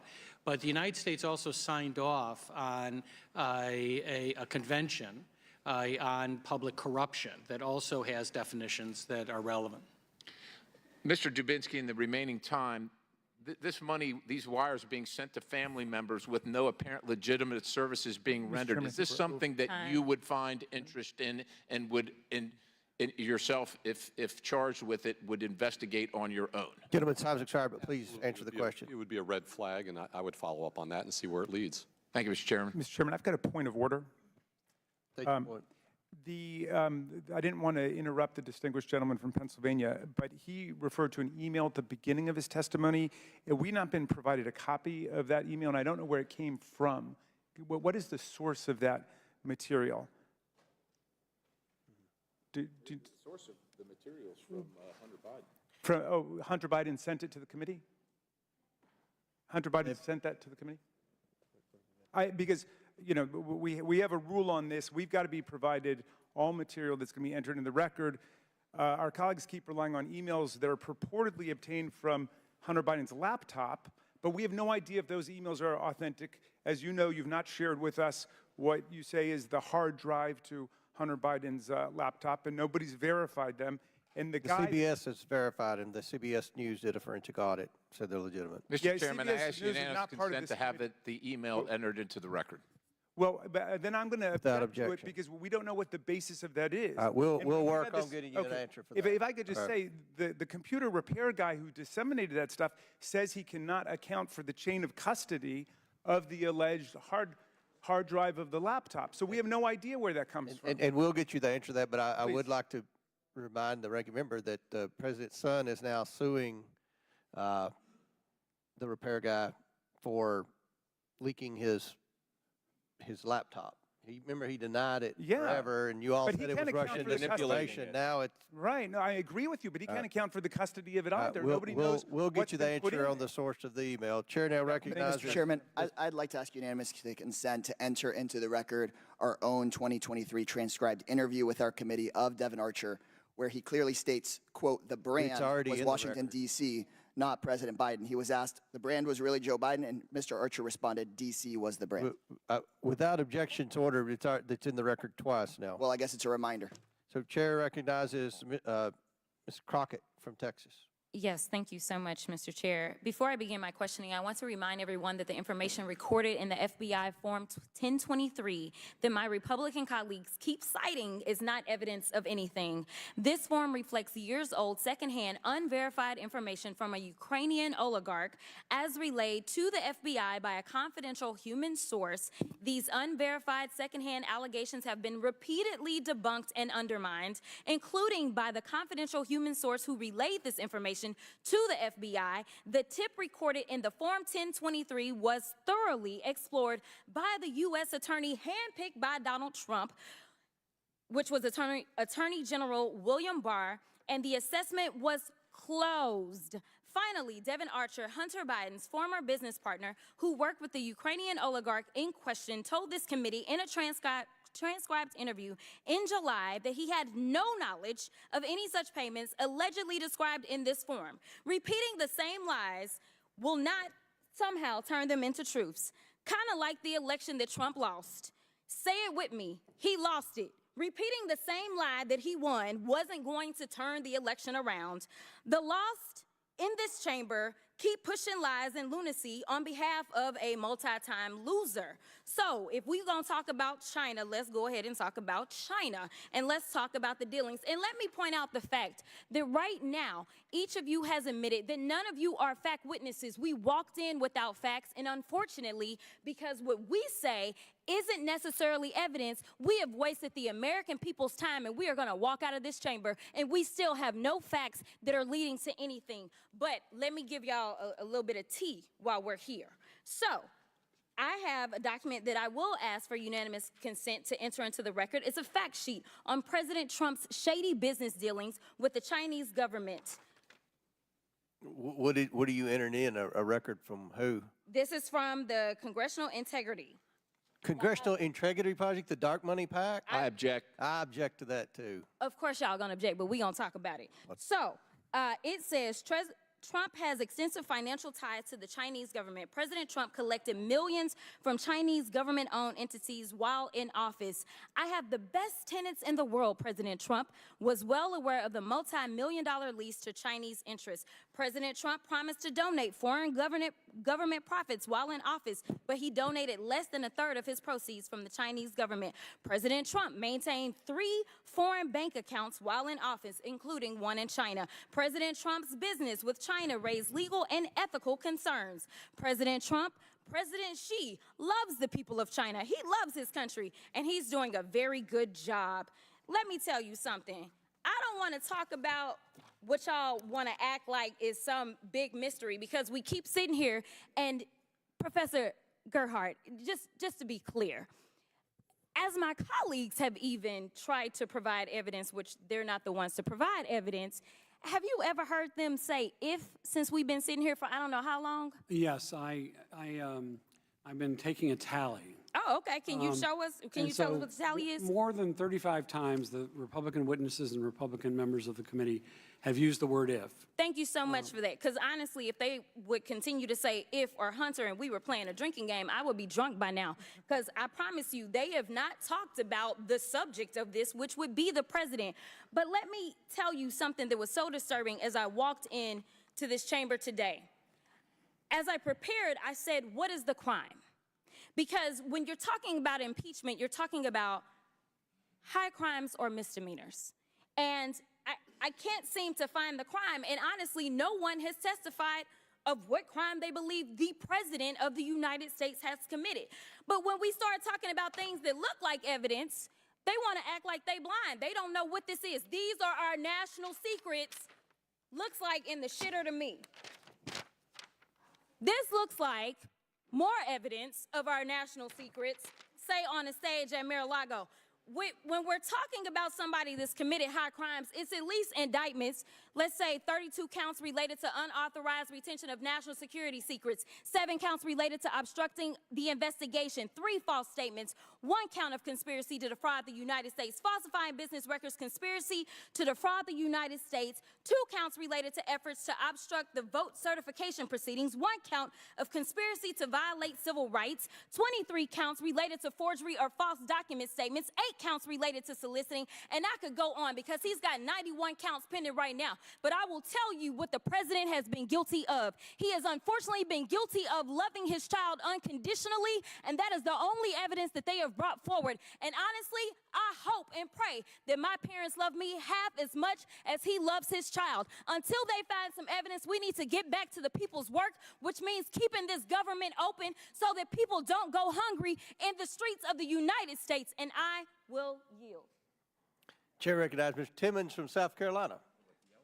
Thank you, Mr. Chairman. I'm going to try to simplify this for the American people.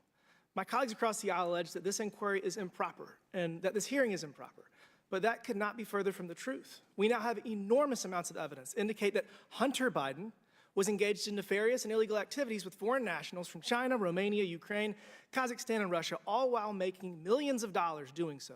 We don't even know the full extent of it yet. To date, we've discovered up to $25 million in payments, and that's without even having Hunter Biden's personal bank records. The question is this, though. This is the question. This is why we're here. What did Joe Biden know and when? Due to the evidence that we've found to date, Speaker McCarthy appropriately initiated an impeachment inquiry to give us additional tools to get the answer to that question. Based on the circumstantial evidence we have, the laptop, the whistleblowers, shell companies' bank records, and testimony from Devin Archer, this Congress has a duty to further investigate whether Vice President Joe Biden was an affable, loving father, simply taken advantage of by his delinquent son, or a knowing participant who was complicit in the scheme and financially compensated for his role. That is why we are here today, to answer that simple question, to determine if our current president is compromised. Look, this scheme is complicated, all these countries and all these different roles different people played, but the plan is simple and repeated often. A foreign client has a problem. The foreign client pays a Biden. The vice president leverages influence to force favorable outcomes for the client. The Biden family earns their fee. That's the scheme. We've seen it played over and over. As we continue to investigate all of this wrongdoing, I've put a lot of time trying to figure out how all this got started. In 2014, it seems that Vice President Biden, after 4 decades of public service and thinking he would never hold public office again, started down a slippery slope. Perhaps he just wanted to help his struggling son. Maybe he never intended to sell policy decisions and for the Biden family to get millions of dollars. But there's mounting evidence that suggests that that may very be what has happened. It all began in the spring of 2014, though. Hunter Biden gets his father to have dinner with foreign nationals and his business partner, Devon Archer, in Georgetown. The foreign nationals attending this dinner were Karim Masimov, the Prime Minister of Kazakhstan, Kenes Rakishev, a Kazakhstani oligarch, Yelena Baturina, a Russian oligarch who also happened to be the wife of the mayor of Moscow. We know that beginning in early 2014, Baturina sent a $3.5 million wire to one of Hunter Biden's shell companies, and Rakishev wired $142,300 to yet another shell company for Hunter Biden to buy a Porsche. We have the bank records to prove this. So the logical question here is, what was this money for? What were the goals of those payments? For Baturina, it seems, her motives were clear. She knew that Russia was going to invade Crimea, and as a response to the invasion, the Obama administration would inevitably announce sanctions and visa bans. Who's left off the list that the Obama administration published? Who was noticeably missing? Yelena Baturina, the richest woman in Russia, the woman who wired Hunter Biden $3.5 million just days earlier. That's just a coincidence. For Rakishev, the motive was to leverage Biden's influence to aid in the facilitation of the sale of Kazakhstani state oil rights to Burisma. And guess what? In December of the same year, Rakishev's oil company and Burisma joined a Chinese Communist Party-linked company and announced a deal. Everyone got rich. Again, another amazing coincidence. These are only the first 2 of dozens of examples of the scheme. A foreign client has a problem. A foreign client pays a Biden. Vice President leverages influence to force a favorable outcome for the client. Biden family earns their fee. Our work over the last 9 months warrants additional scrutiny of Biden family members and business associates and requires additional tools at our disposal to uncover whether Joe Biden was complicit. Again, the purpose of this investigation. Our next steps are to subpoena additional documents that will give context to these transactions to help determine Joe Biden's culpability. We're going to subpoena Hunter Biden's personal bank records, various business records such as invoices and contracts to clarify what these payments were for, Secret Service logs detailing movement patterns of then Vice President. The list goes on and on. And again, I just want everybody to remember, we're doing this because the Department of Justice, the FBI, and the IRS refuse to do their job. And we have evidence just in the last week that they're actively concealing these possible crimes. If we discover that Joe Biden was taking half of Hunter Biden's income, like Hunter told his daughter in a text message, I hope that my Democrat colleagues will put politics aside, do the right thing, and join us in impeaching a corrupt president who sold out the American people. And with that, Mr. Chairman, I yield back. Yields back. Chair now recognizes Mr. Goldman from New York. Thank you, Mr. Chairman. This hearing is entitled The Basis for an Impeachment Inquiry. You would think that after 8 months of an investigation, we would not need to have a hearing with no witness who has any direct knowledge of the evidence to determine that there is a basis for this impeachment inquiry. And this is an impeachment inquiry. Mr. Turley and Mr. Gerhardt testified in 2019 in the official impeachment process in the Judiciary Committee. The inquiry was in the Intelligence Committee. And in the Intelligence Committee, there were 17 firsthand witnesses with direct knowledge of the allegations. And the public hearings had 12 witnesses, all with firsthand. Here we are in our first hearing. No one has any actual knowledge or evidence. There's nothing new here. So why don't we have some of the fact witnesses here? You've brought them in. They've come in already. What about Devon Archer? Now, Mr. Donalds and the chairman now want to disavow Mr. Archer's testimony that Mr. Biggs entirely relies upon, but they don't want him to come sit here. Why? Well, maybe because he testified that Joe Biden never discussed business with Hunter or other business associates, he got nothing from their businesses, and he never took any official acts related to the businesses. Or maybe the American people might hear that this $3.5 million from Baturina actually had nothing to do with Hunter Biden, which is what Devon Archer testified. Or what about Eric Schwerin, Hunter Biden's partner and accountant?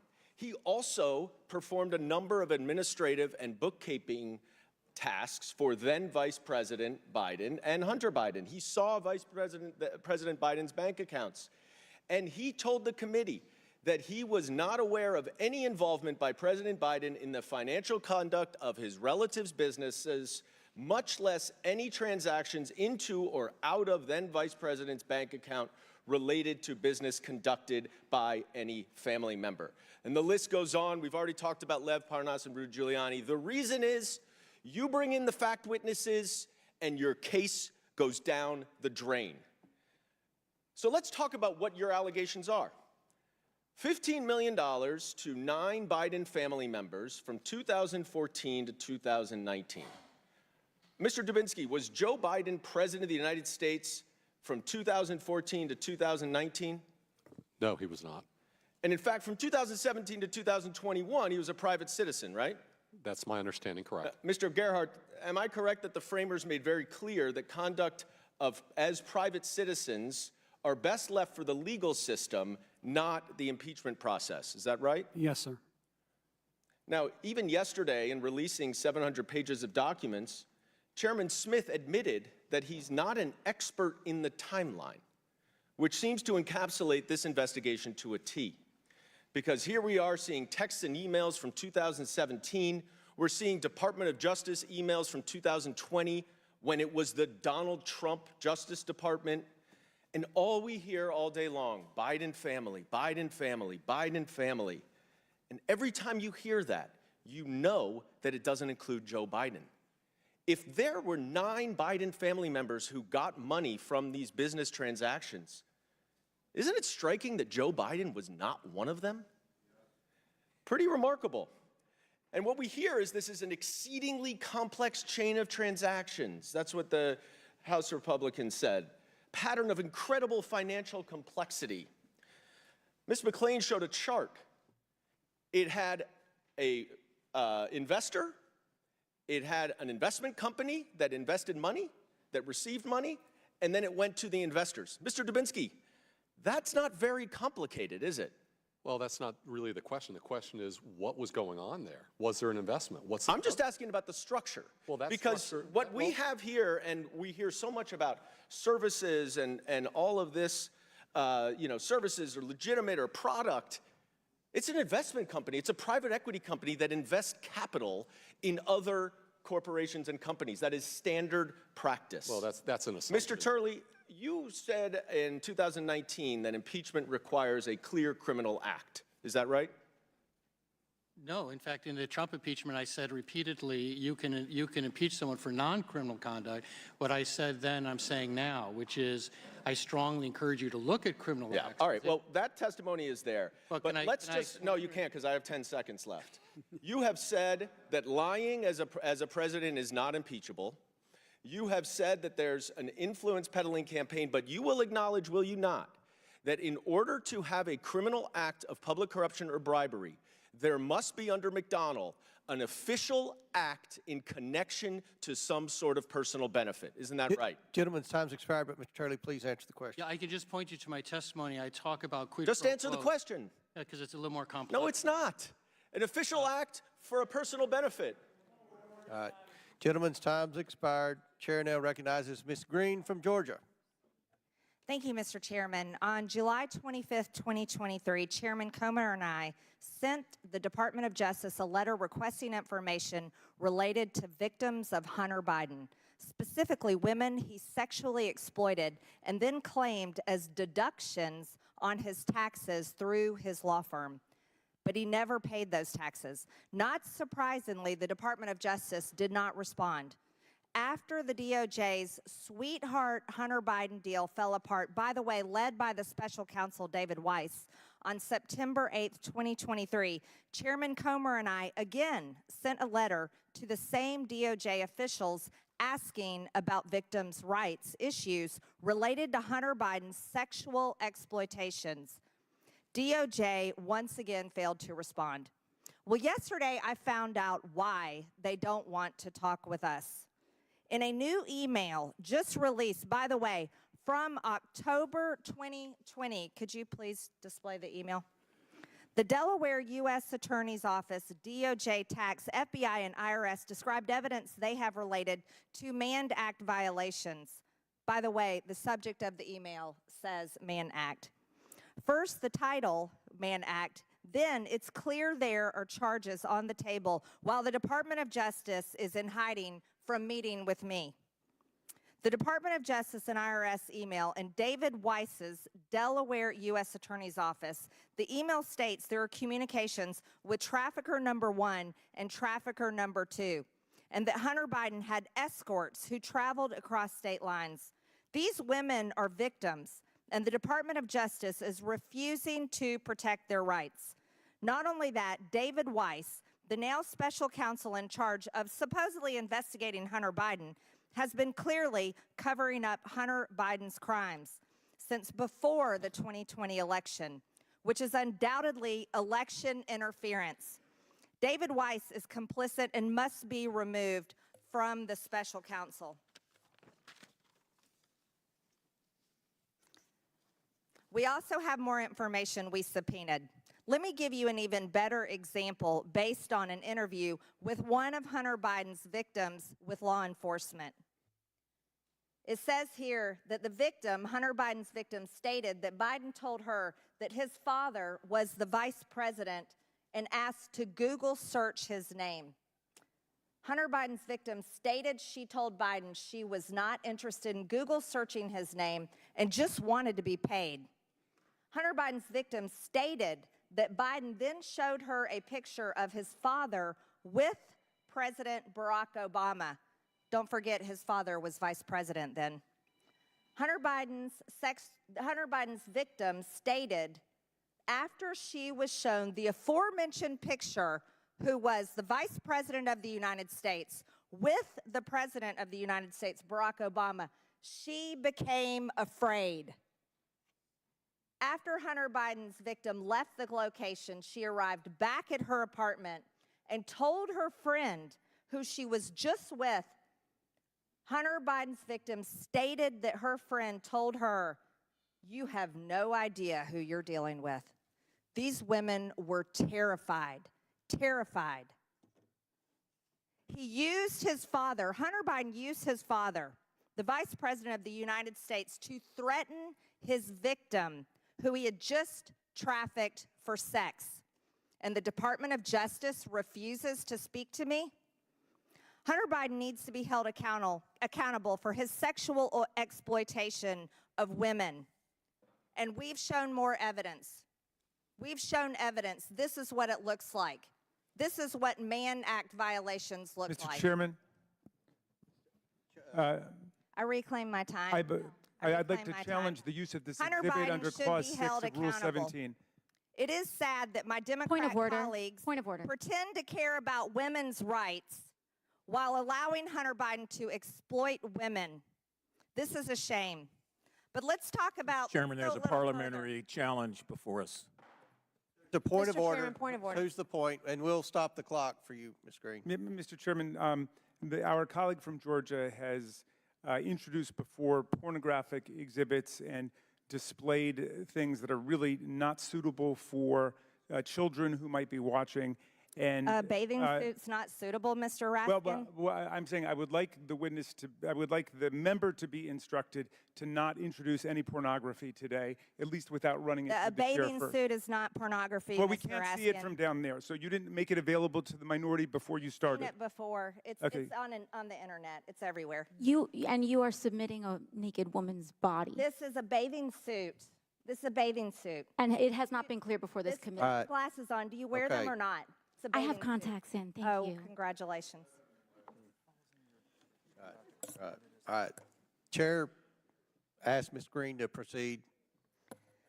Now let's talk about more evidence the Democrats have denied that's turned out to be true. We all know Joe Biden is the big guy. And we confirmed that Hunter Biden was lobbying his father. Here's another example that was just released yesterday.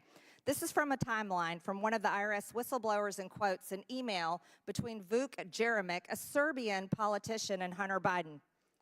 Did you have a chance to talk with the big man?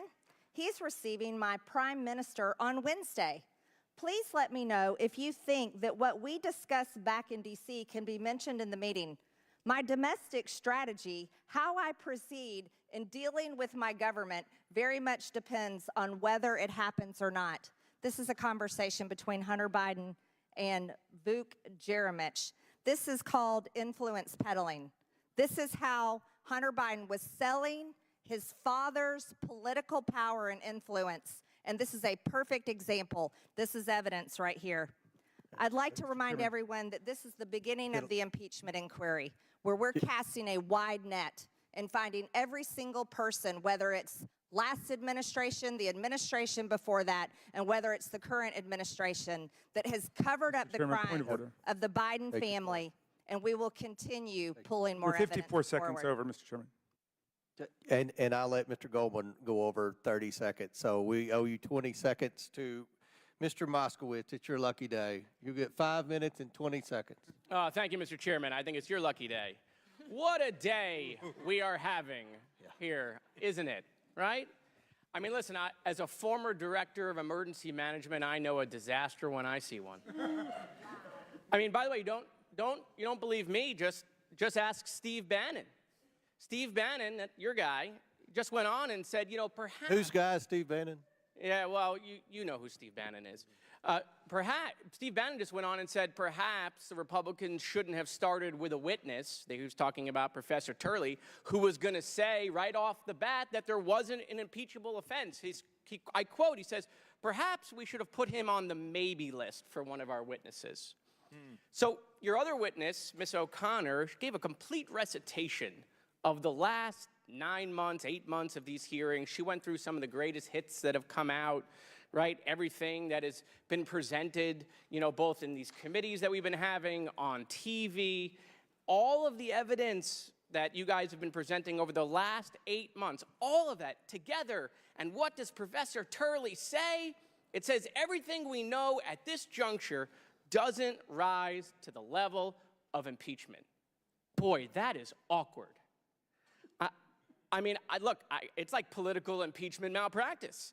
But look, let's go back at some of the previous comments that my colleagues have given. So the chairman, and I have a slide, the chairman goes on Hannity, right? You guys all know Sean. You appear with him on Fox News all the time, right? And Hannity asks a softball question, right? This is a total softball. Do you believe that this is now officially the Joe Biden bribery allegation, and do you believe you will be able to prove it? The chairman should have just said yes, but nope, he says hope so, because he doesn't have any evidence, couldn't say yes, right? Next slide, please. Then we have Senator Grassley. Grassley says what we all know out loud. We aren't interested in whether or not the accusations against Vice President Biden are accurate. Chuck, we know. We know you're not interested in the truth. Next slide, please. And then Donald Trump, you know, he's giving it all away. We know he likes to show his cards. He says, I think had they not done it to me, perhaps you wouldn't have it being done to them. And this is going to happen with indictments, too. So, you know, Donald Trump, the tough guy, right? What is he saying? He's teaching the lesson we all teach our kids, right? If they do it to you, go do it back. So look, we're all appearing now in the world's worst acted TV drama, right? It's been picked up for a second season, the Real House Republicans of Oversight. You know, perhaps the material's so bad due to the writer's strike. I mean, how many Republicans, Freedom Caucus members, part of the Chaos Caucus, have said there's no evidence to impeach Joe Biden? And again, of course, we know it's not about the evidence. Why? Here's a list of all of the articles of impeachment that have been filed by my colleagues, some that are on this committee. When was the first article filed? It was filed in January of 21, 2 weeks after January 6th. So before we had a single hearing, before they went through this myriad of phishing, they were filing articles of impeachment. Professor Turley, you said this doesn't rise to the level of impeachment, and you said they shouldn't prejudge. Well, here's a list right here of every single member, many on this committee, prejudging. They're filing articles of impeachment. COVID, Afghanistan, Hunter Biden, and they're all one-upping each other in the Donald Trump Friend Olympics, trying to get invited to the sleepover at Mar-a-Lago. Oh, I filed articles of impeachment against Merrick Garland. No, I filed articles of impeachment against Kamala Harris.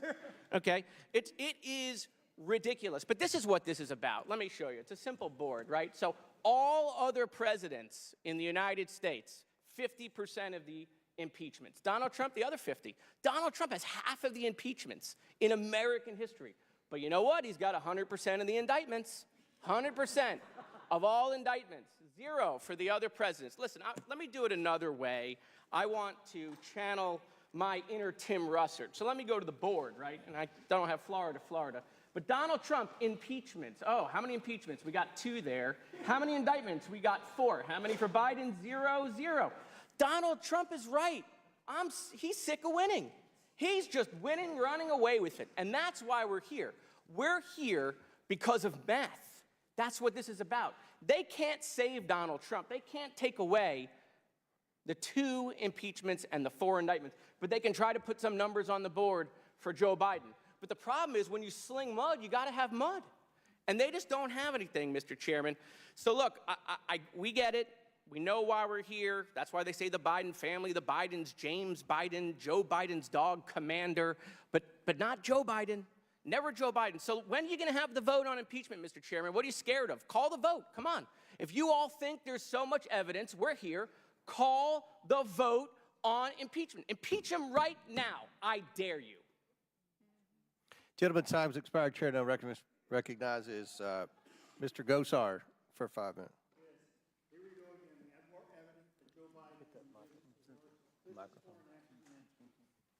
time, Chairman the CEFC of China Energy. Who is Chairman Yi? Chairman Yi and CEFC reportedly had connections to the Chinese military. Though it was in theory a private company, CEFC has layers of Communist Party committees, which are usually staples of state-owned enterprises. This CCP-affiliated entity was closely connected with China's Belt and Road Initiative, and there's evidence Joe Biden was in business with it. Joe Biden was engaged so closely with Chairman Yi and CEFC that he planned to share office space in Washington, D.C. with him. Joe Biden was actually considered a partner. Let's break down the evidence. The email I have on display shows on September 21st, 2017, yes, we'll talk about that in a minute, Hunter Biden emailed the general manager of House of Sweden, a building in Washington, D.C., to request that keys be made available for office mates Joe Biden, Jill Biden, Jim Biden, Gong Wendong, Chairman Yi's CFC emissary. Not only did Joe Biden share office space with the Chinese Communist-affiliated CFC leadership, his son, Hunter Biden, asked that the signage for the venture be listed as, quote, the Biden Foundation Hudson West, CEFC US. In case it isn't clear that Joe Biden wasn't a partner in these business dealings with CCP-affiliated entity with a key to shared office space, the email I now have on display shows that Hunter Biden specifically referenced Joe Biden as his partner in this venture. Hunter even shared the personal phone numbers for Joe Biden, to whom Hunter Biden refers to as his partner, along with Gong Wendong, Chairman Yi's emissary, and Jim Biden. The management was told to call Joe Biden if they chose. CEFC Chairman Yi additionally gifted Hunter Biden a diamond worth $80,000 during their business relationship. Chairman Yi was detained in 2018 by Chinese authorities. It was initially reported by Chinese media that his detention in China was ordered directly by Chinese President Xi Jinping. Mr. Chairman, I ask unanimous consent at the end of the record this email dated September 21st, 2017, showing Joe Biden's involvement sharing of office space with his family CCP-linked business partner, Chairman Yi Ying-ming. Without objection to order. Now let me ask you a question. Who do you think I'm referring to? Who has a family of high-ranking government officials receiving tons of money, cars, and luxury items from a foreign government? You might have said Senator Menendez, and you would be right. But Hunter Biden also received those same things. Mr. Turley, in your experience, is it concerning that a public official such as Joe Biden is involved with the CEFC, China Energy, a company with ties to CCP, and Chairman Yi, who was later detained by China for fraud? Well, it's certainly a concern that some of these individuals have been either accused of or has been convicted of fraud, including one by the United States government. The question is whether that conduct extended to the vice president or the president today, and whether that's part of a continuum of conduct. Mr. Dudinsky, when you see a pattern of problems, particularly in corruption, doesn't that pattern usually continue? It's a cover-up. Do you agree with that statement? I do. We call it pattern evidence, and that's what we look for when we're doing investigations, to see what's continuing in that regard. So if you were started prior as a vice president, we would continue through this as a private citizen. You'd see it also as a president. So those would be aspects that you would follow through, right? Absolutely. Now for all three of you, real quick. The other side has said over and over again, you've given no information. But isn't it true that we should be looking to you for establishment? I'm not an attorney, neither are a bunch of these folks here. Shouldn't we be utilizing your expertise to go get that information to make sure it's valid? Mr. Turley, would you agree with that? I agree. My testimony tried to lay out the historical baseline for an inquiry. This is just the beginning of that formal inquiry. Ms. O'Connor? My testimony was to aid in understanding what the whistleblowers had brought forward. Mr. Dudinsky? And my testimony was centered around conducting an unbiased investigation and getting to the truth. See, unbelievable. I think this is just so perfectly set up. We wanted the very basis of this, and we wanted a slow, methodical, make sure it is done appropriately. You know, it just overwhelms me when we start to see the rhetoric that comes out of that side, and especially the show that we just saw. You know, that belongs on Saturday Night Live. Mr. Chairman, I yield back.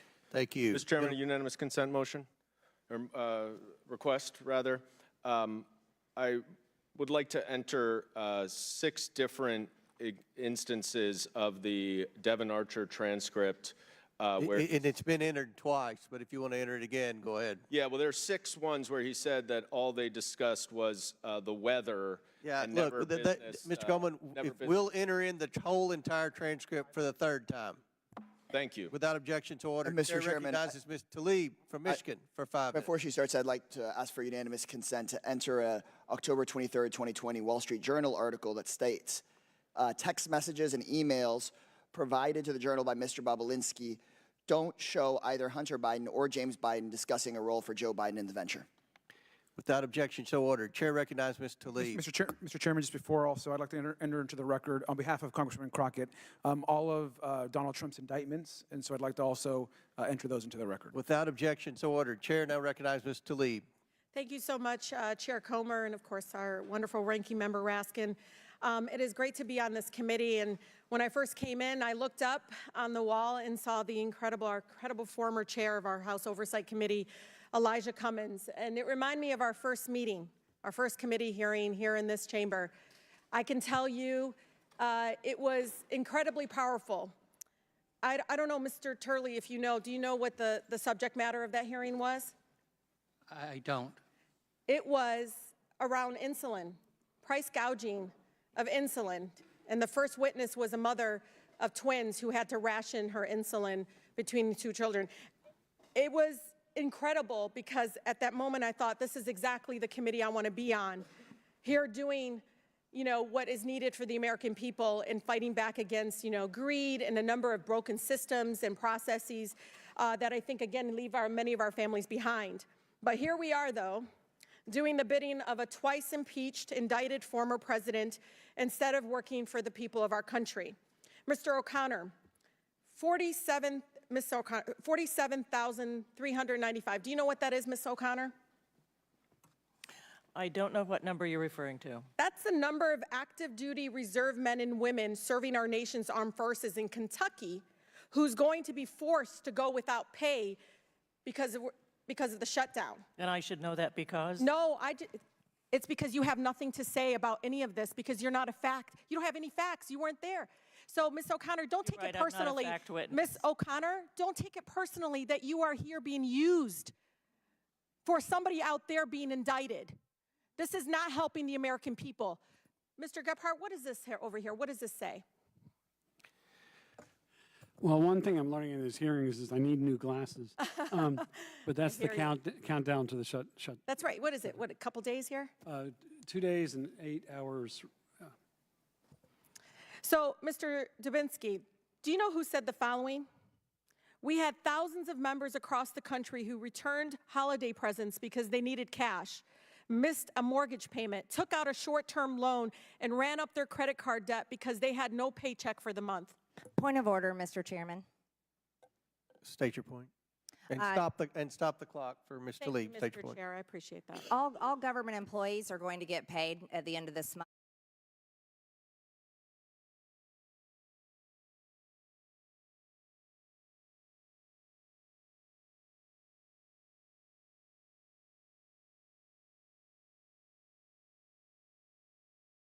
Hold on, Chair. Mr. Chair, Recognizes but we Ms. can't allow Talib. people to be misleading the American people. We all know. I was here.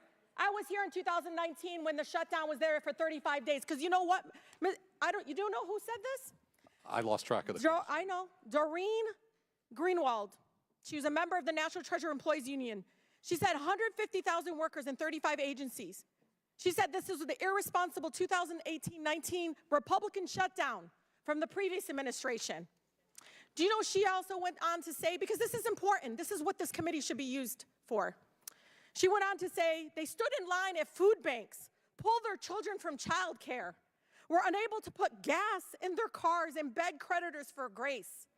This is not how the United States of America should treat its own employees. That is verbatim from a federal employee that did not get paid at last shutdown. So let's not lie to the American people.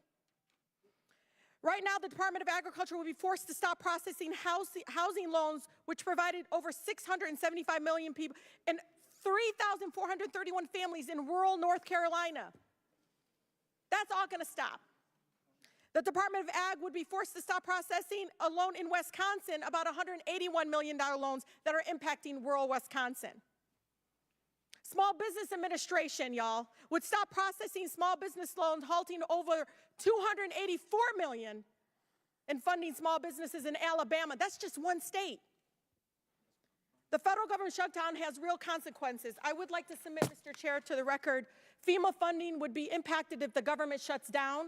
This is in regards to the impact in Florida specifically if the government shuts down and the impact on the many, many humanitarian aid that has to go to many homeowners that were impacted. Without objection, so ordered. In my district, 56,000. Do you know what that is? That's a number of children that will lose their child care spot, the spot to receive child care. State, countrywide, is 3.5 million children impacted. This is how many children, again, our caucus, again, Republicans, are literally just putting aside and saying, no, we're going to do this instead. We're going to go and bring the campaigning, the ugliness, toxicity that our families don't need right now into this chamber instead of doing what we need to do, which is making sure we have a functional government that provides for our families. When it comes to dysfunction, to all our witnesses here, you're now part of it. You came to this committee. They're overachievers when it comes to dysfunction. Why stop at destroying child care across our country? They're devastating public health, education, social safety nets in our country. And Ms. O'Connor, you are part of it now because you came here. Chair, So don't say that you're ladies, not part. time's expired. Chair now recognizes Mr. Burchett from Tennessee. Thank you, Mr. Speaker. President Biden has sent over $110 billion of taxpayers' hard-earned money to Ukraine and wants to send even more. Yet his son failed to pay any taxes on the millions of dollars he received from Ukrainian companies. Many folks in East Tennessee can't afford to buy even their dadgum groceries, let alone a home or an automobile. But these decent people and Americans all over the country still pay their taxes. The fact is, if your last name is Biden, you don't have to play by the same rules. Who's going to write the check for the money Hunter Biden didn't pay now that it's too late to bring charges to these taxpayers? Who's paying taxes on the $250,000 that China sent to President Biden's Delaware address? I'll tell you who. It's the hardworking Americans that got to get up every morning that don't come into work at 10 o'clock and take 2 hours for lunch and then walk out of here in their Brooks Brothers suit with their jacket thrown over their dadgum shoulder, claiming that they worked hard because they know they didn't work hard. The people back home are working hard and they're paying their dadgum taxes. Yet the Biden family doesn't have to. This past July, 2 high-level IRS agents, Gary Shapley and Joseph Ziegler, testified before our committee. They painted a very disturbing picture, worse than the one of Hunter Biden's paintings, by the way, of misconduct and obstruction within the Department of Justice criminal investigation of Hunter Biden, the Biden family business dealings. They testified that Hunter Biden should have been charged with a tax felony, not a misdemeanor. Hunter was saved by Merrick Garland's decision to change the department's long-standing policy to charge the most serious offense that can be proven. This paved the path for Hunter Biden to attempt to plead guilty for 2 tax-related misdemeanors rather than any of the 6 felonies recommended by the department's tax division. I've literally seen people in Tennessee be charged with more for traffic violations. Moreover, Mr. Garland's decision does not align with Chapter 10 of the Criminal Tax Manual, which prohibits prosecutors from allowing a defendant to plead to a misdemeanor when elements of a felony can be proven. David Weiss should have followed department policy and charged Hunter Biden with tax felonies. The Department of Justice should have ensured Hunter paid his back taxes just like any other person in this position. Hardworking Tennesseans shouldn't have to subsidize the Biden family's crime spree. I'd like to know that any of them paid any of their dadgum taxes. I yield the remainder of my time to my friend from Ohio, Jim Jordan. I thank the gentleman for yielding. Mr. Turley, I want to get back to what you said in your written statement about the abuse of power model that we've seen in other administrations and you think may exist here with this administration. I just want to look at the gentleman before me was just talking about the way the Justice Department ran the investigation into Hunter Biden. And some of the things we've learned from the whistleblowers were they were prevented from taking certain investigative steps. They couldn't interview the adult grandchildren of the president. They couldn't execute a search warrant on a storage unit without first tipping off the defense counsel. They couldn't use, in interviews they got to do, only a couple, they couldn't use the term big guy. They couldn't look at political figure one, which we know is the big guy, is Joe Biden. They couldn't investigate tax years 2014 and 2015 because they let they couldn't charge for that, I should say, because they let the statute of limitations expire. Is it an abuse of power when the Biden Justice Department stops investigative steps that all potentially lead to Joe Biden? It certainly can be if there's a linkage to the president. If you look back, I think Article 2 of the Nixon impeachment was an abuse of power provision that dealt with that type of nexus. Article 1, I think, of the Trump impeachment, I think, dealt with that type of nexus. So you just have to establish those linkages as you go forward in an inquiry to make an article of, to substantiate an article of impeachment. I want you to elaborate on something you said earlier, too. I wrote it down. You said, confirmed corrupt influence peddling operation. Can you elaborate on what you think that entails? That's pretty strong words. That you said the Biden influence peddling scheme was confirmed corrupt influence peddling operation. I think that it's now, in my view at least, largely unassailable. Even people that have long been critical of some of the investigations have acknowledged recently, particularly after the Archer interview, that this was an influence peddling effort. Whether it was an illusion or not is part of the task for the inquiry. But it seems to me abundantly clear from these emails and statements and now sworn testimony that Hunter Biden and his associates were selling access to Joe Biden. And the question is whether any of that effort resulted in decisions and changes being made by Joe Biden, and also the degree to which he knew of it, directed it, encouraged it. That's all the subject of an inquiry that has to be determined. It can be disproven or proven, but that's what lays ahead of you. Yep. I yield back to the gentleman. Appreciate the gentleman for yielding. Gentleman's time's expired. Chair now recognize Ms. Porter from California. Thank you very much, Mr. Comer. Mr. Dubinsky, do you believe that this impeachment inquiry has merit? Again, I'm not a legal scholar. I'm a forensic accountant. I think from what I've seen, there's merit for the inquiry to look for other information now. Okay, so I'm going to say yes, you believe the impeachment inquiry has merit. Yes. Ms. O'Connor, do you believe this impeachment inquiry is legitimate? I don't know enough about the House rules and how things are supposed to work here to know whether it is or not. Okay. Mr. Turley, do you agree? Do you think this impeachment inquiry has merit or is legitimate?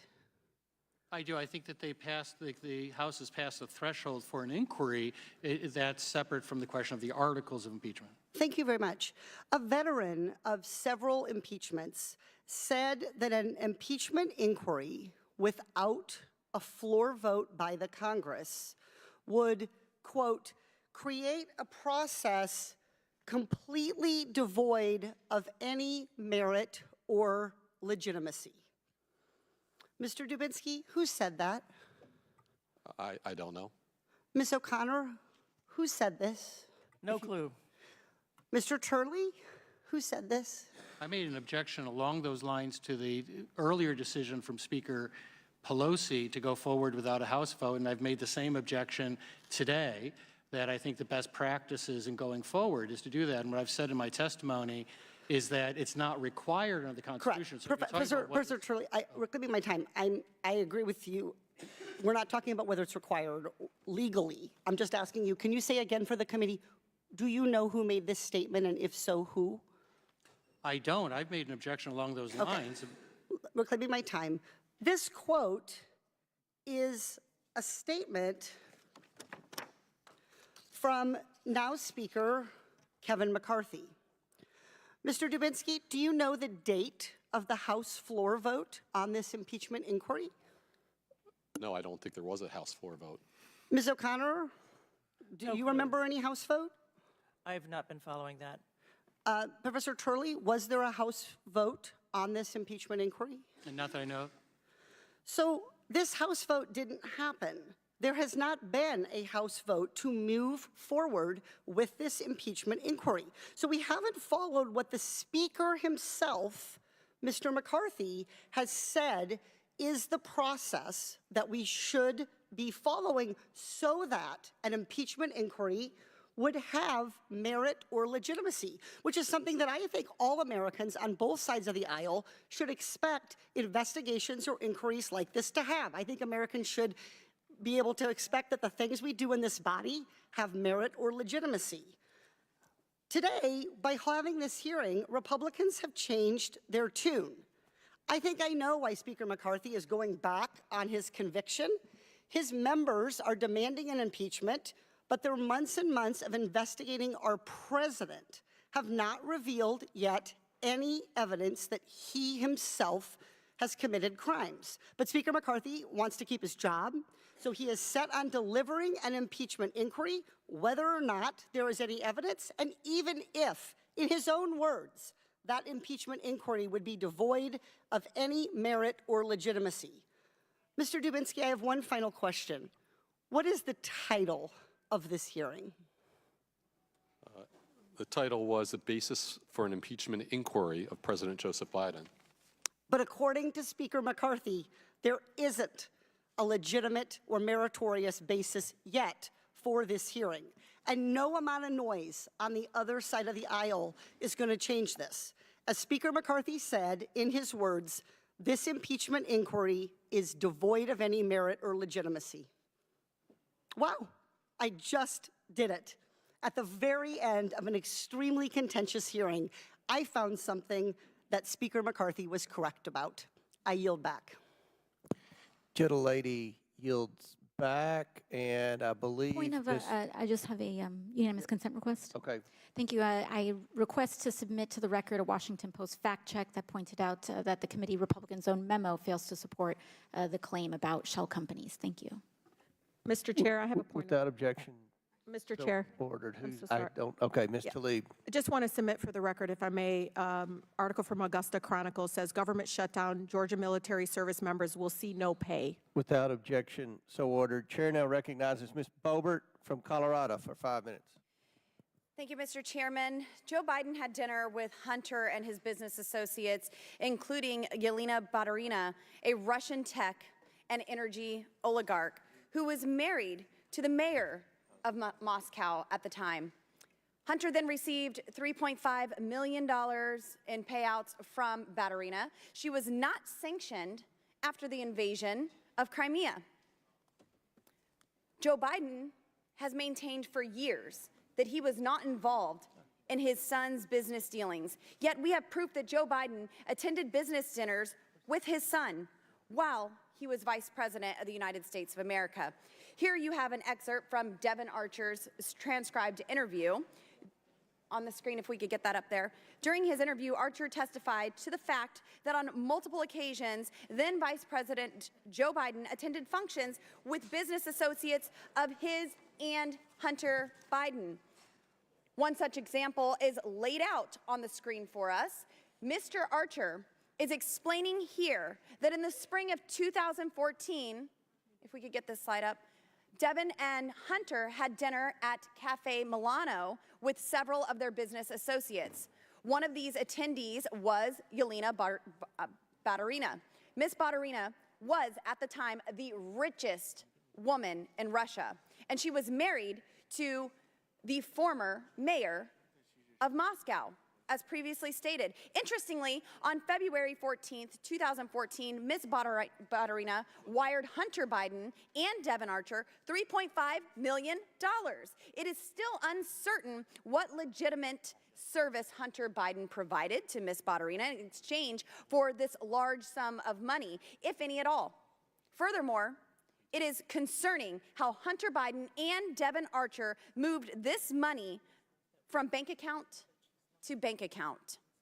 And it is also convenient that the U.S. government never placed Ms. Botterina on their public sanctions list after Russia invaded Crimea. This billionaire continued to invade public sanctions lists even after Russia invaded Ukraine. I want these facts to be clear to the American people. The billionaire continued to evade the public sanctions lists after Russia invaded Ukraine. Joe Biden's attendance at this dinner shows that Joe Biden's involvement in Hunter Biden's deals was more than just the illusion of access. It was access. There were direct benefits leading to Hunter and his business partners after Joe's attendance at this Cafe Milano dinner. This pay-to-play type of engagement was selling direct access to Joe Biden and the office of the Vice President of the United States. Mr. Chairman, I ask unanimous consent to enter to the record the third bank records memorandum produced by this committee on Oversight and Accountability on August 9th, 2023. Without objection, to ordered. Mr. Turley, as an expert on constitutional issues and impeachment, where does selling access to an executive office fall in terms of what justifies an impeachment inquiry, and what is deemed an impeachable offense? Well, it's two separate questions. What I've suggested is for the four areas for articles of impeachment that you can explore, you can look at some of the criminal code, and that includes things like bribery under 201, Hobbs, the Hobbs Act cases, and those have different standards that I think are relevant. In terms of the impeachable standard itself, there's been obviously decades of debate about that. I would hope that there would be general agreement that public corruption, if the president engaged selling any access, right? If yes. If he engaged in public corruption involving any sort of peddling of influence. Now, as a follow-up, in previous impeachment inquiries, have actions such as influence peddling and pay-to-play schemes like this been deemed as offensive to the conscience of the American people in such a way to warrant an investigation? Well, I think that there's certainly a basis for this inquiry to go forward. There's, you know, my position is simply that this is early on in an inquiry in terms of linking these, which are still just allegations, to the president, and that's the linkage you have to establish. Thank you, Mr. Turley. It is far time for Joe Biden to stop lying to the American people about his shady foreign business deals. He intentionally misled the American people by using complex maneuvers to pocket millions of dollars from our adversary. He lied when he was vice president. He lied as a candidate to gain the office of President of the United States. Now this committee has uncovered the truth, and it is time to impeach this compromised commander-in-chief. Mr. Chairman, I yield. The lady yields back. Chairman, point of order, if I could. I didn't want to interrupt the good gentlelady from Colorado, but you cannot engage in personalities against the President of the United States. We've established that, Mr. Ranking Member. Okay, and so you cannot say that Joe Biden lied. First of all, he didn't lie. Mr. Ranking Member, even if we've he had, established this at the beginning of the hearing. you can't say it, Mr. Chairman. I hope you agree with me. This is parliamentarian. I can provide you all the cases. Reclaiming order. Chair now recognizes Mr. Ivey. I have a unanimous consent motion before Mr. Ivey goes. Mr. I would like to reintroduce once again the Devon Archer transcript and especially point to when he says that Hunter Biden was not involved. We've re-entered it. This will be the fifth time. Without objection, we've re-entered the Devon Archer transcript for the fifth time. Now, Chair recognizes Mr. Ivey from Maryland. Thank you, Mr. Chairman. I appreciate the chance to let me weigh in today. Because it's such an important hearing. Mr. Turley, it's good to see you again. You should get office space here on the Hill, I think. This is our third or fourth committee hearing together. I do want to say this. You know, impeachment is one of the greatest powers that the Constitution gives to the House of Representatives. And I think it's important to make sure that we treat it with that level of esteem. But I think what's going on or has gone on here in the House for several months now is that power has been abused. And kicking off this hearing today, and I appreciate that the word probably used most today is if, because a lot of these statements are made in the forms of allegations, but with respect to connecting them to the president, that hasn't happened. There's a lot of, well, if this is true, then that. And I don't think that's sufficient to move forward at this point. I appreciate Mr. Turley's comment. I think you were saying before Ms. Boebert cut you off that it was early and that, you know, Mr. Biden hadn't been linked at this point. I think that's true. He hasn't been linked to any of these allegations that have been raised. I did want to talk about a couple of them specifically. With respect to the prosecutor issue, the removal of Prosecutor General Shokin, a couple of points I want to make on that front. Key one, I think, is that the removal of Shokin was actually detrimental to Hunter Biden and Burisma, because it was pretty clear based on statements and testimony that's been given here in the House before these committees and in other instances that he was not doing a great job, to say the least. He was sitting on the investigation. He wasn't moving it forward. I think there have been statements that have been made with respect to the IMF pressuring to have him removed by threatening to withhold $40 billion in international assistance unless he was removed. President Biden's request to have him removed along those lines was actually consistent not only with what he pushed for, or the IMF pushed for, but what others were pushing for as well, including Senator Johnson, I believe, on that front. So what we've got here is an effort to argue by our Republican colleagues that the removal of this prosecutor, President Biden asking or you know, pressing to have him removed, was in some way an effort to undermine an investigation for Burisma. But it's pretty clear, I think, based on, again, the testimony that we've received and that's been presented in Congress before and published in some of our documents, that that's the exact opposite. Things were moving forward, not moving forward with him there. They were more likely to move forward without him. And so there's really no linkage there between the president and derailing any kind of investigation. With respect to the Devon Archer statements,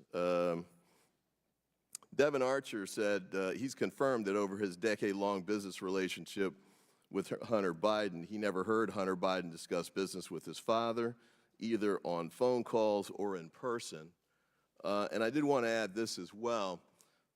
Mr. Biden's bookkeeper, Eric Schwerin, from 2009 to 2018, he was his bookkeeper, had access to his bank account, said that he had no knowledge of President Biden having any involvement in Hunter Biden's financial activities. With respect to the Weiss issue, and I know that's been an issue that's been pushed a lot too, that argument is that as you know, Weiss was derailing the investigation into Hunter Biden and slowing it down. You know, the key points on that obviously are the fact that Weiss was appointed by President Trump, and as Congressman Buck said a few days ago over in the Judiciary Committee hearings, if the president had removed Weiss when he first came into office, Republicans would have argued that that was an effort to derail the investigation against Hunter Biden. In fact, when the Attorney General testified, he noted that he had Senate Republicans who explicitly wanted him and sort of pressed for in their personal meetings that he promised not to remove Weiss or replace him. And we've had other testimony with respect to the FBI supervisors, the special agent who was in the SAC for the investigation, working with Mr. Weiss. Question, have you ever known U.S. Attorney Weiss to make prosecutorial decisions based upon political influence? Answer, no. Have you ever known any of the AUSAs in the U.S. Attorney's Office for the Office of Delaware to let their prosecutorial decisions be guided by political interference? Answer, no. So I apologize for running over, but Gentlemen, time's expired. Chair now recognizes Another Mr. unanimous Fry from South Carolina. request, Mr. Chairman. I'd like to enter into the record a bipartisan letter signed by Senators Portman, Johnson, and Kirk urging Ukraine to remove Mr. Shokin because of his own corruption. Without objection, so ordered. Mr. Fry. Thank you, Mr. Chairman. Professor, you know, in a trial, there's an exchange of evidence back and forth. What we see here today, we've presented evidence. I mean, the other side is a lot of bluster and theatrics. And also in a trial, you have affirmative defenses. I think the only affirmative defenses that are coming from the other side is, one, Donald Trump, like the ultimate affirmative defense that you could just say his name and all wrongdoing is gone away. I mean, Lisa McClain talked about this earlier, that he is living in their head. I would also submit to you that he's tap dancing in their head because that's all that they talk about. The second affirmative defense, according to the Democrats, is this magical shutdown clock that they have. But would it surprise you that every single appropriations bill that has tried to come before the floor, they have voted? They don't want a debate on government funding. They want to shut down the government. This is the kind of stuff that they're doing. And of course, the third affirmative defense, as you well know at this point, is attack the witness. Right? You don't have the facts, you don't have the law, you have theatrics, and you just go after the witness. It's like we live in amnesia, like they have this constant amnesia. We have statements from the ranking member about you don't need a vote on the floor, but that's what they talk about. You know, for the past 9 months, we've worked tirelessly to analyze all the evidence. Every single week, there's more evidence that drops. And this is despite the FBI. This is despite the DOJ. We have witness interviews, accounts of confidential human sources, whistleblower testimony. They haven't disputed that at all. Bank records, suspicious activity reports, text messages, WhatsApp messages. It's endless. And despite what my friends on the other side of the aisle may say, House Republicans have always held that this investigation should follow proper procedure and be done the right way, which is why we're here today. We know that Biden family members were complicit in and benefited from Hunter Biden's foreign business dealings. And as the lens begins to focus and as the evidence begins to mount, we uncover more and more about Joe Biden's involvement. Today, I want to focus on the FD 1023, a document that shows a conversation between a confidential human source and a Ukrainian business executive, Mykola Zlochevsky.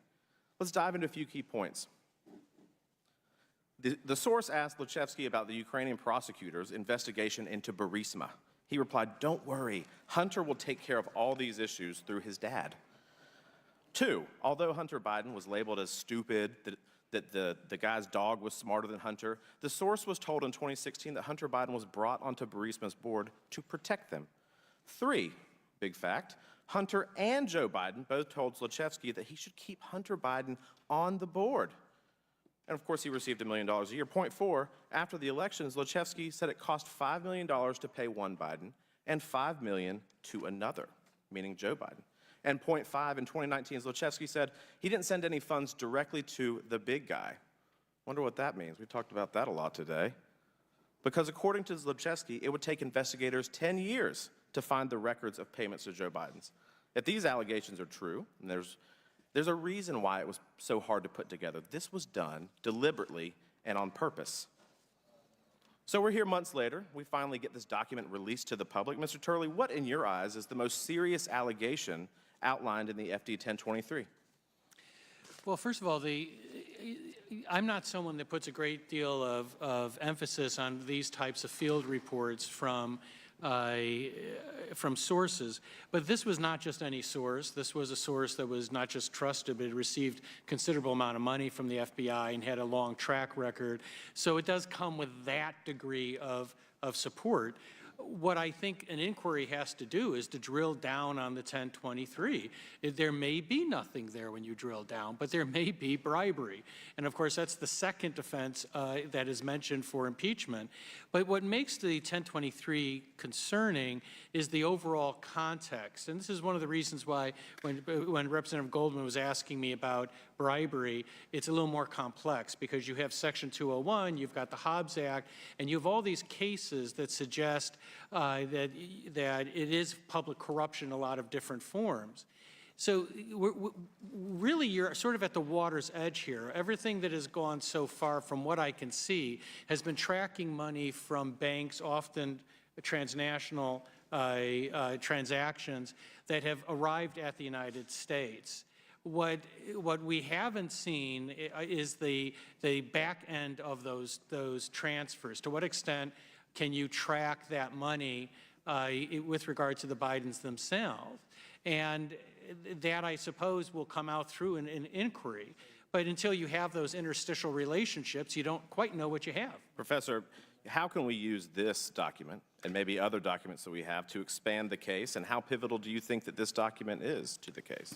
Well, I think that in an inquiry, when someone who is trusted by the FBI suggests that there was actual bribery involving the president, you need to contact everyone involved, including the source for the 1023, but also this is secondhand information. So you're going to have to pursue the references made by that source, and you do it in good faith and to see if there's a there. Thank you, Mr. Chairman. Without a yield back. Chair now Mr. recognizes Chairman, I'd like to make a motion for unanimous consent. For what? Mr. Chairman, I ask for unanimous consent to enter into the record a Washington Post article titled "The Republican Case Against Biden Takes a Body Blow" from Fox News because they failed to show any connection and their evidence is too far down the path to admit that they are wrong. Without objection. Chair recognizes Mr. Edwards. Thank you, Mr. Chair. I'd just like to start out by commenting, while this is not directly affecting this impeachment inquiry, I am so excited to have heard so many times from that side of the room how concerned folks are over keeping the government running, because you're all going to get a chance in just a few hours to put your money where your mouth is and vote on some bills that's going to keep the government funded. And I hope it's as important to you when you go to cast those votes as what you said that it is this afternoon. We've heard today that how many times Joe Biden has lied. He's lied about his role in his family's business dealings. We've also heard how in the White House he's struggled to keep up with new evidence about consistently shifted its messaging on President Biden's involvement in Hunter Biden's foreign business affairs. This summer, White House spokesperson Ian Sams shifted the White House's messaging to now claim that President Biden was never in business with his son.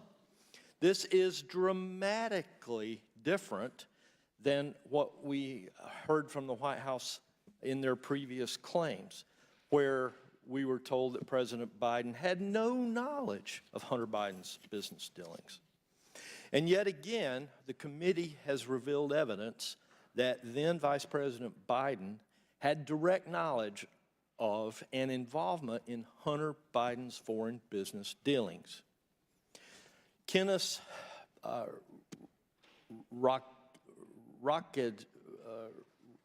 Rakishev is a Kazakhstani oligarch who was a director at Kazakhstan's state-owned oil company.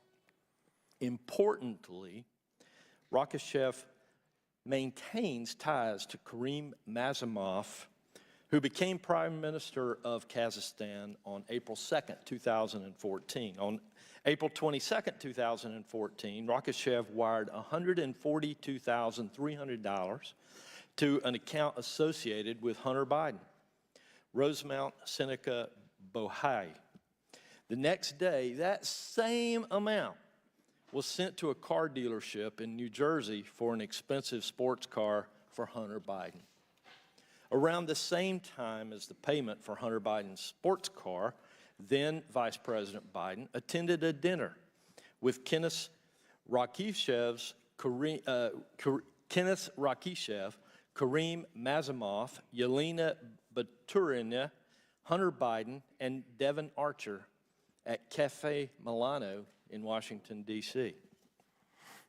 I believe that we have a photo of those here. There they are. And here, on another screen, we see a photograph with Mr. Masimov on the right, standing with Joe Biden and Hunter Biden, along with Mr. Rakashev on the left. I don't know if that picture came up or not. Additionally, in April 2015, then Vice President Biden attended another dinner in Washington, D.C. with Prime Minister Masimov, Hunter Biden, and Devin Archer. Clearly, Hunter Biden was selling the Biden brand and all the access and political favors that came along with it. This transcript, I believe we're going to see it come up on the screen, is taken from the committee's interview of Devin Archer earlier this summer.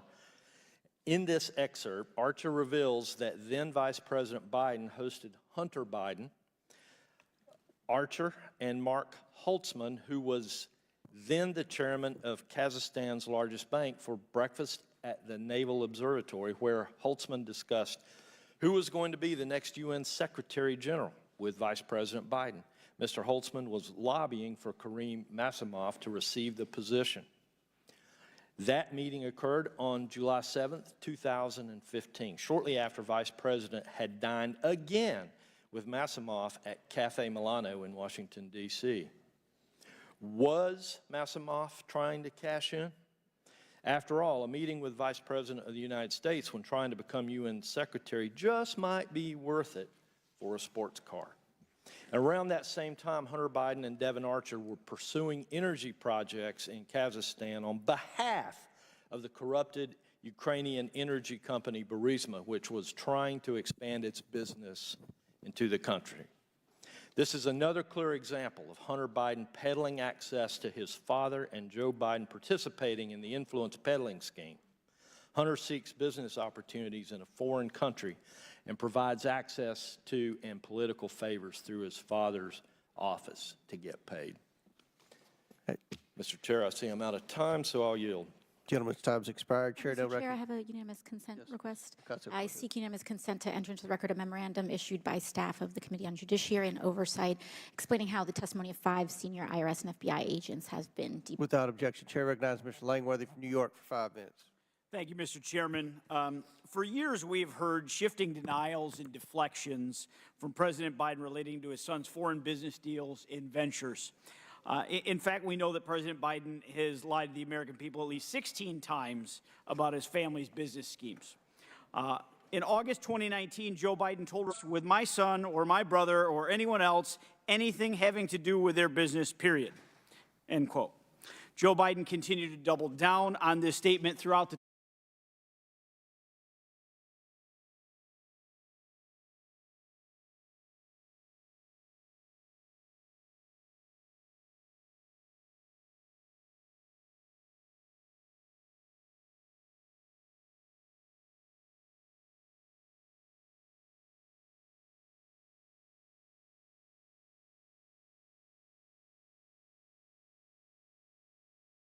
in business with his son.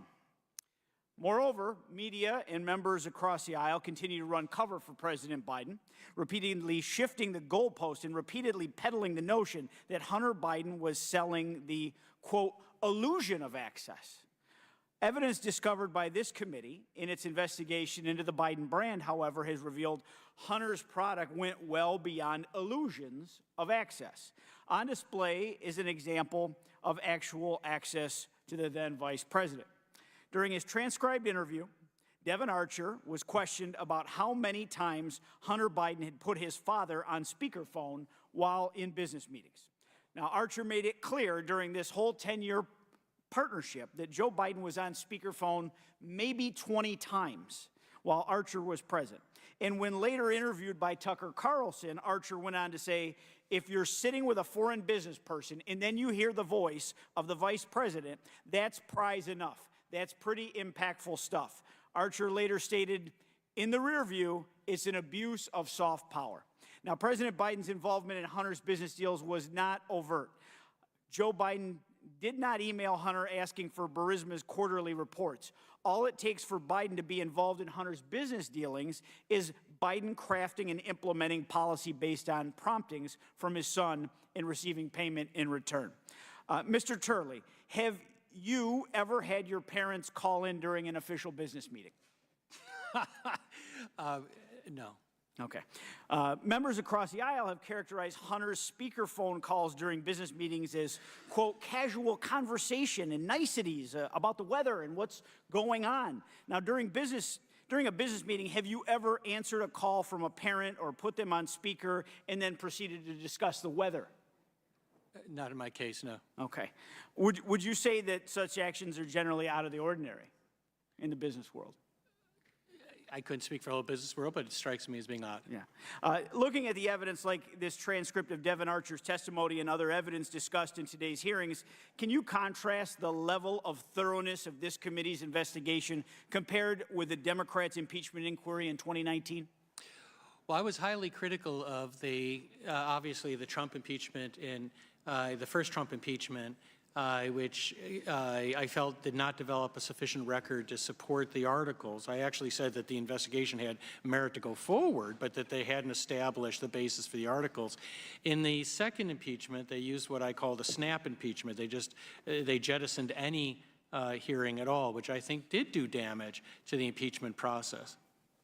Now, looking at this transcript of Devin Archer's sworn testimony, would you agree that there are inconsistencies with President Biden's statements that he never discussed business with his son, or even later that he was not in business with his son? Well, I think my understanding is that Devin Archer himself was asked that question and said that it was patently false to suggest that President Biden was not aware of his son's business dealings. Very good. And Mr. Chairman, I would yield back any time to you. Mr. Chairman, over here. I ask unanimous consent to enter into the record this article by the New York Post dated September 14th, 2023. House GOP probing then Vice President Biden's dodgy breakfast meeting with Kazakh bank official at official residence, showing Vice President Joe Biden taking meetings at the Vice President's residence with his son's business partners. Ms. O'Connor, I assume you've had time to review and hopefully the bank memorandums and the evidence of, that we derive from the suspicious activity reports about the various bank reports that allege money laundering, allege receiving wires from state-owned entities and things like that. How does that, what kind of crimes are we talking about there, and how often do you run across people, even the most criminal people, who have 170 suspicious activity reports? Well, there was more than, or about 700 pages worth of documents that you released yesterday. I haven't looked at them all carefully. But one factor that continues to be overlooked is the fact that in tax law there is a concept of constructive receipt. If I owe you $100, but I don't want to pay you directly, I don't want any sort of trace, but I know that Representative Jordan pays your bills, I will pay him knowing that he's going to take care of you. But you have constructive receipt of that money from me. And I think that if the special agents were able to follow the leads that they wanted to develop, they would develop a lot of information that you'd be interested in. Right.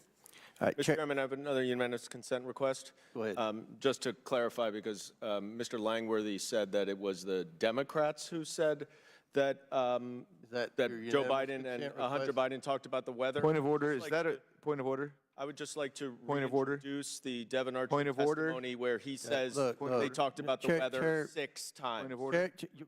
Recognize Mr. Biggs. Yes, my point of order is that is not. That is not a point of order. You are correct. Well, you are correct. The gentleman from Arizona is correct. Chair will now. Unanimous consent request.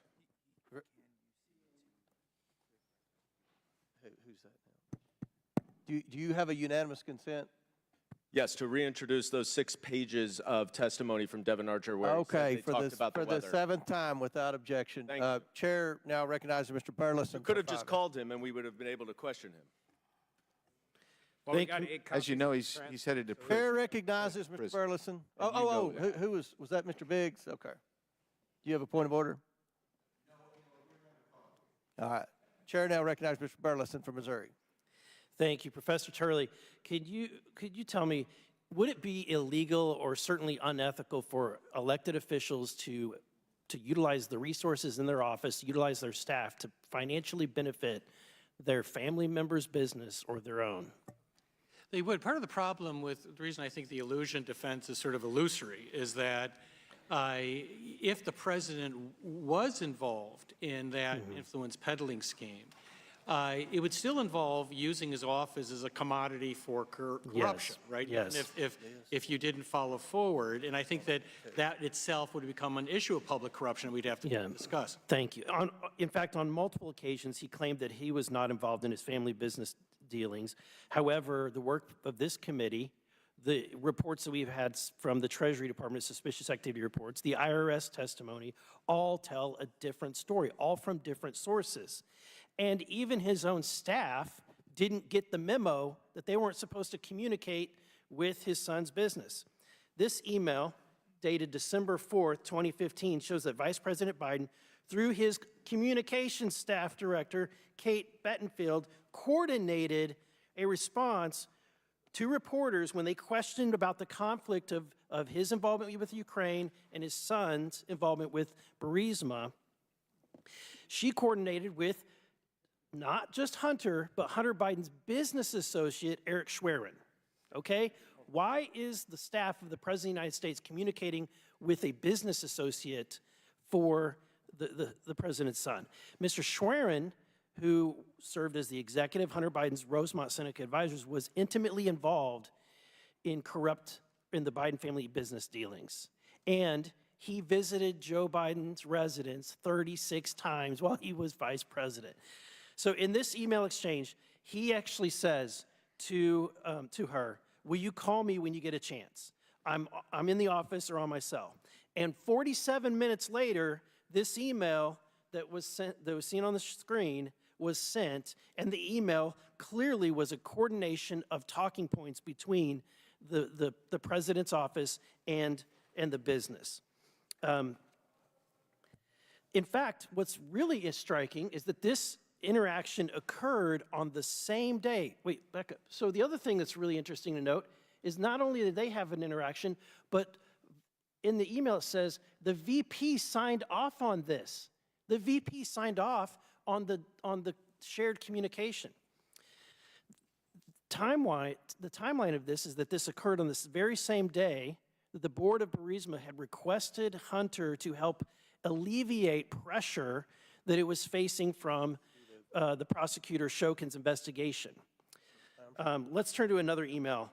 We have a staff member from Vice President Biden's office emailing Joe Biden about a scheduled call with Ukrainian President Petro Poroshenko.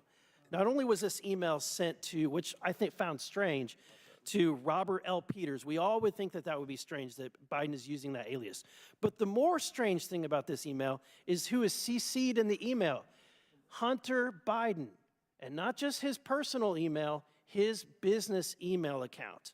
So you have, again, a staff person coordinating a meeting with the president and using those resources to coordinate that with Biden's business. So if our president is believed to whenever he says he was not involved in his son's business ventures, then why is his son copied on the email? Mr. Chairman, I ask, before I forget, that these emails be added to the record. Without objection, so ordered. What the American people need to be asking is the question, why in the world would the vice president coordinate with a business associate of Hunter Biden? Why would he direct his staff to coordinate with the business associate of Hunter Biden? And why does Hunter Biden need his father's approval to sign off on alleged separate business dealings? And why would President Biden lie about his involvement in his family's international business dealings? The analogy that was made before about Hunter using his father's car to get a speeding ticket is an absurd analogy. A more accurate one would be If Joe Biden threatened the job of the prosecutor or the officer who is issuing the speeding ticket to his son. And with that, I yield back. Gentleman yields back, and our last questioner is Mr. Armstrong from North Dakota. We spend all day long talking about evidence and proof and different definitions and all of those different things, and we spend the days talking about unconditional love for sons and addiction, all of these different issues. But I think we miss one of the points in that this was going on for years, and this was going on for years with various different companies during the course of Joe Biden's vice presidency, after his vice presidency, and at least during his candidacy for president. I'm going to use one example out of many. In 2015, Hunter Biden and James Biden started working with CEFC, which is a Chinese company, energy company, with direct ties to the Chinese Communist Party. Now, there's evidence that they delayed payment until after Joe Biden was no longer vice president, so as to assume no appearance of impropriety. In 2017, after Joe Biden left office, Hunter wants to get paid by the Chinese Communist Party. And in July 4th of 2017, there is a meeting in Moscow between Vladimir Putin and President Xi, where the chairman of the CEFC, which is a Chinese energy party, was present. And it's talking about a large-scale oil and gas purchase of a company called Rosneft by the Chinese Communist Party. Now, on July 30th of 2017, there's a text with Hunter Biden and the members of CEFC, and that text reads, "If I get a call or text from anyone involved other than you, Zhang, or the chairman, I will make certain that between the man sitting next to me and every person he knows and my ability to forever hold a grudge, that you will regret not following that direction." The people he's talking in, this guy disappeared. He's either been killed or he has not been seen since 2018. That is true. And on August 30th, August 3rd, there's another text. And I'm tired of this, Kevin. I can make $5 million in salary at any law firm in America. If you think this is about money, it's not. The Bidens are the best I know at doing exactly what the chairman wants from this partnership. Please do not quibble over peanuts. We've talked about influence peddling. We've talked about all of this. This is a shakedown. Like, we can use whatever terms we want. This is a threat. And they believed it, because the next day they sent $100,000. Do you think they were scared of Hunter Biden? I don't know. I think we should find out. And it matters, because on 9/17 of the same year, there is a deal done between the Chinese Communist Party and Russia for a 17% sale of Rosneft. And we continue to go through all of those things. And now, finally, in December of 2018, over a year later, there's another text. So we're not talking about a speeding ticket, Mr. Gerhardt. We're just not. You're right, Hallie, and I find myself, because I've chosen to alienate all of my friends and family and employees, and you and the kids and my kids, et cetera, very alone in dealing with rebuilding an income that support an enormous alimony and my kids and costs and myself, dealing with the aftermath of the abduction and likely assassination, that's what the New York Times suspects, of my business partner, the richest man in the world. The arrest and conviction of my client, the chief of intelligence of the People's Republic of China by the U.S. government, the retaliation of the Chinese in the ouster and arrest of a U.S. suspected CIA operative inside China, my suspected involvement in brokering a deal with Vladimir Putin directly for the largest sale of oil and gas assets inside Russia to China, a tax bill that left Eric left hanging over my head, and oh, by the way, my dad is running for president. Mr. Turley, given the evidence we have, would the next step in this investigation be to subpoena Hunter Biden or James Biden's bank records? Yes, in my testimony, I do warn the committee that once you proceed along the impeachment, the Constitution is on your side, but the calendar is not. You have to quickly determine if this information is going to be withheld so that you can seek judicial review. And that's one of the things that I encourage you to do, so that you should not tarry in an impeachment inquiry. Ms. O'Connor, you agree with that? Completely. I wish I could have said it as well. Mr. Dublinsky, you're a forensic accountant. Would you like to see those bank records? Absolutely. Here's the thing, and this is the bottom line.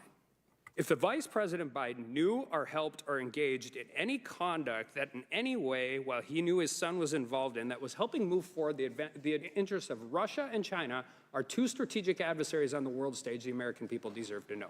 If the former vice president was doing the same thing or knew his son was doing it or helped in any meaningful way, the American people deserve to know. And if the presidential candidate for the Democratic Party in 2019 knew about any of those things, the American people deserve to know. And with that, I yield back. Gentleman yields back. I'll now yield to Ranking Member Raskin for a brief closing statement.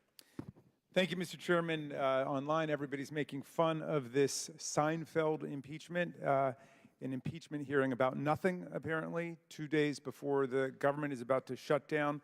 But I want to say that all four of these witnesses have done a great service for us, not just the Republicans, but for the Democrats, too. And I want to thank them for their patience and their intellectual honesty and their surprising consensus on the key questions today. This process might not be such a whipping post, Mr. Chairman, if we heard from actual fact witnesses, which is why I'm so dismayed by the party line vote, not to call Rudy Giuliani or Lev Parnas to testify.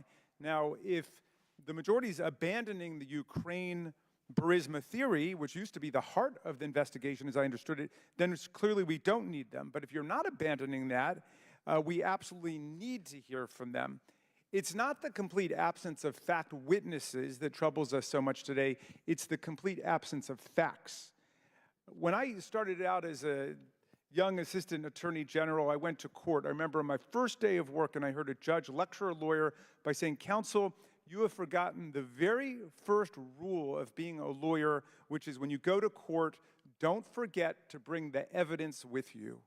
And I'm afraid the majority forgot to bring the evidence with them today. And our GOP colleagues are frustrated, and I know why.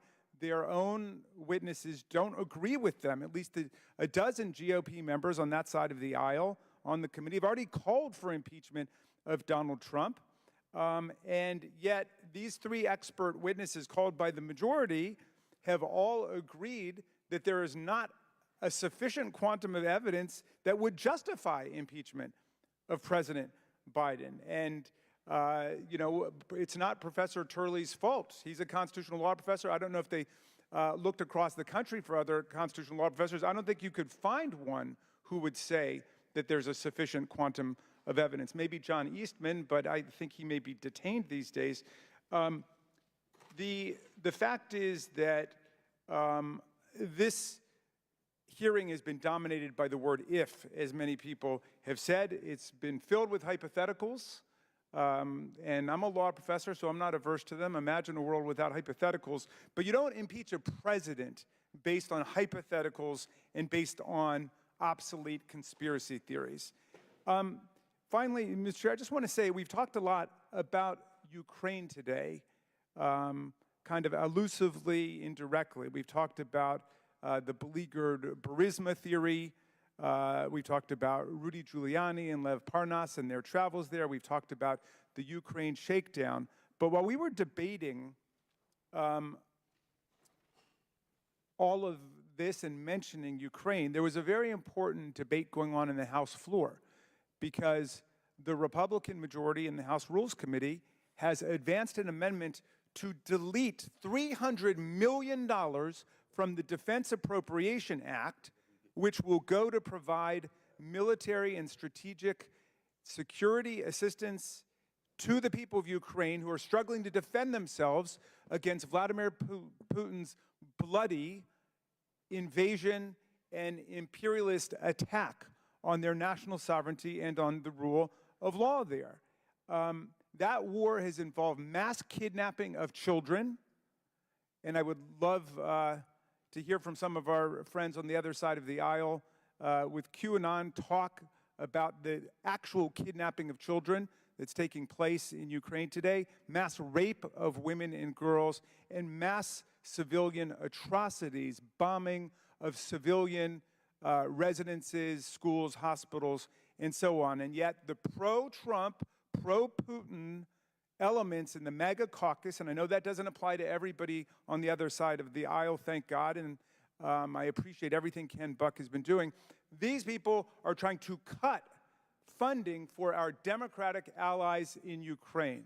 And so the assault that began on Ukraine with Donald Trump's Ukraine shakedown, holding up security and strategic assistance to them until he lied about Joe Biden, that continues to this day in their efforts to cut off military and economic assistance to the people of Ukraine. We will be fighting that.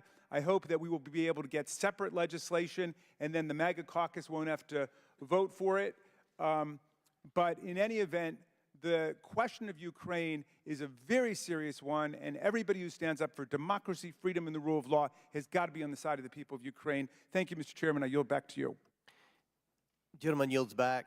One thing I didn't hear from my friends across the aisle in their never-ending defense of the Bidens is what exactly the Biden family did to receive the $20 million. Not one thing. Today's hearing title is the basis for an impeachment inquiry of President Joseph R. Biden.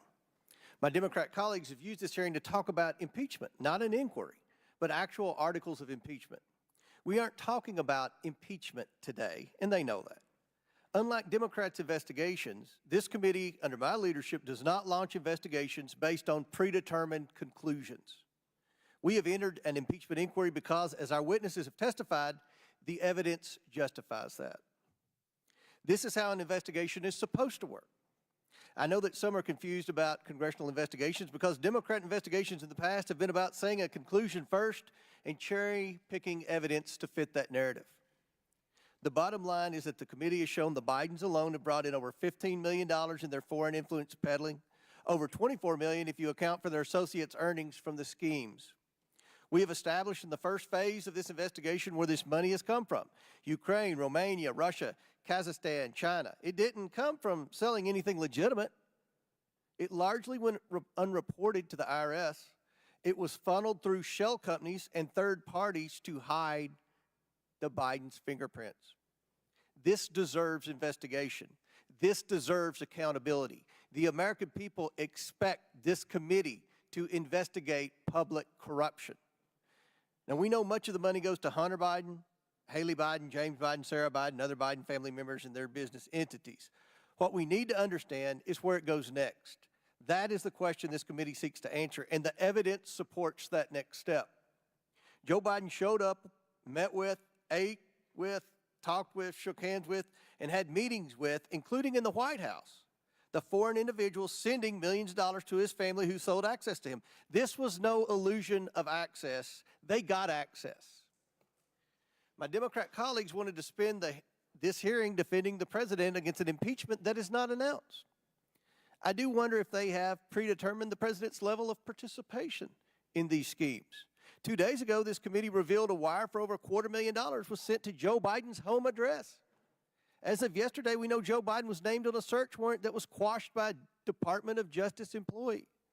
For my colleagues to say there's no evidence of Joe Biden's involvement is not only wrong, but it fails to acknowledge that investigators have been shut down when attempting to explore avenues that led to the president. That's what the Ways and Means Committee released yesterday.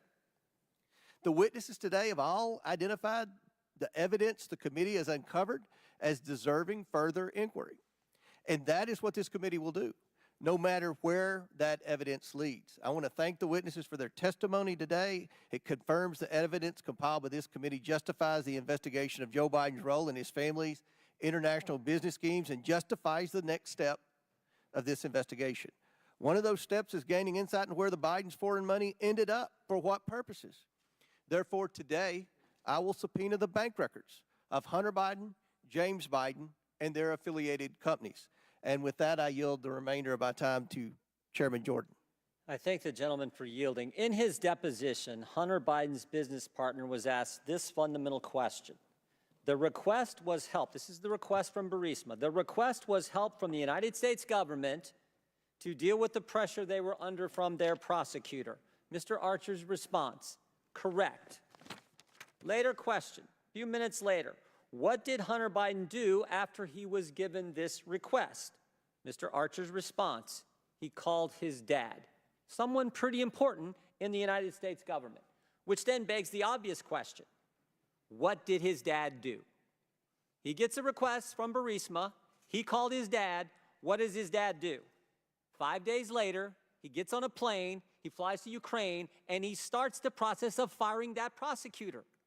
That is why Mr. Turley said earlier that this is a confirmed corrupt influence peddling effort. He thinks that's what Joe Biden engaged in. And oh, by the way, that all happened even though the Obama administration had just written the prosecutor general a few months earlier and said, we're impressed with the ambitious reform and anti-corruption agenda of your government. Wrote the very guy Joe Biden decides to do it. And you know what he did? He decided on the plane. He decided on the plane. Read the Washington Post. September 15th, on the plane, Joe Biden called an audible, quoted. He called it, it was time for a bigger punch. The loan guarantee was the main point of leverage, Professor Gerhardt. He used the money of the people I represent in the 4th District of Ohio to help his family. And anyone with a brain can see that. That was the point of leverage, the vice president declared. So instead, he would tell Poroshenko the loan would not be forthcoming until Shokin was gone. And guess what? They didn't stop there. They made sure the next prosecutor dropped the charges against the very guy who requested this all to happen in the first place, Zolochevsky, the head of Burisma. That is the case. That is the case. That's why the chairman wants the bank records. That's why we're doing the impeachment inquiry. It can't get plainer and simpler than that. And it all happened. It all happened in that 5 days. He gets the request, he calls his dad calls the audible, uses our money to leverage the change. That's what took place. And again, I think anyone with common sense can see it. I yield back. Gentleman yields back as a housekeeping measure from last week's markup on HRs 4428, 4984, 5040, 5527, 5528, and the en bloc postal package pursuant to House Rule 11, Clause 2, I ask the committee members have the right to file with the clerk of committee supplemental, additional minority, and dissenting views without objection. Additionally, the staff is authorized to make necessary technical and conforming changes to the bills subject to the approval of the minority without objection, so ordered. In closing, again, I want to thank our panelists once again for their important and insightful testimony today. With that and without objection, all members will have 5 legislative days within which to submit materials and to submit additional written questions for the witnesses, which will be forwarded to the witnesses for their response. If there is no further business, without objection, the committee stands adjourned.